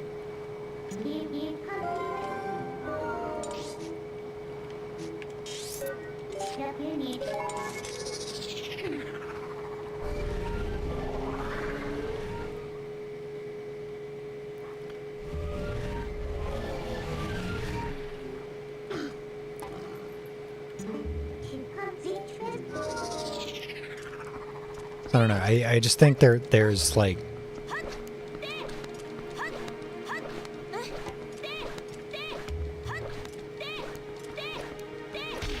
God damn it. I just think that there was a lot that got lost in translation when Resi 1 got remade. But I think they started to figure out tone. I don't know why my voice just cracked. I think they figured out tone, or they started to figure out tone. They started to figure out how to convey an aesthetic quality while still, like, maintaining an awareness.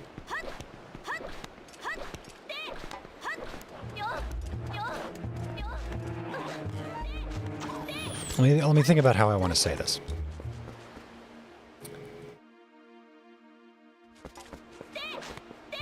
It makes sense that... Okay, do I need to... Oh my god, I am... How? What do I need to do? I'm giving you the fucking water. I am dousing you with the fucking water.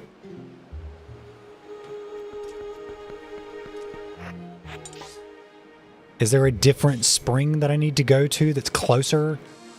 Like, what's the fucking deal?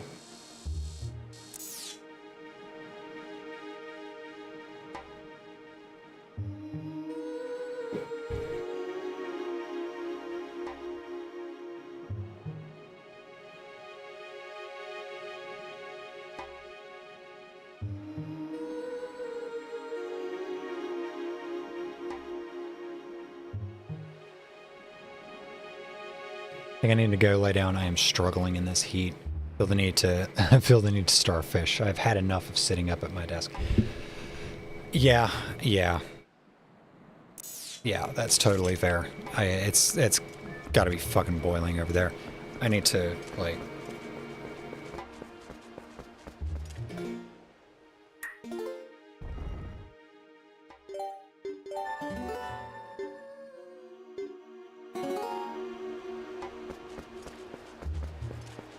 Okay.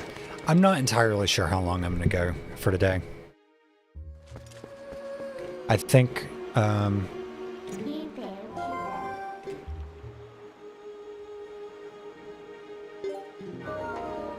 think I'm going to try to figure out this fucking thing.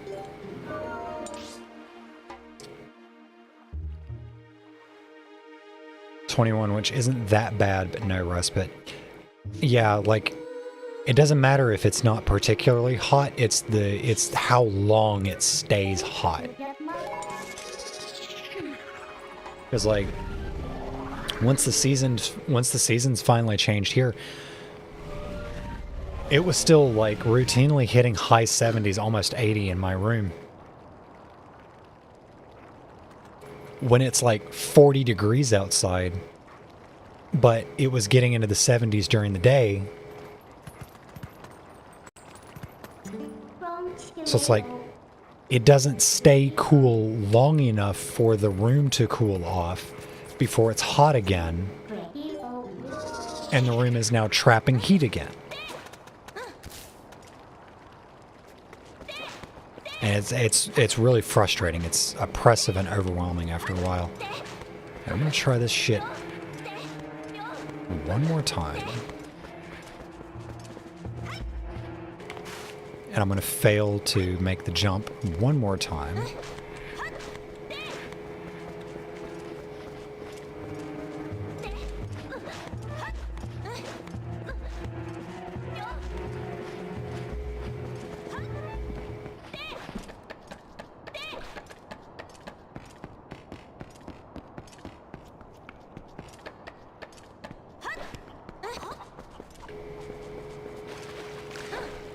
Okay. Alright, try to relax, B. I'll talk to you later.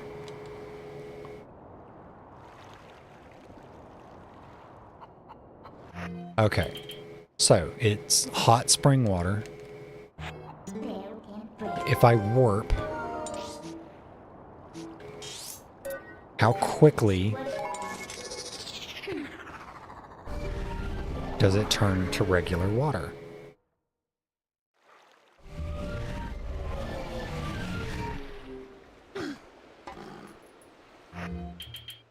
Okay, it's still hot spring water.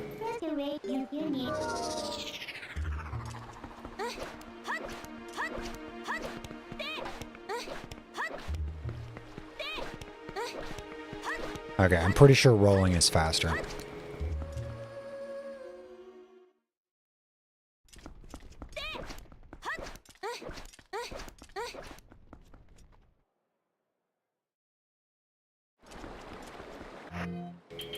Still hot spring water.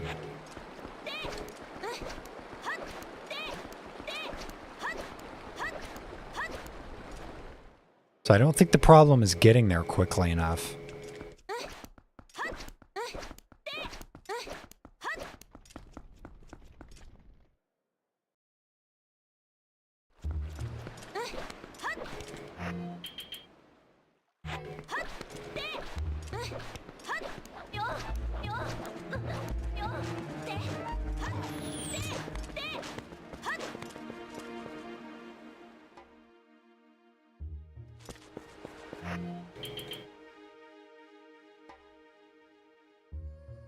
And it's regular water again.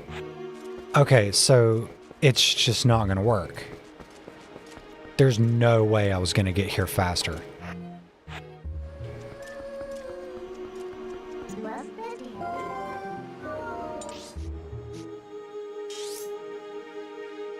So, do I need...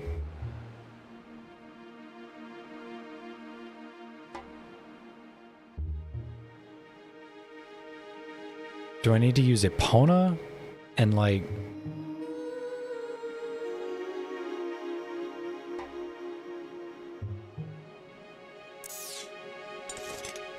Okay, let me talk to the kid.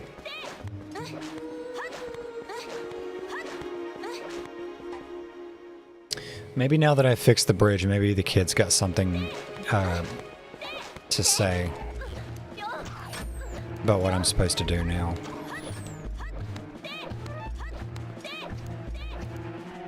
Because, like, I don't think that there's any possible way for me to get from the hot spring to Homeboy faster than that.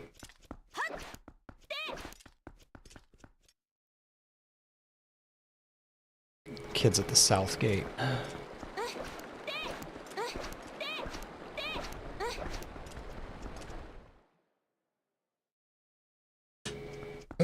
Stretch.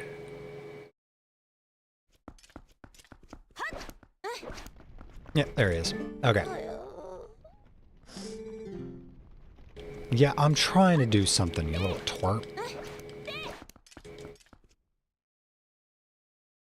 We need to get from the hot spring to that Goron. Yeah. But I'm not entirely sure what it is. Like, how am I supposed to do that in a specific time frame? Because, like, you would imagine warping and then running straight through the castle town to get to that gate would be the fastest way to get there. Because, like, using Epona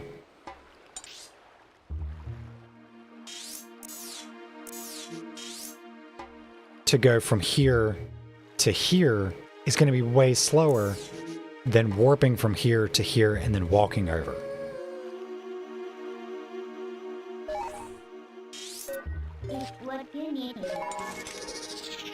But I guess I'll try it.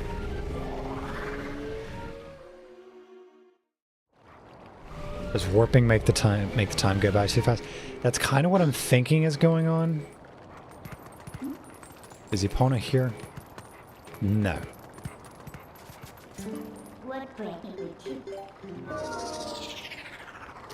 I don't know about another hidden spring.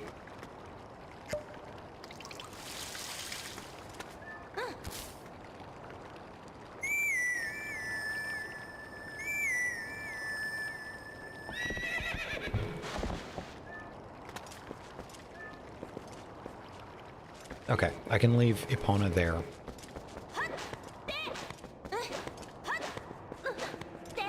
So I'm gonna get this water. First try.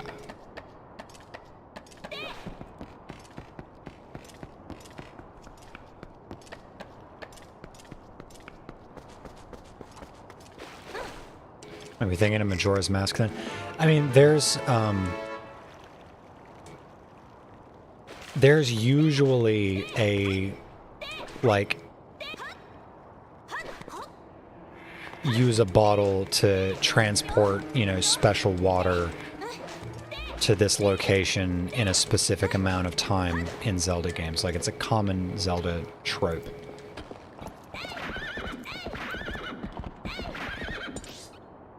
Okay, we want to go left.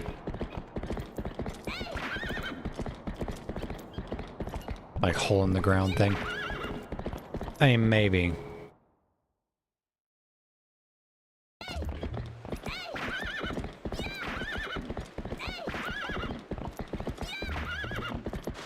Oh. Well, that's going to cost me some time.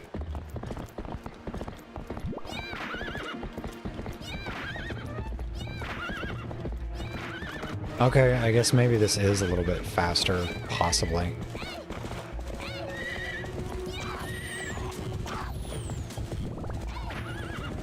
Fuck off.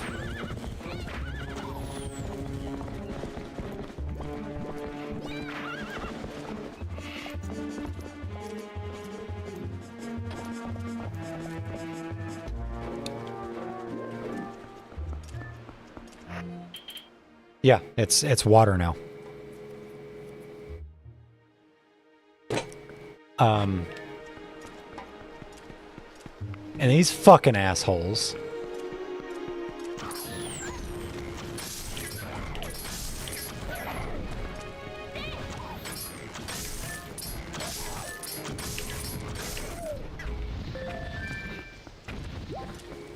Fucking pricks.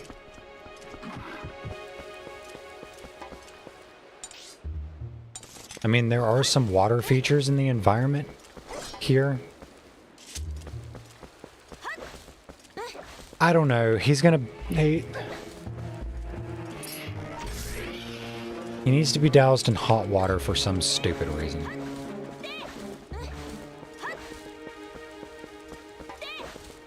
Like, it specifically has to be hot water.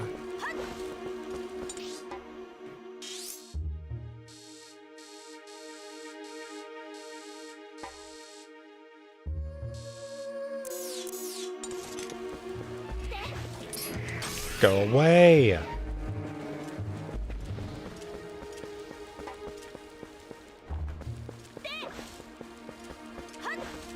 Okay, I don't imagine the giant lake is the thing that's going to be the hot spring. Is any hot? No, that's not like, that's not the point of it. I don't think. I don't understand the logic. I don't know. I do not know what is going on with him. He's just being a lazy fucker and he wants to be doused in hot water.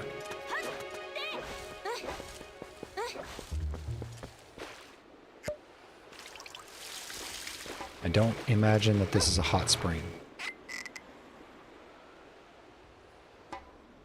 Yeah, that's just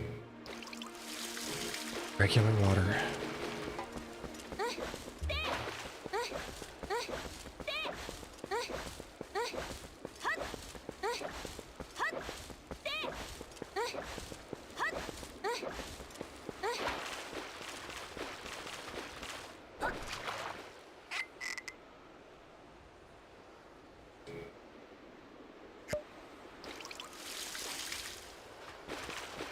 Yeah, I don't know. I don't know.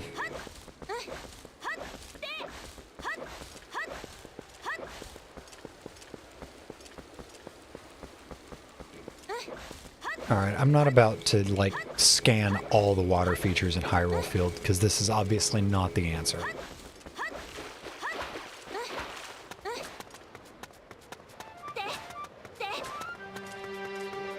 Something is chasing me.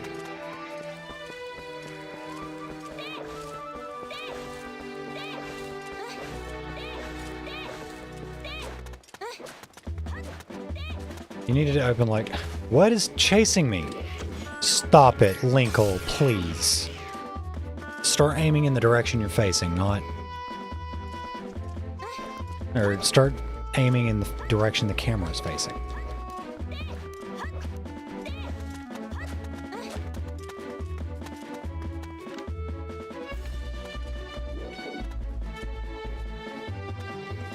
I hear that fucking noise.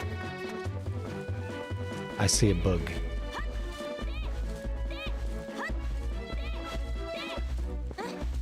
What about the Goron at the creepy baby mart? I mean, I've already fixed the bridge, so, like... Hey, get back here.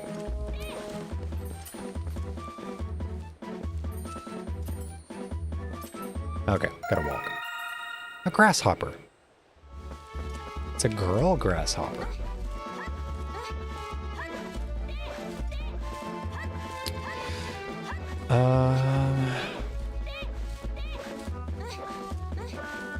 Is there a delivery quest from Castletown? I don't know. I'll look around. Because, like, I've talked to the kid. He didn't have anything to say.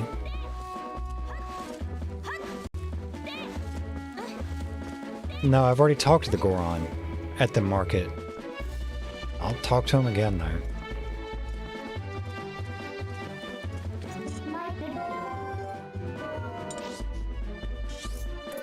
Because I gotta go back there anyway to refill my water.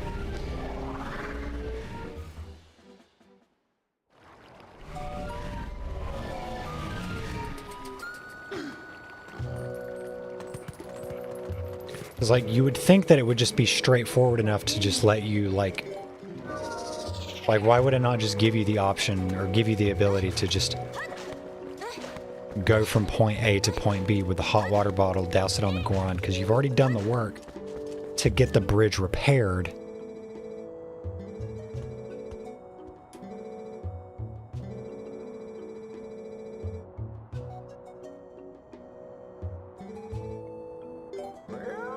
Oh my god.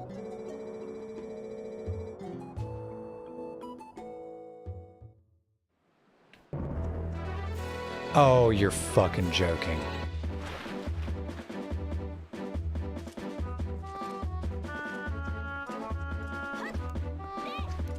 Okay. We have to abandon rolling muscle memory. That's very dumb.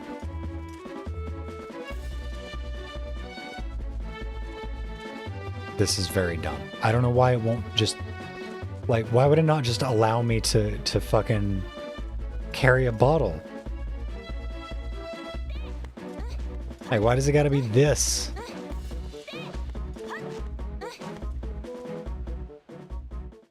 Because now I gotta slow walk across the entirety of Hyrule Field.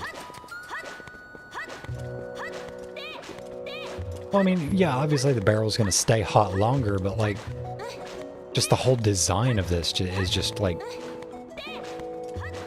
obstructive and annoying to me.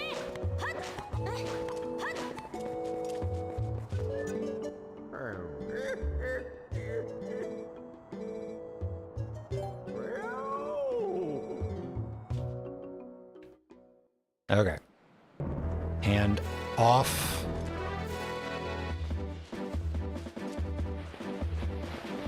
Okay, see, like this.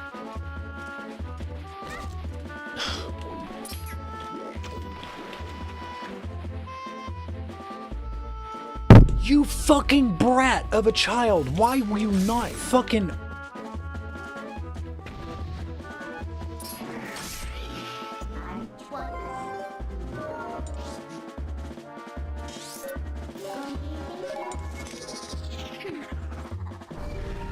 All you have to do is lock on to the animal.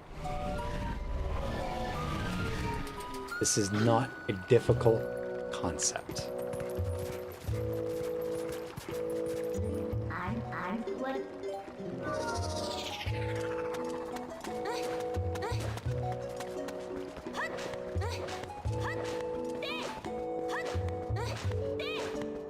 I don't know why this is so, like, immensely annoying to me.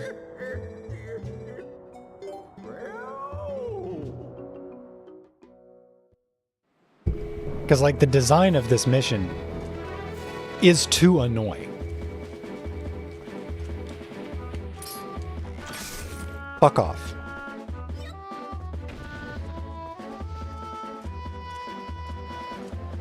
This is gonna make me put down the fucking barrel and kill like 70 billion enemies on the way over there.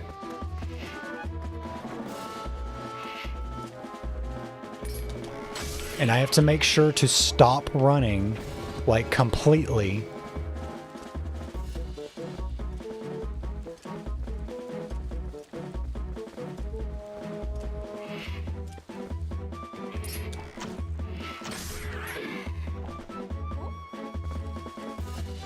It's not dead. Fuck off.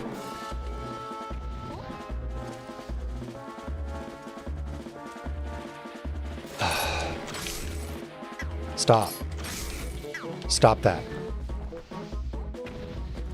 I can't just run. It's gonna attack me and I'm gonna drop the barrel.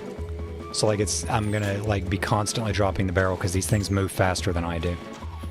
See, they immediately... Yeah, so I can't just run.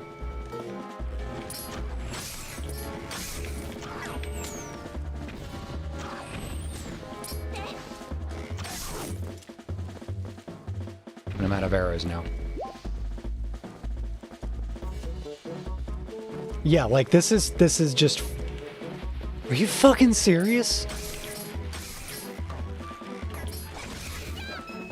This is really annoying quest design.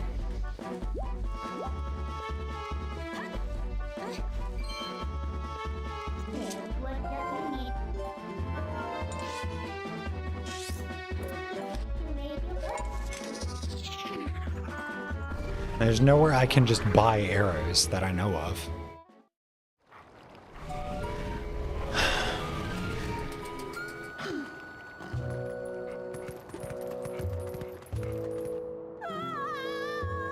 Oh my god. It's not a monster, it's a fucking wolf. Chill. Calm down.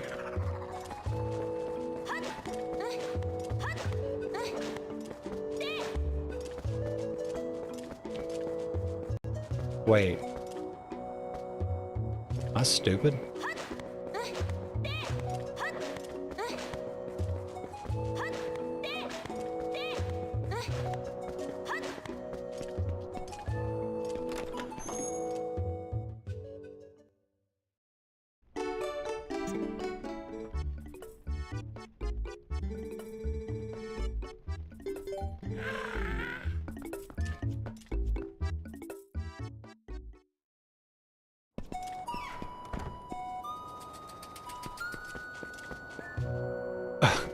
Okay. Yeah, you kind of setting me up on a bit of a fucking annoying task, my friend.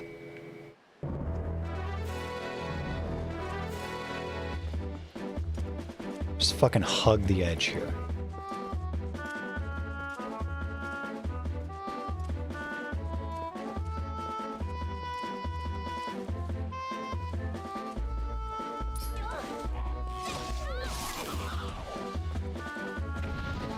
Eat shit and die.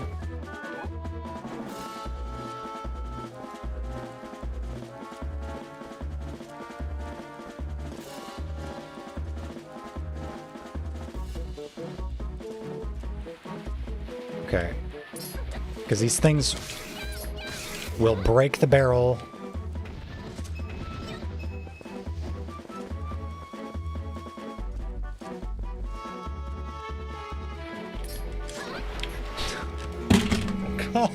God.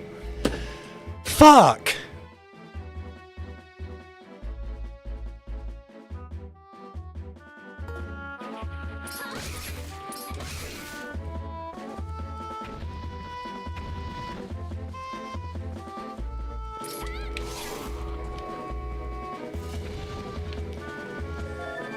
Okay, 10 arrows. That's better than nothing. Oh my fucking god.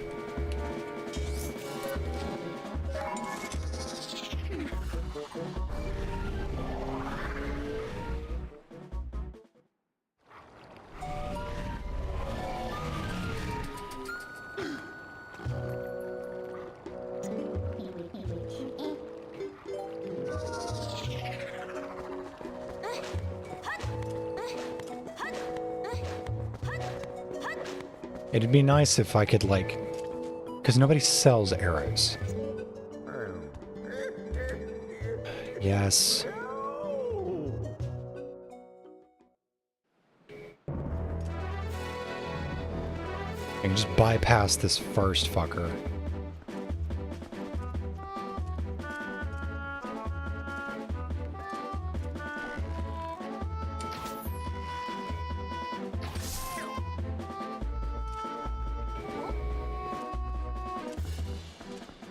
Oh good, he drops more arrows.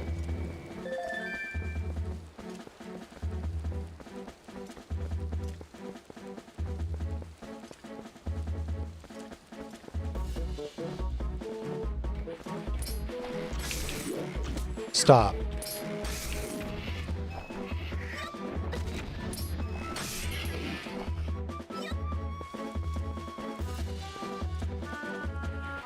Okay, more than like... I'd like to be able to get more than 3 fucking steps before you throw another set and a bird at me.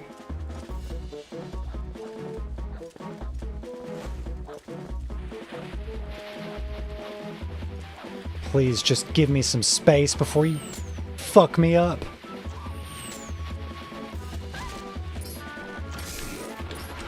God fucking...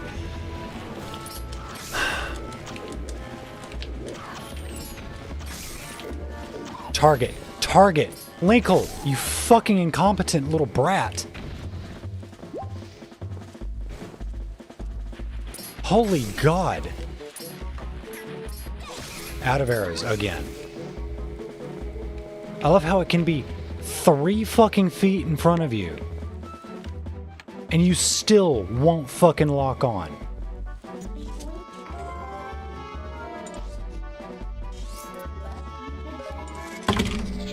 Oh my God.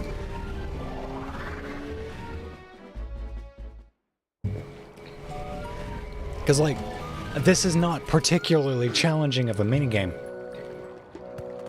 But there's a time investment to reset it.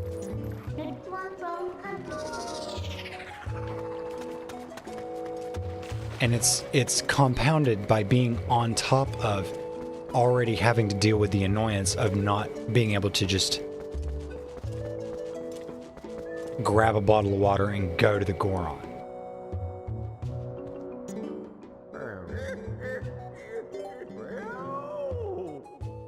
Hug the cliff as close as possible. I don't know.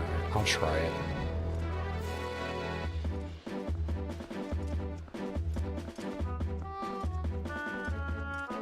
I feel like it's gonna spam me with these fuckers no matter what I do. Motherfucker! God fucking damn it!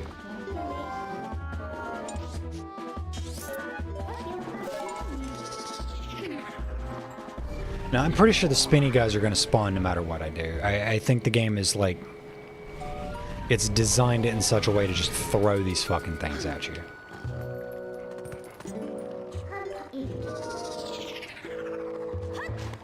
And, like, this would not be nearly as annoying if there was less of an input, or less of a time input to reset. Because I have to warp back and talk to this fucking guy again.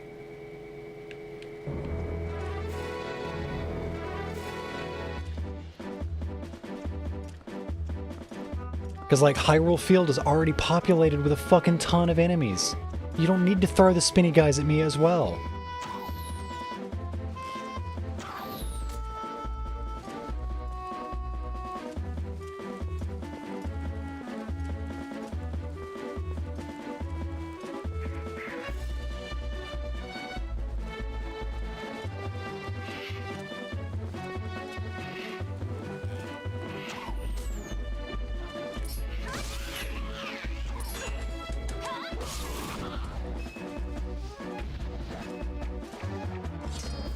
God, no fucking time for flair.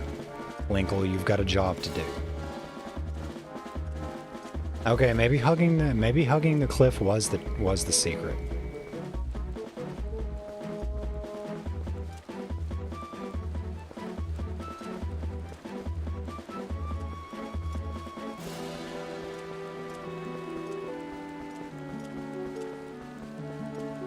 Because, yeah, they're not spawning.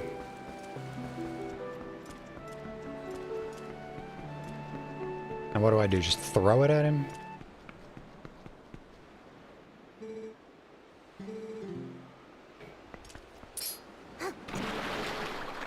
Thank fucking God.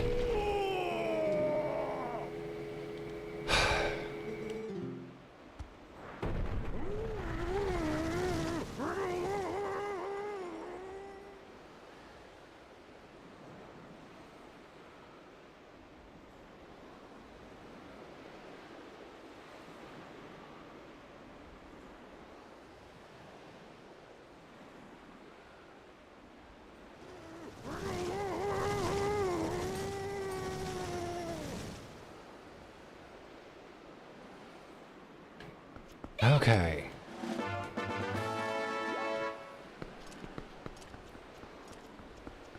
Alright, that's that.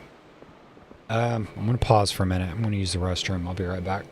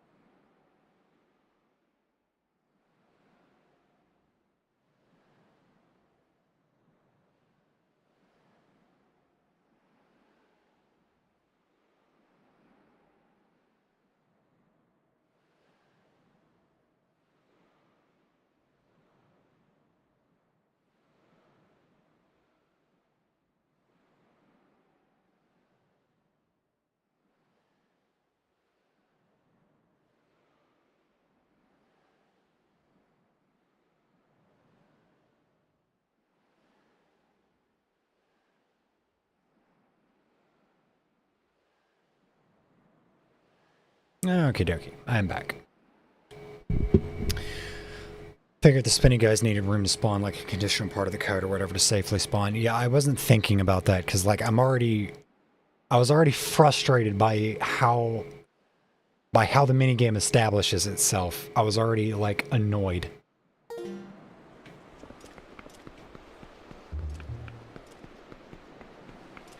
That was one of those things where it's like, there was the spinner minigame over in this little area right here. There's a spinner section that you can navigate to get another heart piece. That was starting to get frustrating because the spinner was actually starting to slow down on the track. So it's changing on, like, dynamically the timing of how you jump between tracks. And then the reset itself is fucking massive. You'd be all the way down here, you have to go all the way back up here to reset. And after a while, it's like, okay, this is really tedious. But not as tedious as what this just was. Like, dealing with the spinner thing, it's like, okay, it fucked me up. Like, you're slowly learning over time and you're advancing and getting farther with it. With this, it's just like thing after a thing after a thing, but it's not going to explain to you what this next thing is until you go back and talk to the guy, and it's something that, like, why can't I just carry a fucking bottle? Like, the convention has always been just carry the fucking bottle.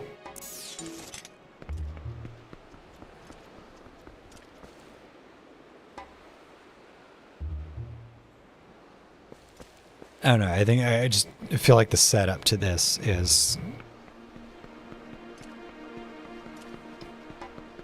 was very obtrusive.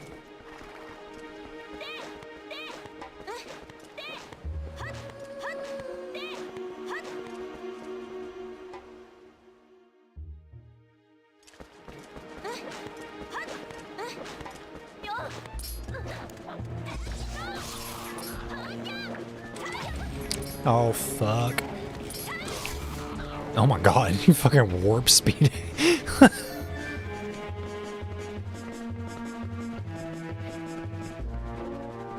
The bottle thing has been common quest in previous games.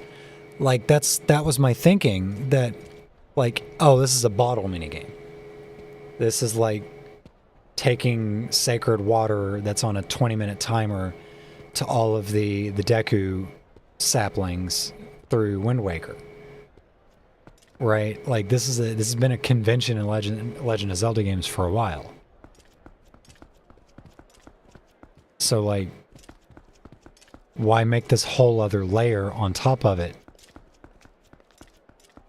It didn't make a lot of sense to me. Well, it's not that it didn't make sense, it's that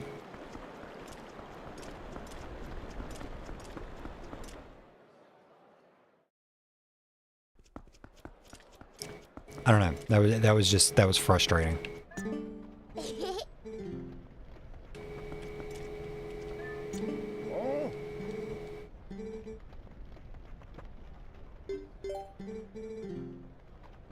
I don't need hot spring water.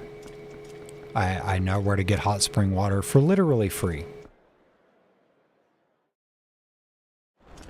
Granted, there might be somewhere nearby that I need to have it. But if there is, I don't know about it.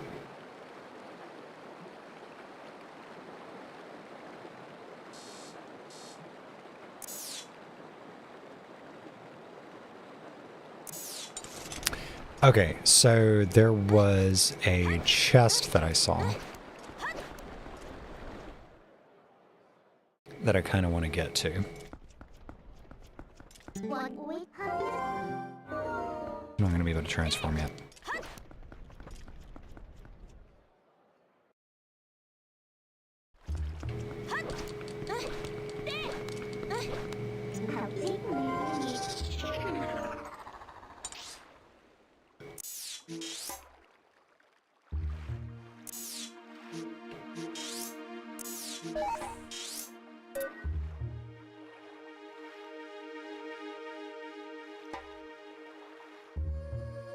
No, it was...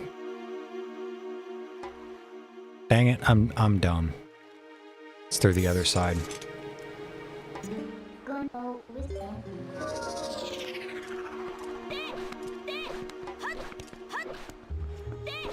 Also, there's just like a minor point, but I hadn't really thought about this until now. Who pierced the dog's ears? Like, why does the wolf have earrings? I get that it's a cool, like, aesthetic feature, but like, who pierced the puppy's ears? Yeah, I feel like that's kind of mean. Especially because these are big ass gauges.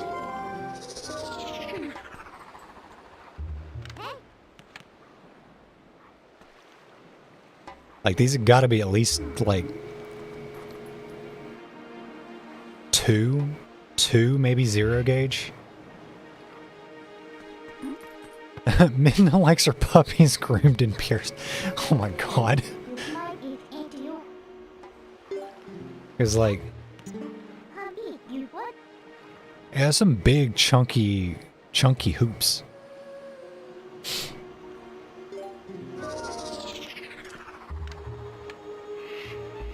Can't really see Linkle's ears, so like... Stop yawning.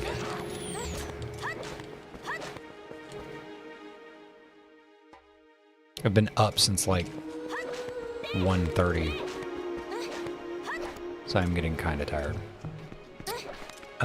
Okay, so where was that chest I saw?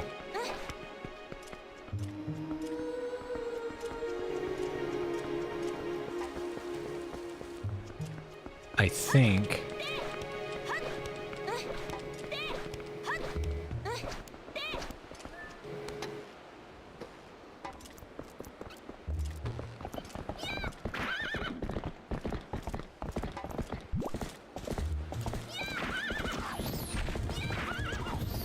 Fuck off. Fuck off. Fuck off. Fuck off. Oh my god, you're so annoying. They throw so many enemies at you in Hyrule Field. Like, this is kind of ridiculous.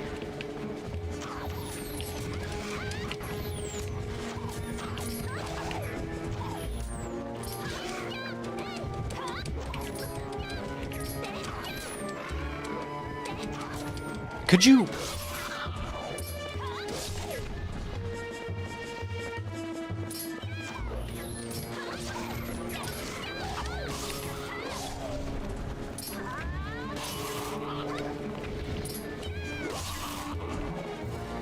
Like, holy fuck, chill.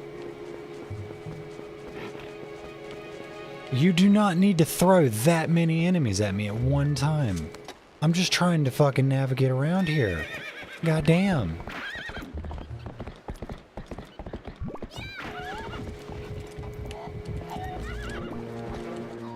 Get off the fucking horse.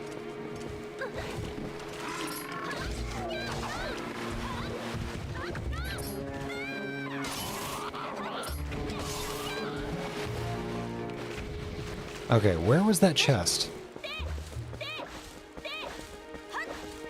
They're mad that I cheesed the quest. Yeah, well, they can die mad about it.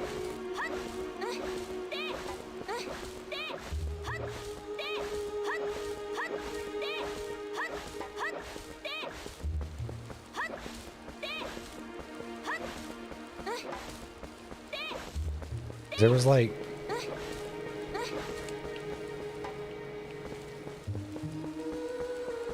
a ridge somewhere.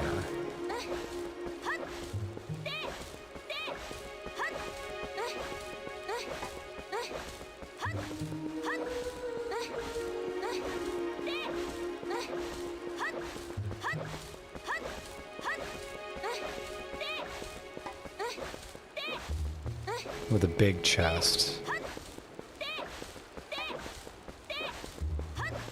But where did I see it?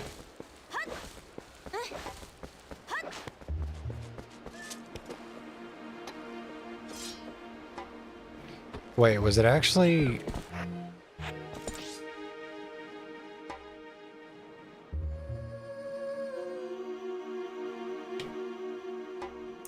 Oh my god, was it actually on the west side of Hyrule Field?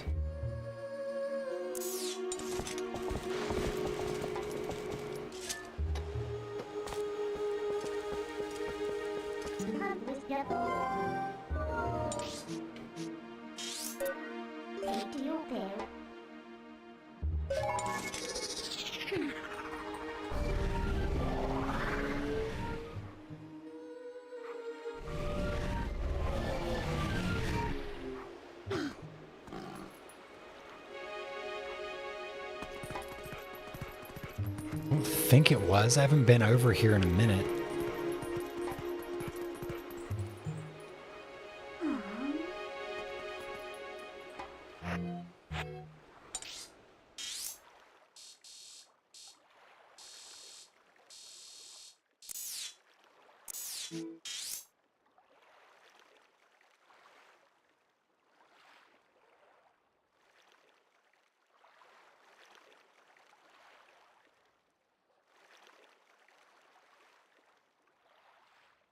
Where did I see it? I know I saw a fucking chest. Only we break it.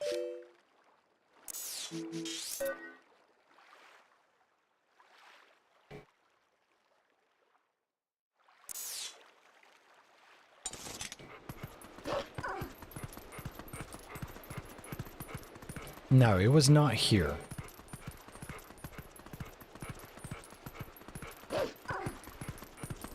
Gonna bust you.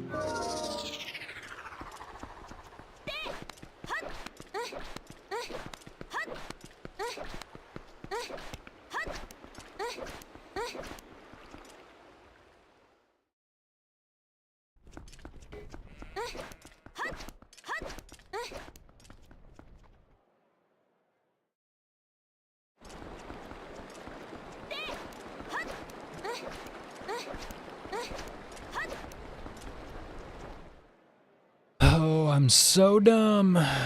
Where was it? Because it was up on, like... it was up on a path between zones. There was, like...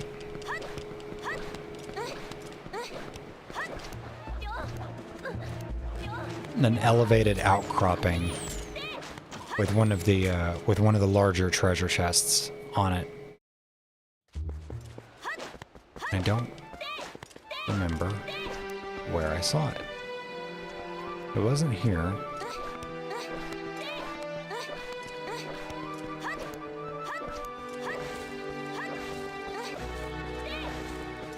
And this is just like a random ass bridge, so I don't think it's this.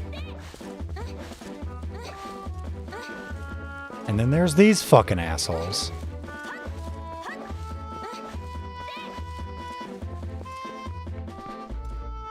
Okay, it's not the other side of this. Okay, he just like drove off the cliff.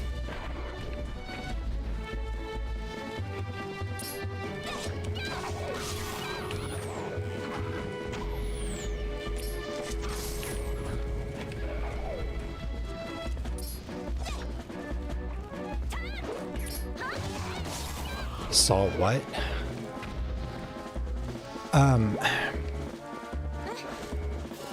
There's a path leading into another zone.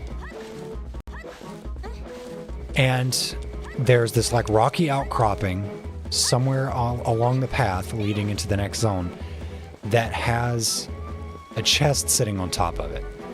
And I'm trying to remember where I saw that because I just saw it like 10 minutes ago. But I was annoyed by that fucking quest, and I wish these guys would just leave me the fuck alone. There's no need.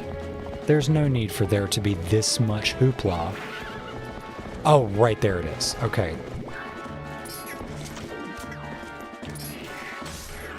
target and kill it. Just holy Jesus Christ. Okay.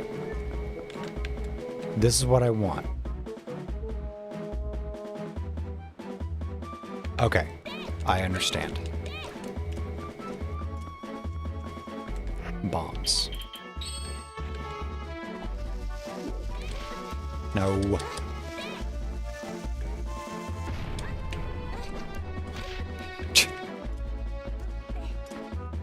You anticipated me, game. I don't appreciate that.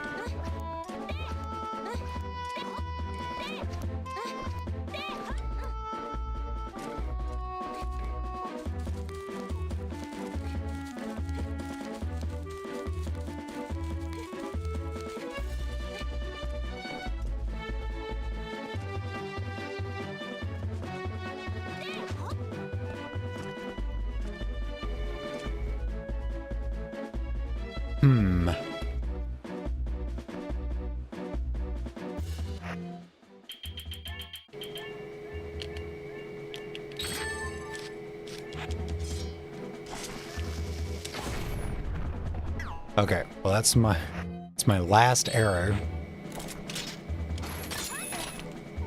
I better not need another.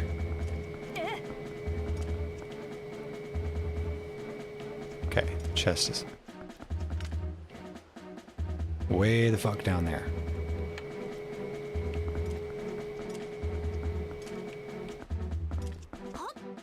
Ooh. Christ.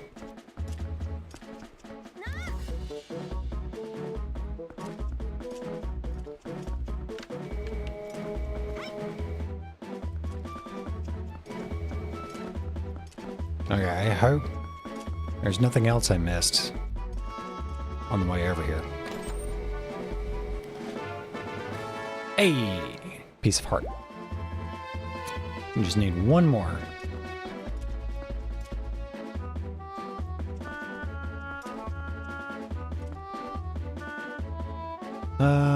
Okay.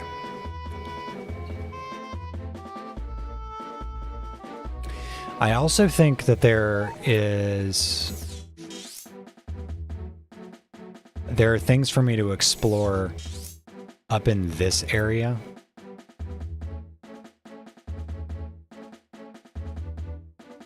But I can't get to that area easily. I have to go to Castletown and travel up around.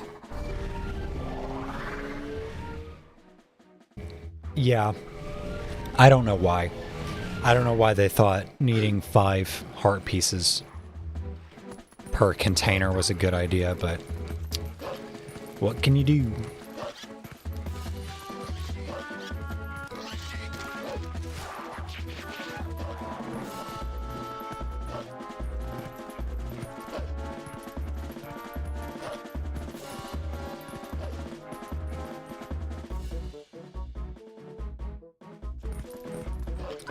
Five bugs me so much. I don't know why, but it does. It bugs me too. Like that was one of those that's one of those Zelda conventions that it's like, why did you feel the need to change that? Like 4 is a nice like square number to use for this.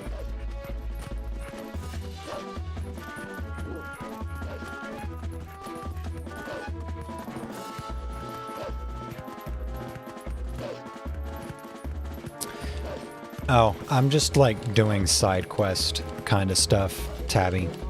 Like exploring the environments, like getting heart pieces and shit like that.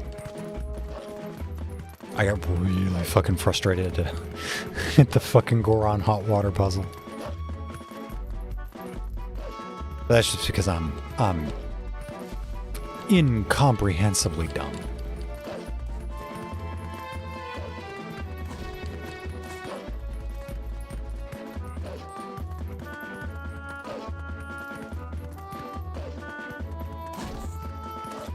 It literally doesn't matter what you do, those things are just gonna hit you.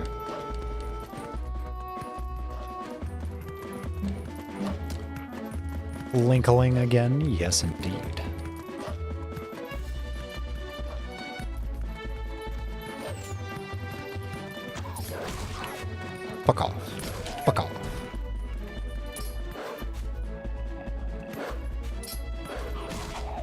I really wish that it would let me use finishers properly as Wolf Link on these guys when they're on the ground, because yeah, Wolf Link combat is just not it. Okay. It'd be nice if I had some fucking arrows, game.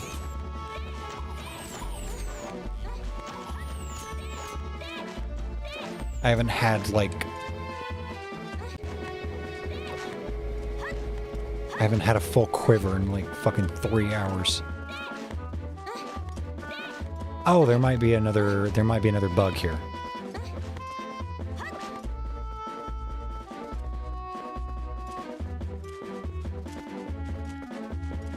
Wait, did I go up here? Because I see this. Have I been up here?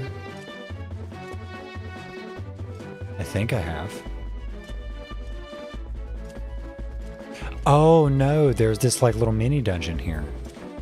Oop, I heard a bug.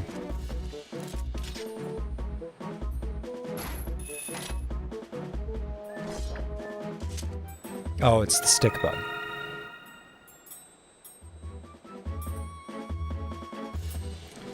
Okay, yeah, I caught her already as the... That's right, I need the male stick bug now. Where might he be? Because they're allegedly always nearby each other.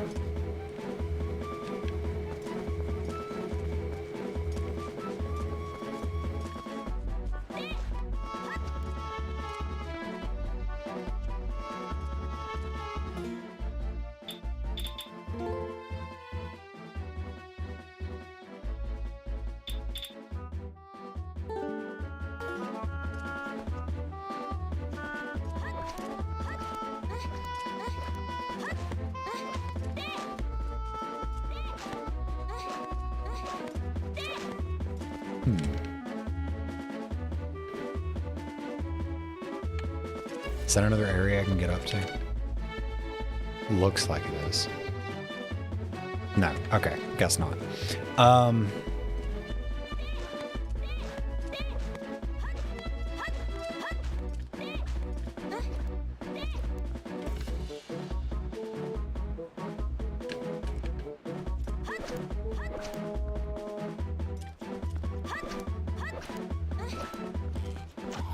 Ah! There's an asshole.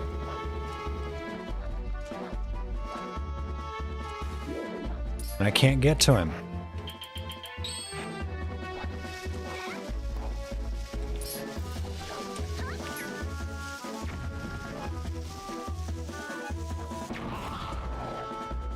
Frag out.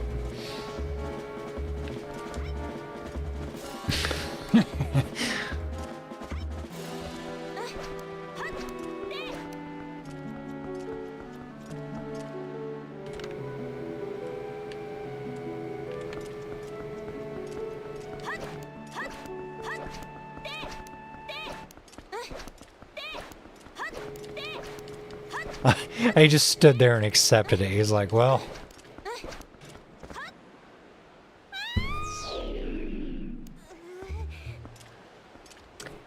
Well...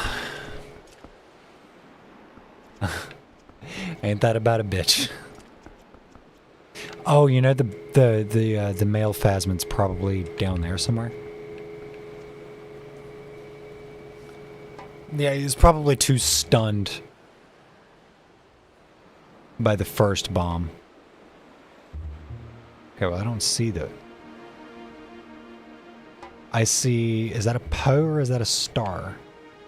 That might be a star.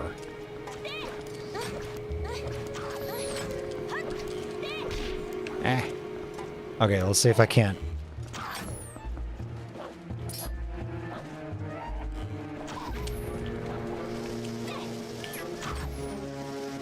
Frag out!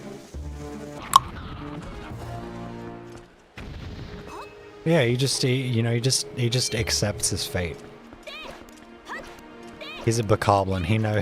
He knows what his lot in life is. Okay, so there's that bug.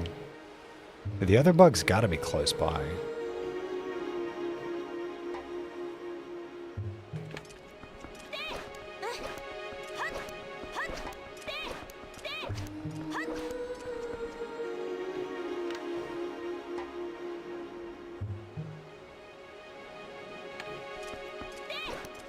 Because according to Agatha, like, the male and female are supposed to be, like, within some proximity to each other. But I don't see the glow or hear it.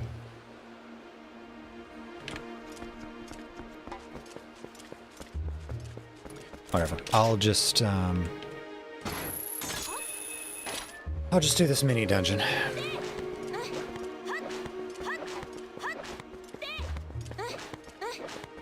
Because it might be on the rock wall down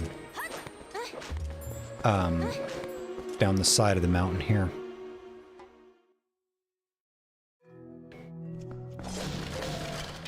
Hey, arrows. Thank friggin' God. 20. Okay, it's better than nothing.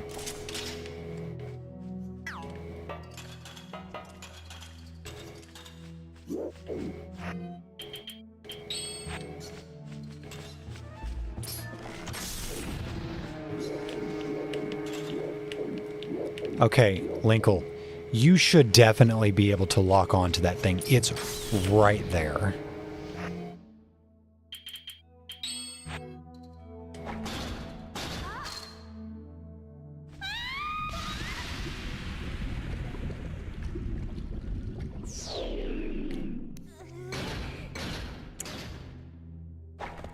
So, game, I'm going to ask a very serious question.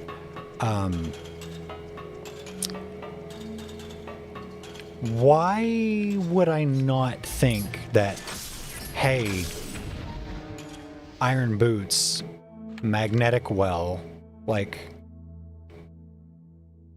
put on the iron boots and then drop into the mag well? Like, that's an established thing in this game. Like, why would I not think to do that?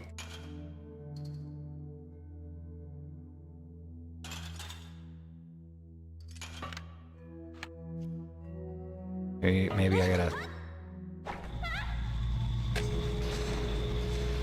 Okay, I gotta do it in a stupid roundabout way that's gonna, like, necessitate me falling off into the lava at least one time.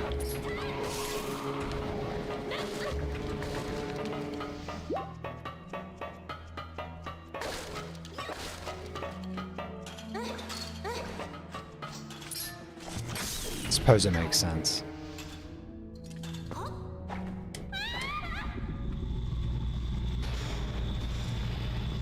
I thought I fucked up there.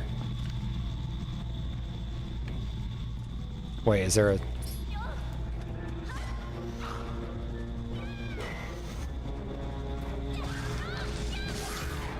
What? Okay, there was two of them, but I missed the first one. Okay.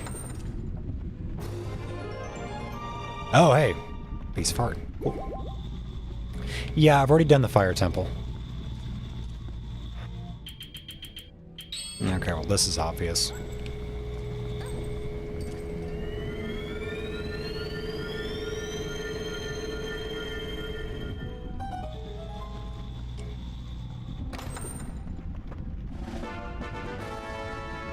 Hey! Orang. Okay, well, this probably leads back outside, so I'm gonna have to loop back around and come back through here again. Because I missed that first...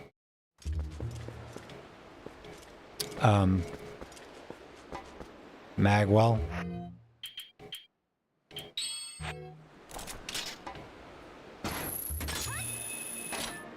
Because I thought the boots didn't activate. And accidentally unequipped them. Realized my mistake and re-equipped them, which it just so happened that there's a second magwell down there. which was kind of strange, but alright.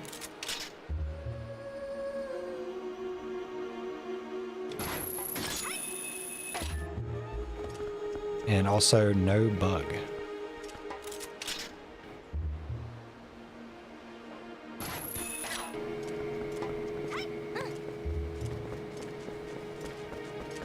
Okay, so the male phasmid,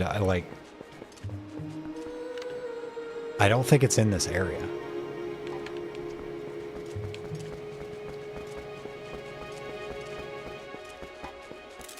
Unless it's inside the mini dungeon here, which I don't see why it would be. It'd be a pretty dangerous place for a bug. I suppose the bug could also be like up the path a ways. Like maybe I just missed it on the way to this area. I suppose that's possible.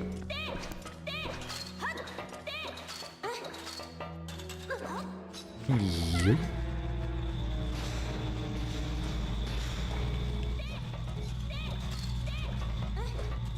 I'm having to, like, it's spooky because I'm having to trust that, like, the boots are activating, which it would be nice if there was more of, like, a more of an indicator.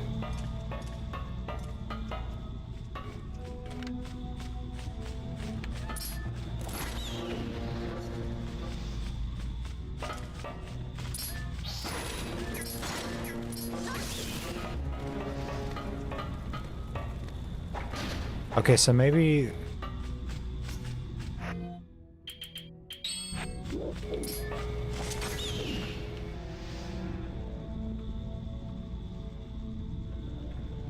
Okay, so there was no reason for me to come back. The first magnet well was a trick. Oh no, there's something right here.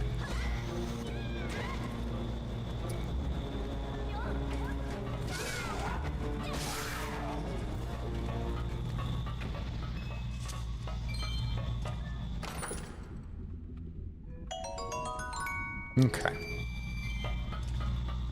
Alright, well, there's something at least.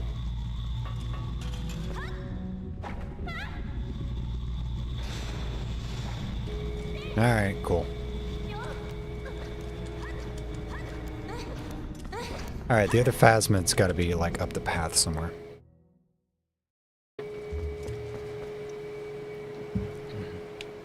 Because he's definitely not down here. Because I'd hear it.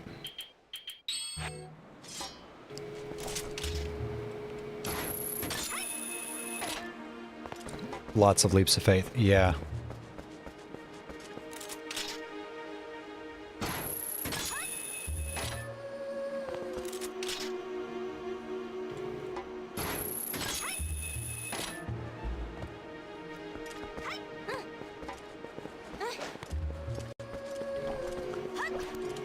Our girl Linkle is totally unfazed by heights. She's got that going for her.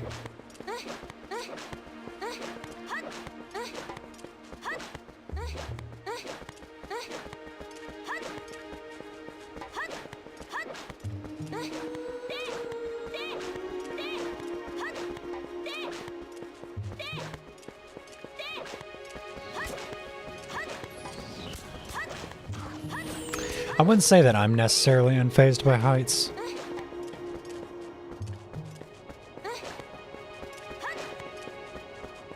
I don't think I'm afraid of heights so much. I think I respect being at height.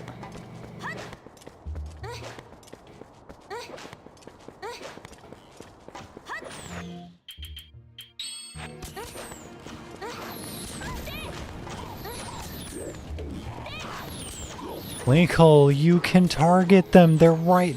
He's right there. You little jackass.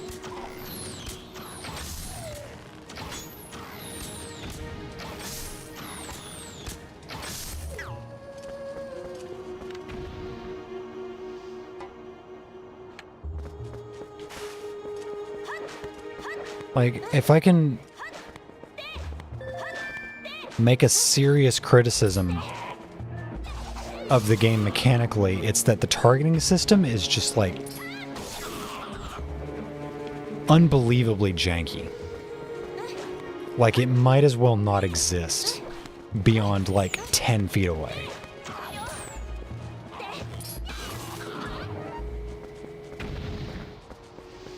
And, like, I get that it's like, oh, you should really go first person so that you can hit these guys. Like, I shouldn't have to do that.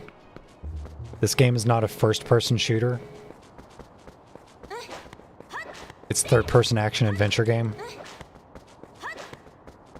Do you think it's the mod? No, this was a thing that I remember dealing with when I first played through this, like, a long time ago.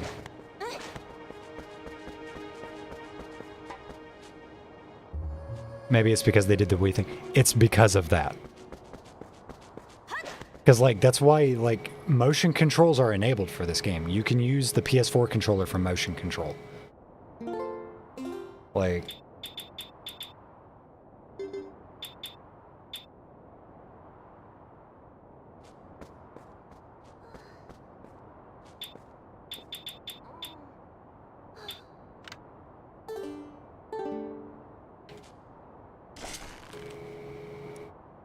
Like, it's enabled. It's inverted, weirdly. Okay, horizontal is not inverted, but vertical is. And it's, I don't like it.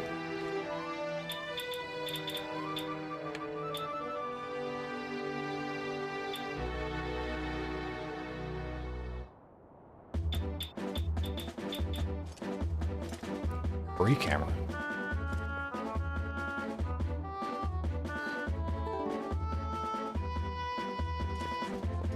Oh my god. You mean I could have been doing this the entire time? But no, I like being able to use... I like being able to flick up to go into first person. I don't know, maybe I'll keep it like this just to see how it... Because it's something that I've been like in the back of my mind thinking about how it's kind of annoying that I don't have finer camera control. Oh, spinner. Spinner.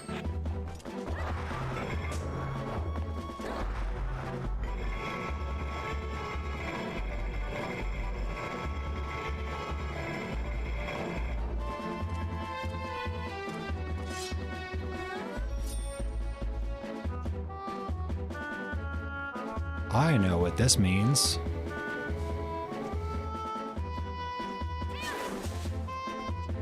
Okay, I guess not.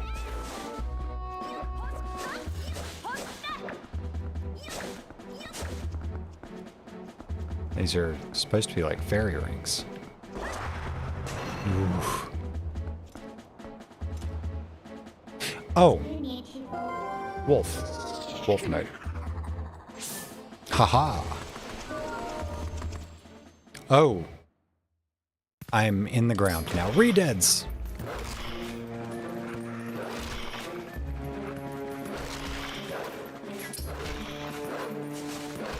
Beefcake ass redeads, Jesus.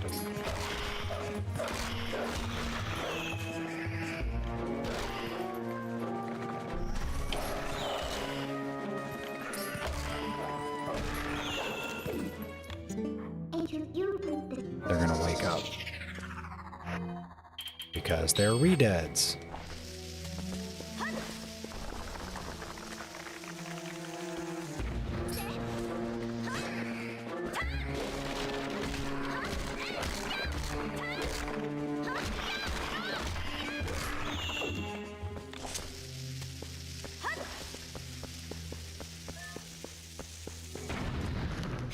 What is this? Rock? Yep. Looks awful, the regular controller. Yeah, it sucks. I never liked the motion controls for this game. They did not do a very good job with them for the Wii version of this game.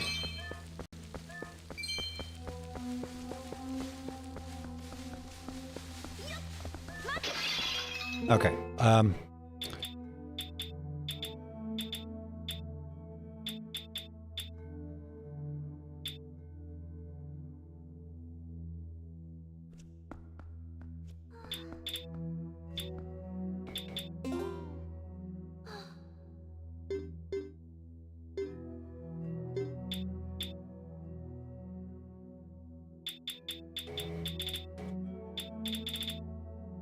Let's see, is there a way that...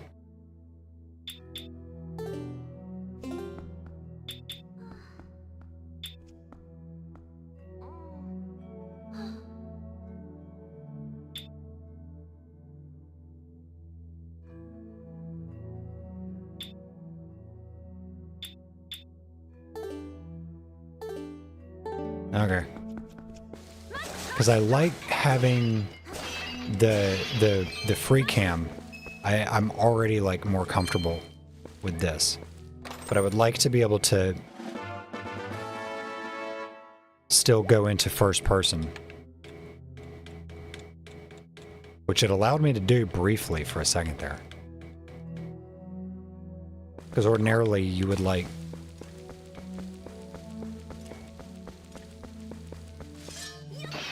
You had like two different elevations for the camera, and then you could flick up a third time to go into first person mode. But with the free cam turned on, I don't have that option anymore.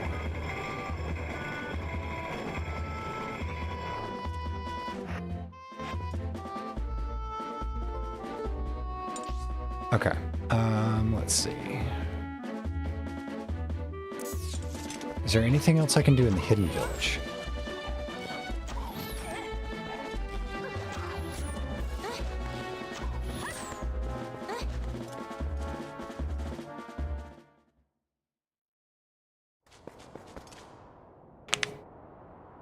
Crunchy.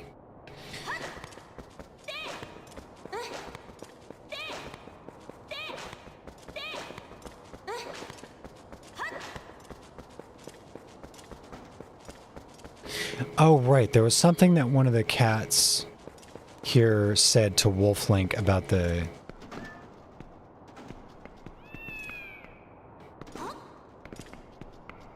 About the, like, king cuckoo or whatever? What did they say? Ask the cuckoo leader about it. Alright. Where is the cuckoo leader?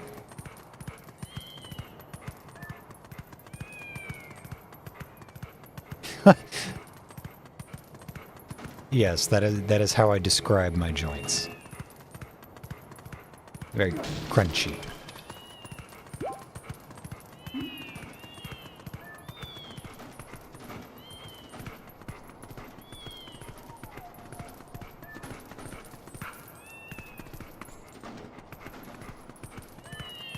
Wait, wasn't there a golden cuckoo somewhere? Where did I see a golden cuckoo?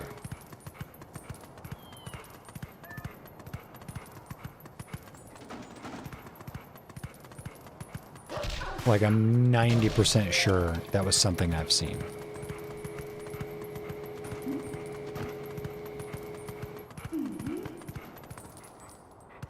Oh, birds.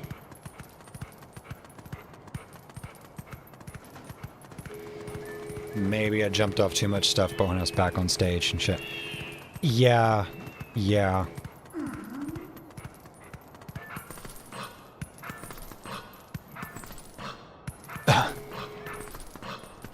Okay. You figured, you got there in the end. Linkle, good girl.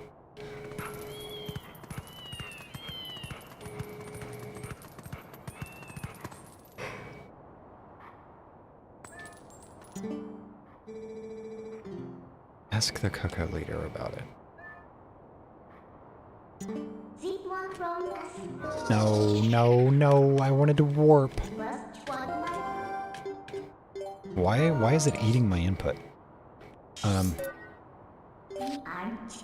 Where did I see a golden cuckoo?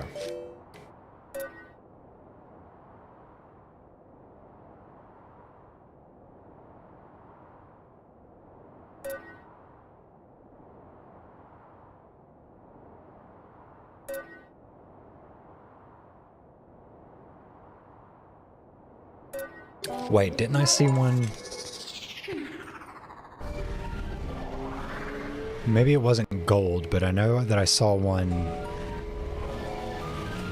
in this little area because I blew up the rock here.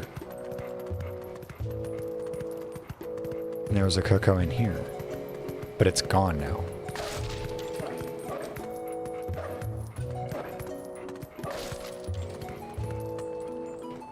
Test my patience, girl.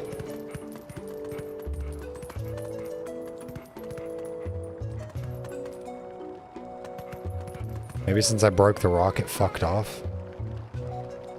There's a cuckoo right there, but that's not the one. It may have been black.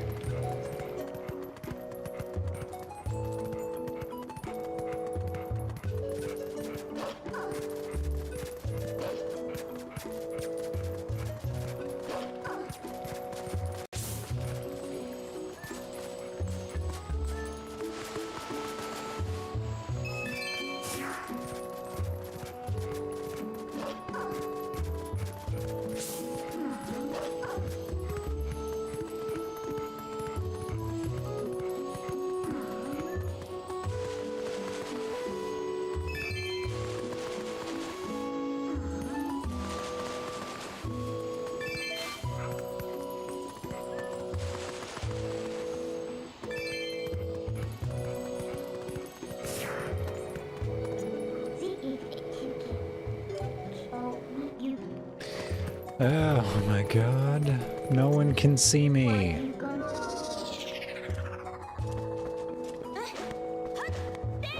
Although if it did fuck off, I can just grab it and take it back to that area and then transform. This seems like a viable strategy.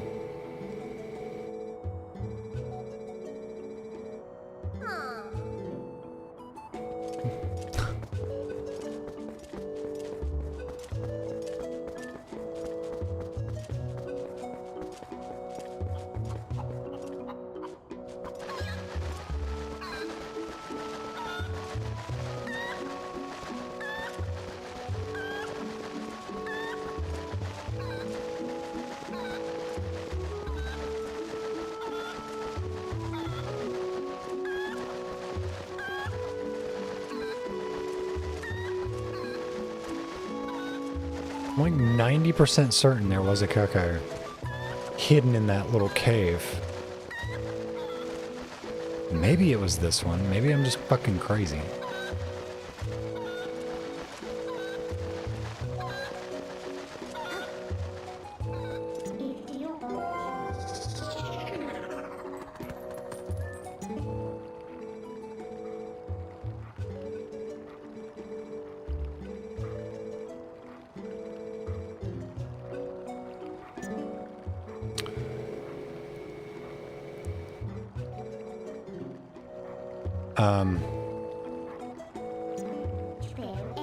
Huh. Town's full of nice flying spots. Okay.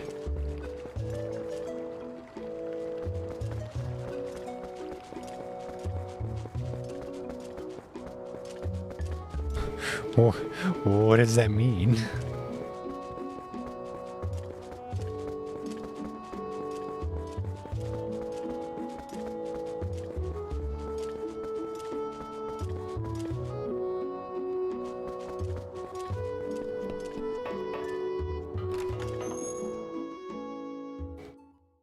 Yeah, I thought there was too, and if it wandered, I don't know where it went.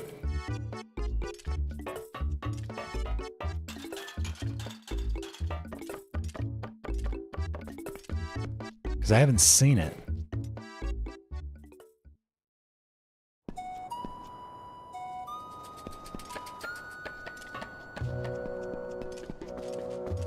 Or I haven't seen it since.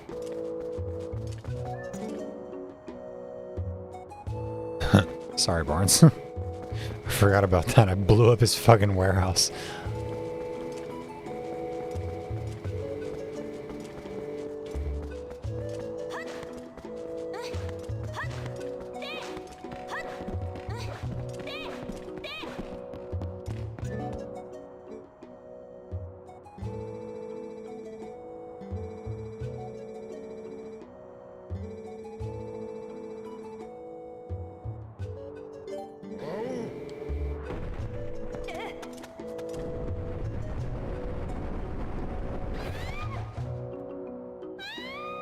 No.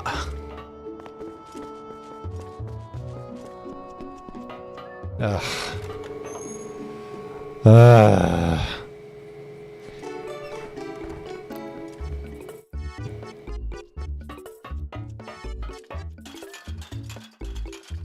Thought I was gonna, like, spin backwards. I don't know why I thought that.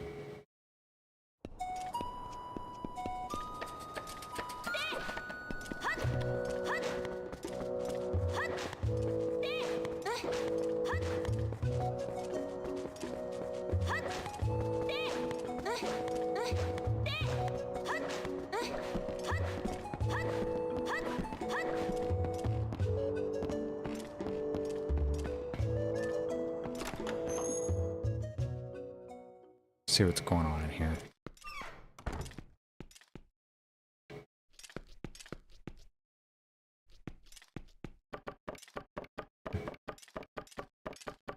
Kinda. I don't know why I was using the Goron. I could just go up here, this way.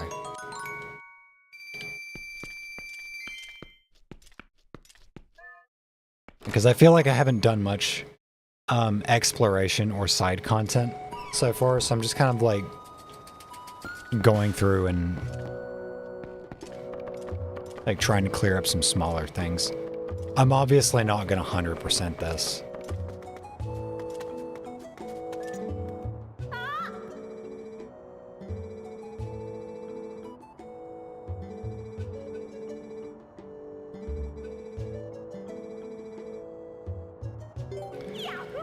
Okay, fine.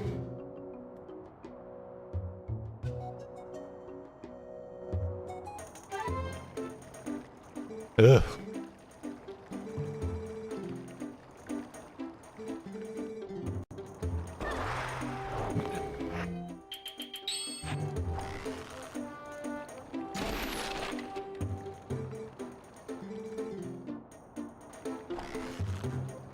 Why'd I fucking shoot you, you little freak?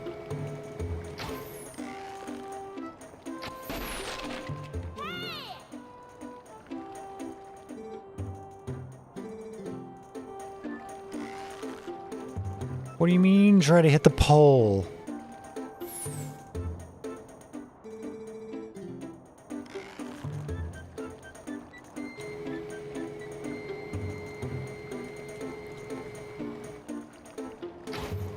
Oh my god.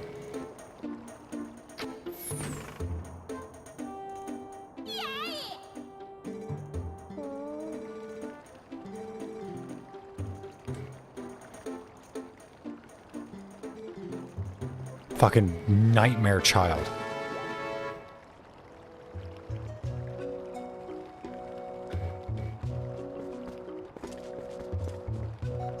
Oh, welcome back, B. Enjoying it so far?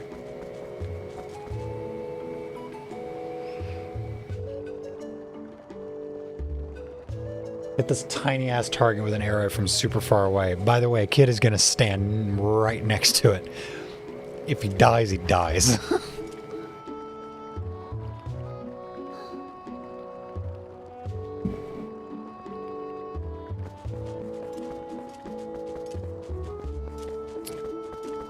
Okay, so if there was another Cuckoo, let's... Okay, I don't think it was that one. I don't think that one wandered all the way back over there yet.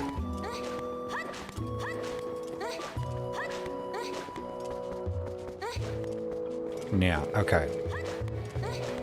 So that one said something really weird about how it's just a flying toy and it's not like other Cuckoos. It's very strange. It also said something about flying locations, but like I can't access a lot of locations. Oh. Oh. Maybe I can. Come here. Come here. Come here. You wanted somebody to play with you. Come here. You little bastard. I was just a toy for my master. Yeah, that is what it said. That is literally what it said.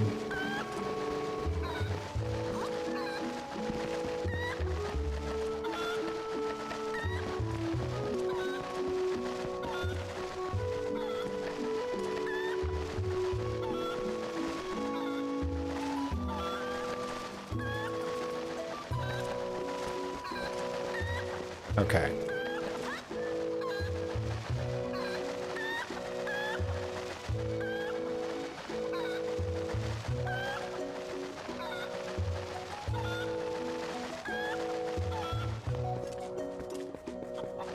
There was a spot with a chest.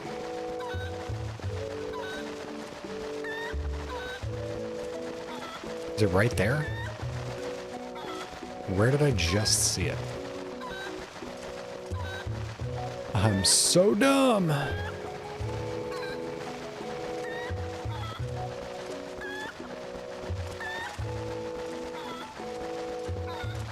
Okay, it's right there. It's to the right of that stone bridge.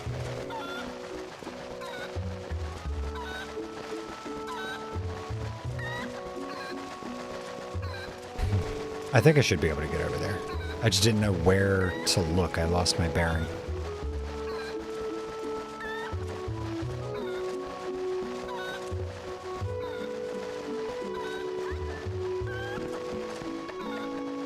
Although...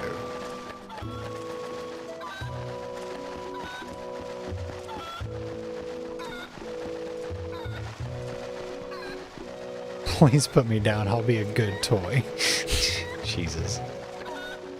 Oh, it's right there.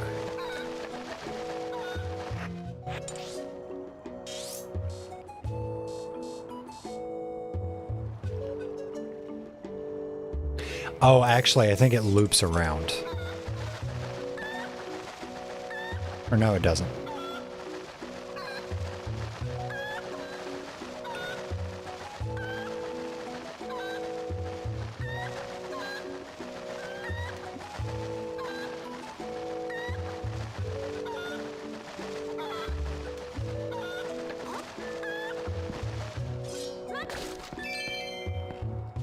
Alright, come here.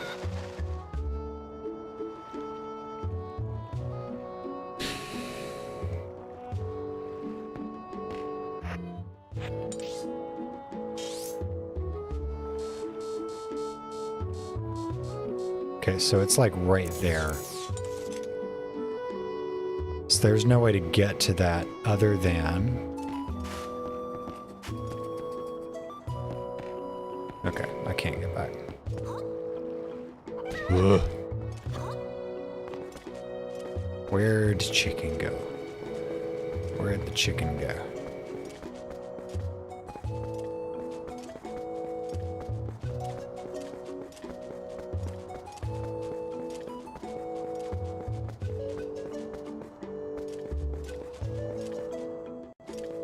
So like there's even a cuckoo on the arch there.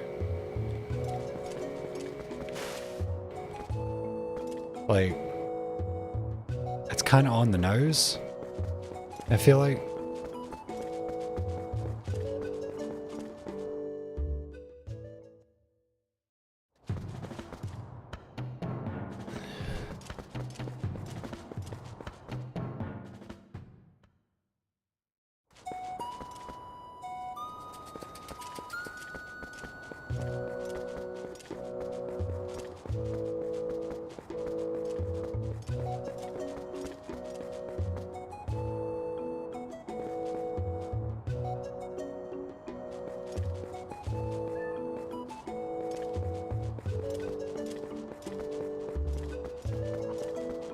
Come here. Come here.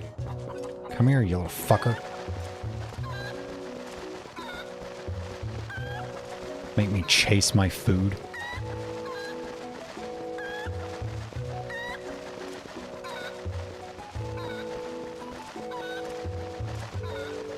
What do I look like? Some kind of dog?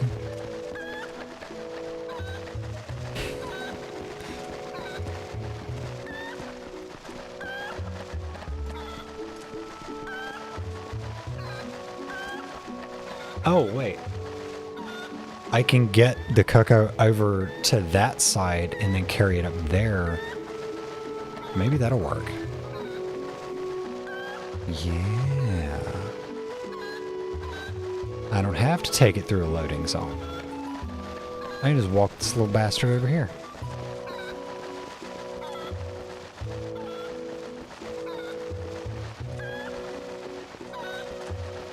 I'm not a dog, like a puppy of the girl variety.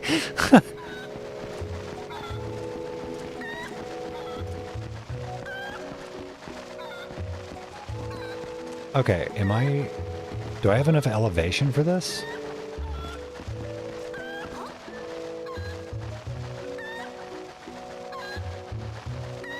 I guess so. Well, hot damn.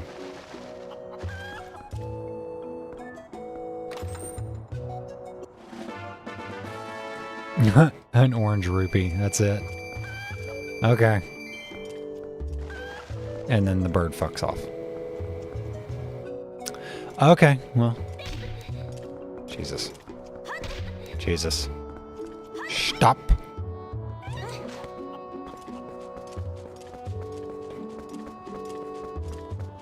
You did it? What did you did? What did you did? What didst thou do? Speak, child. Oh.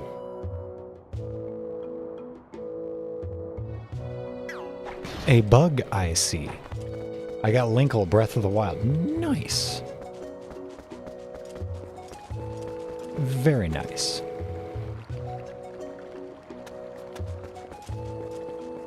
Okay. I think I need to get the chicken again. I think the easiest... Where is the chicken? I'll just reset the area, because it seems like the chicken just respawns in the thoroughfare. Also got my mic arm and set it up. Very nice. Oh, there's a bug right here. Wait, wasn't that... Wait. Oh, I guess I've got the girl ant now. Okay. I guess the bugs can be inside.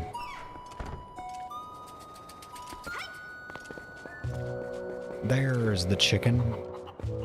Come here, chicken. Come here, chicken.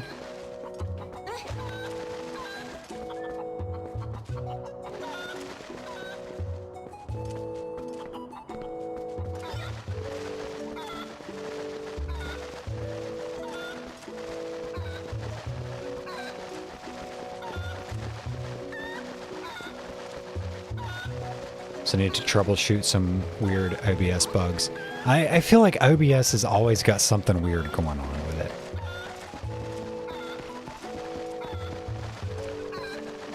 it. If it's not one thing or another.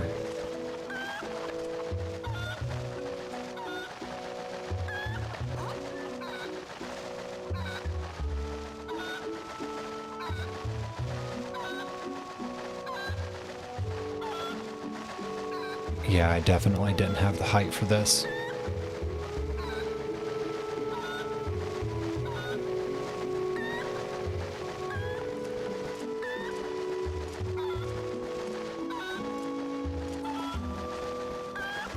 Yeah, they're ridiculously expensive, the Steam machines. Like, screen capture is being awful. Screen capture has been awful in OBS for a long time. Like, I feel like it's been broke for a while.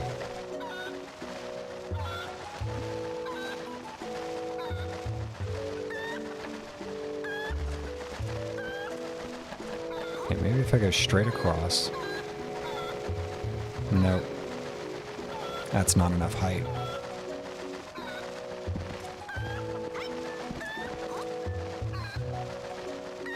That's definitely not enough height.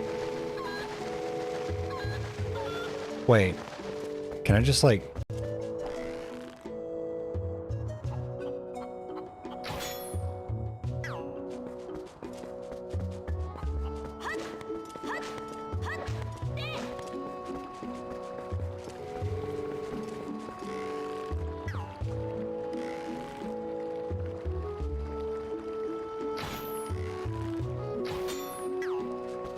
Maybe it's in... Maybe I can just go inside.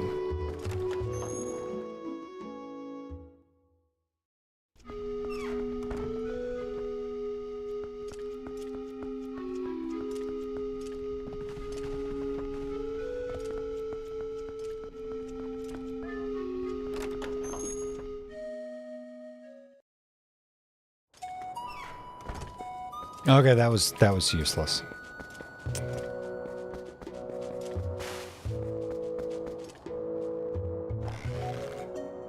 But like, there's very clearly a something.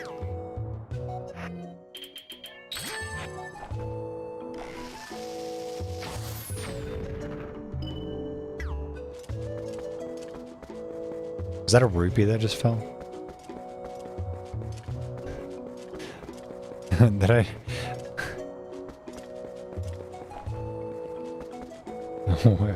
What did I just do? How do I get up there?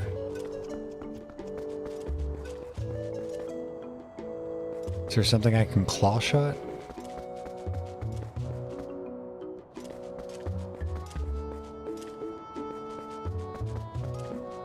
Help. Help, I'm so confused. Because, like, I don't know where I can jump off to get the height that I need.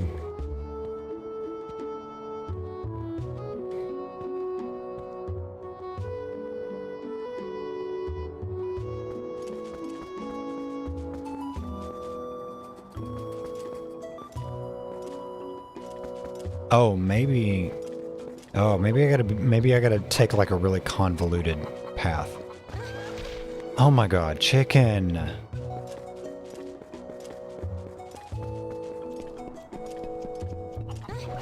I think that's gonna end up being the last thing I do today, because I am getting raspy.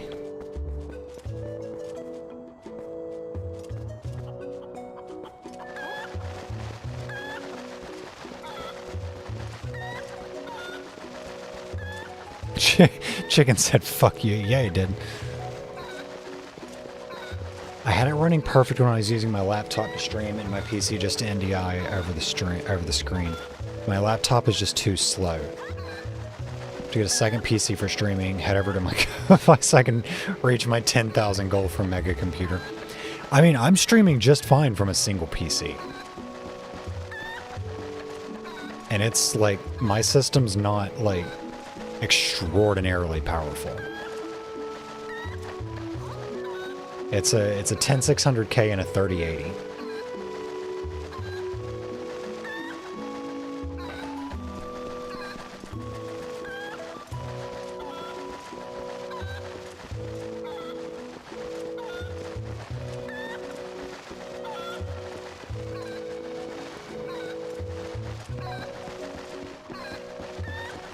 Alright, see you later, Stella.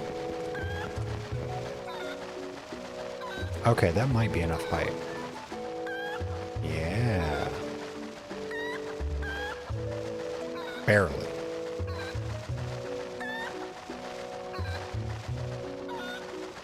Oh.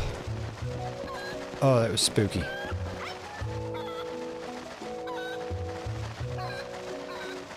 Oh, it's not gonna be enough. Oh, hell yeah. What is... Silver rupee? Hell yeah. Hell yeah. I didn't know silver rupees were a thing. It's not a bug, but... You know.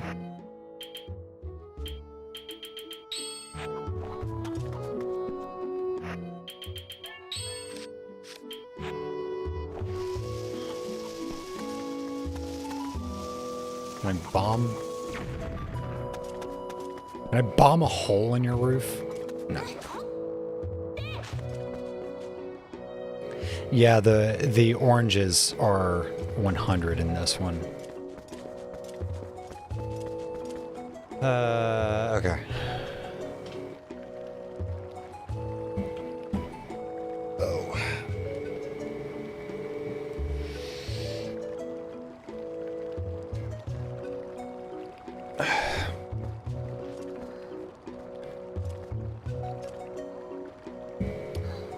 I haven't gone for as long as I have in previous weeks, but I'm actually getting kind of tired. I had a long week this week.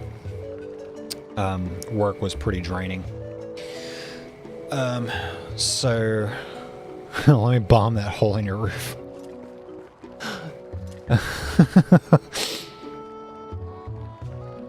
So I think I'm gonna wind it down for now.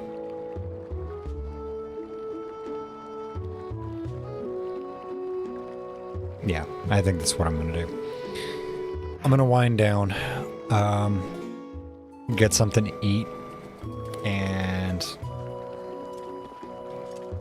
I don't know, just relax for the rest of the day, I think. I'll be back tomorrow. I think tomorrow I'm just gonna bomb my way through the rest of the game and just try to get it completed, and then I'll start my Resident Evil shenanigans next week. I think that's what the goal is now. I'll finish this game tomorrow, which I should be able to do that without any problems.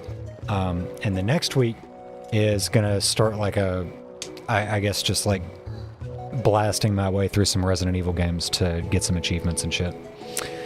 Should be fun. I'm eventually gonna go through all the remake continuity games, so that's gonna be 2R, 3R, 4R, 7, 8, and I've already done most of the stuff in Requiem.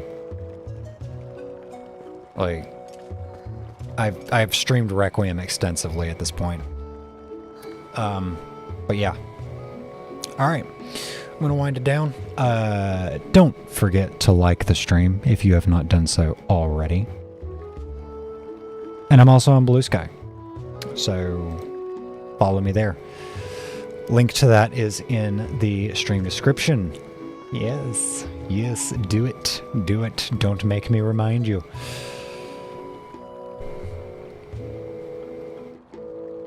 Be at work, but I'll at least pop in if I can. Yeah, no worries.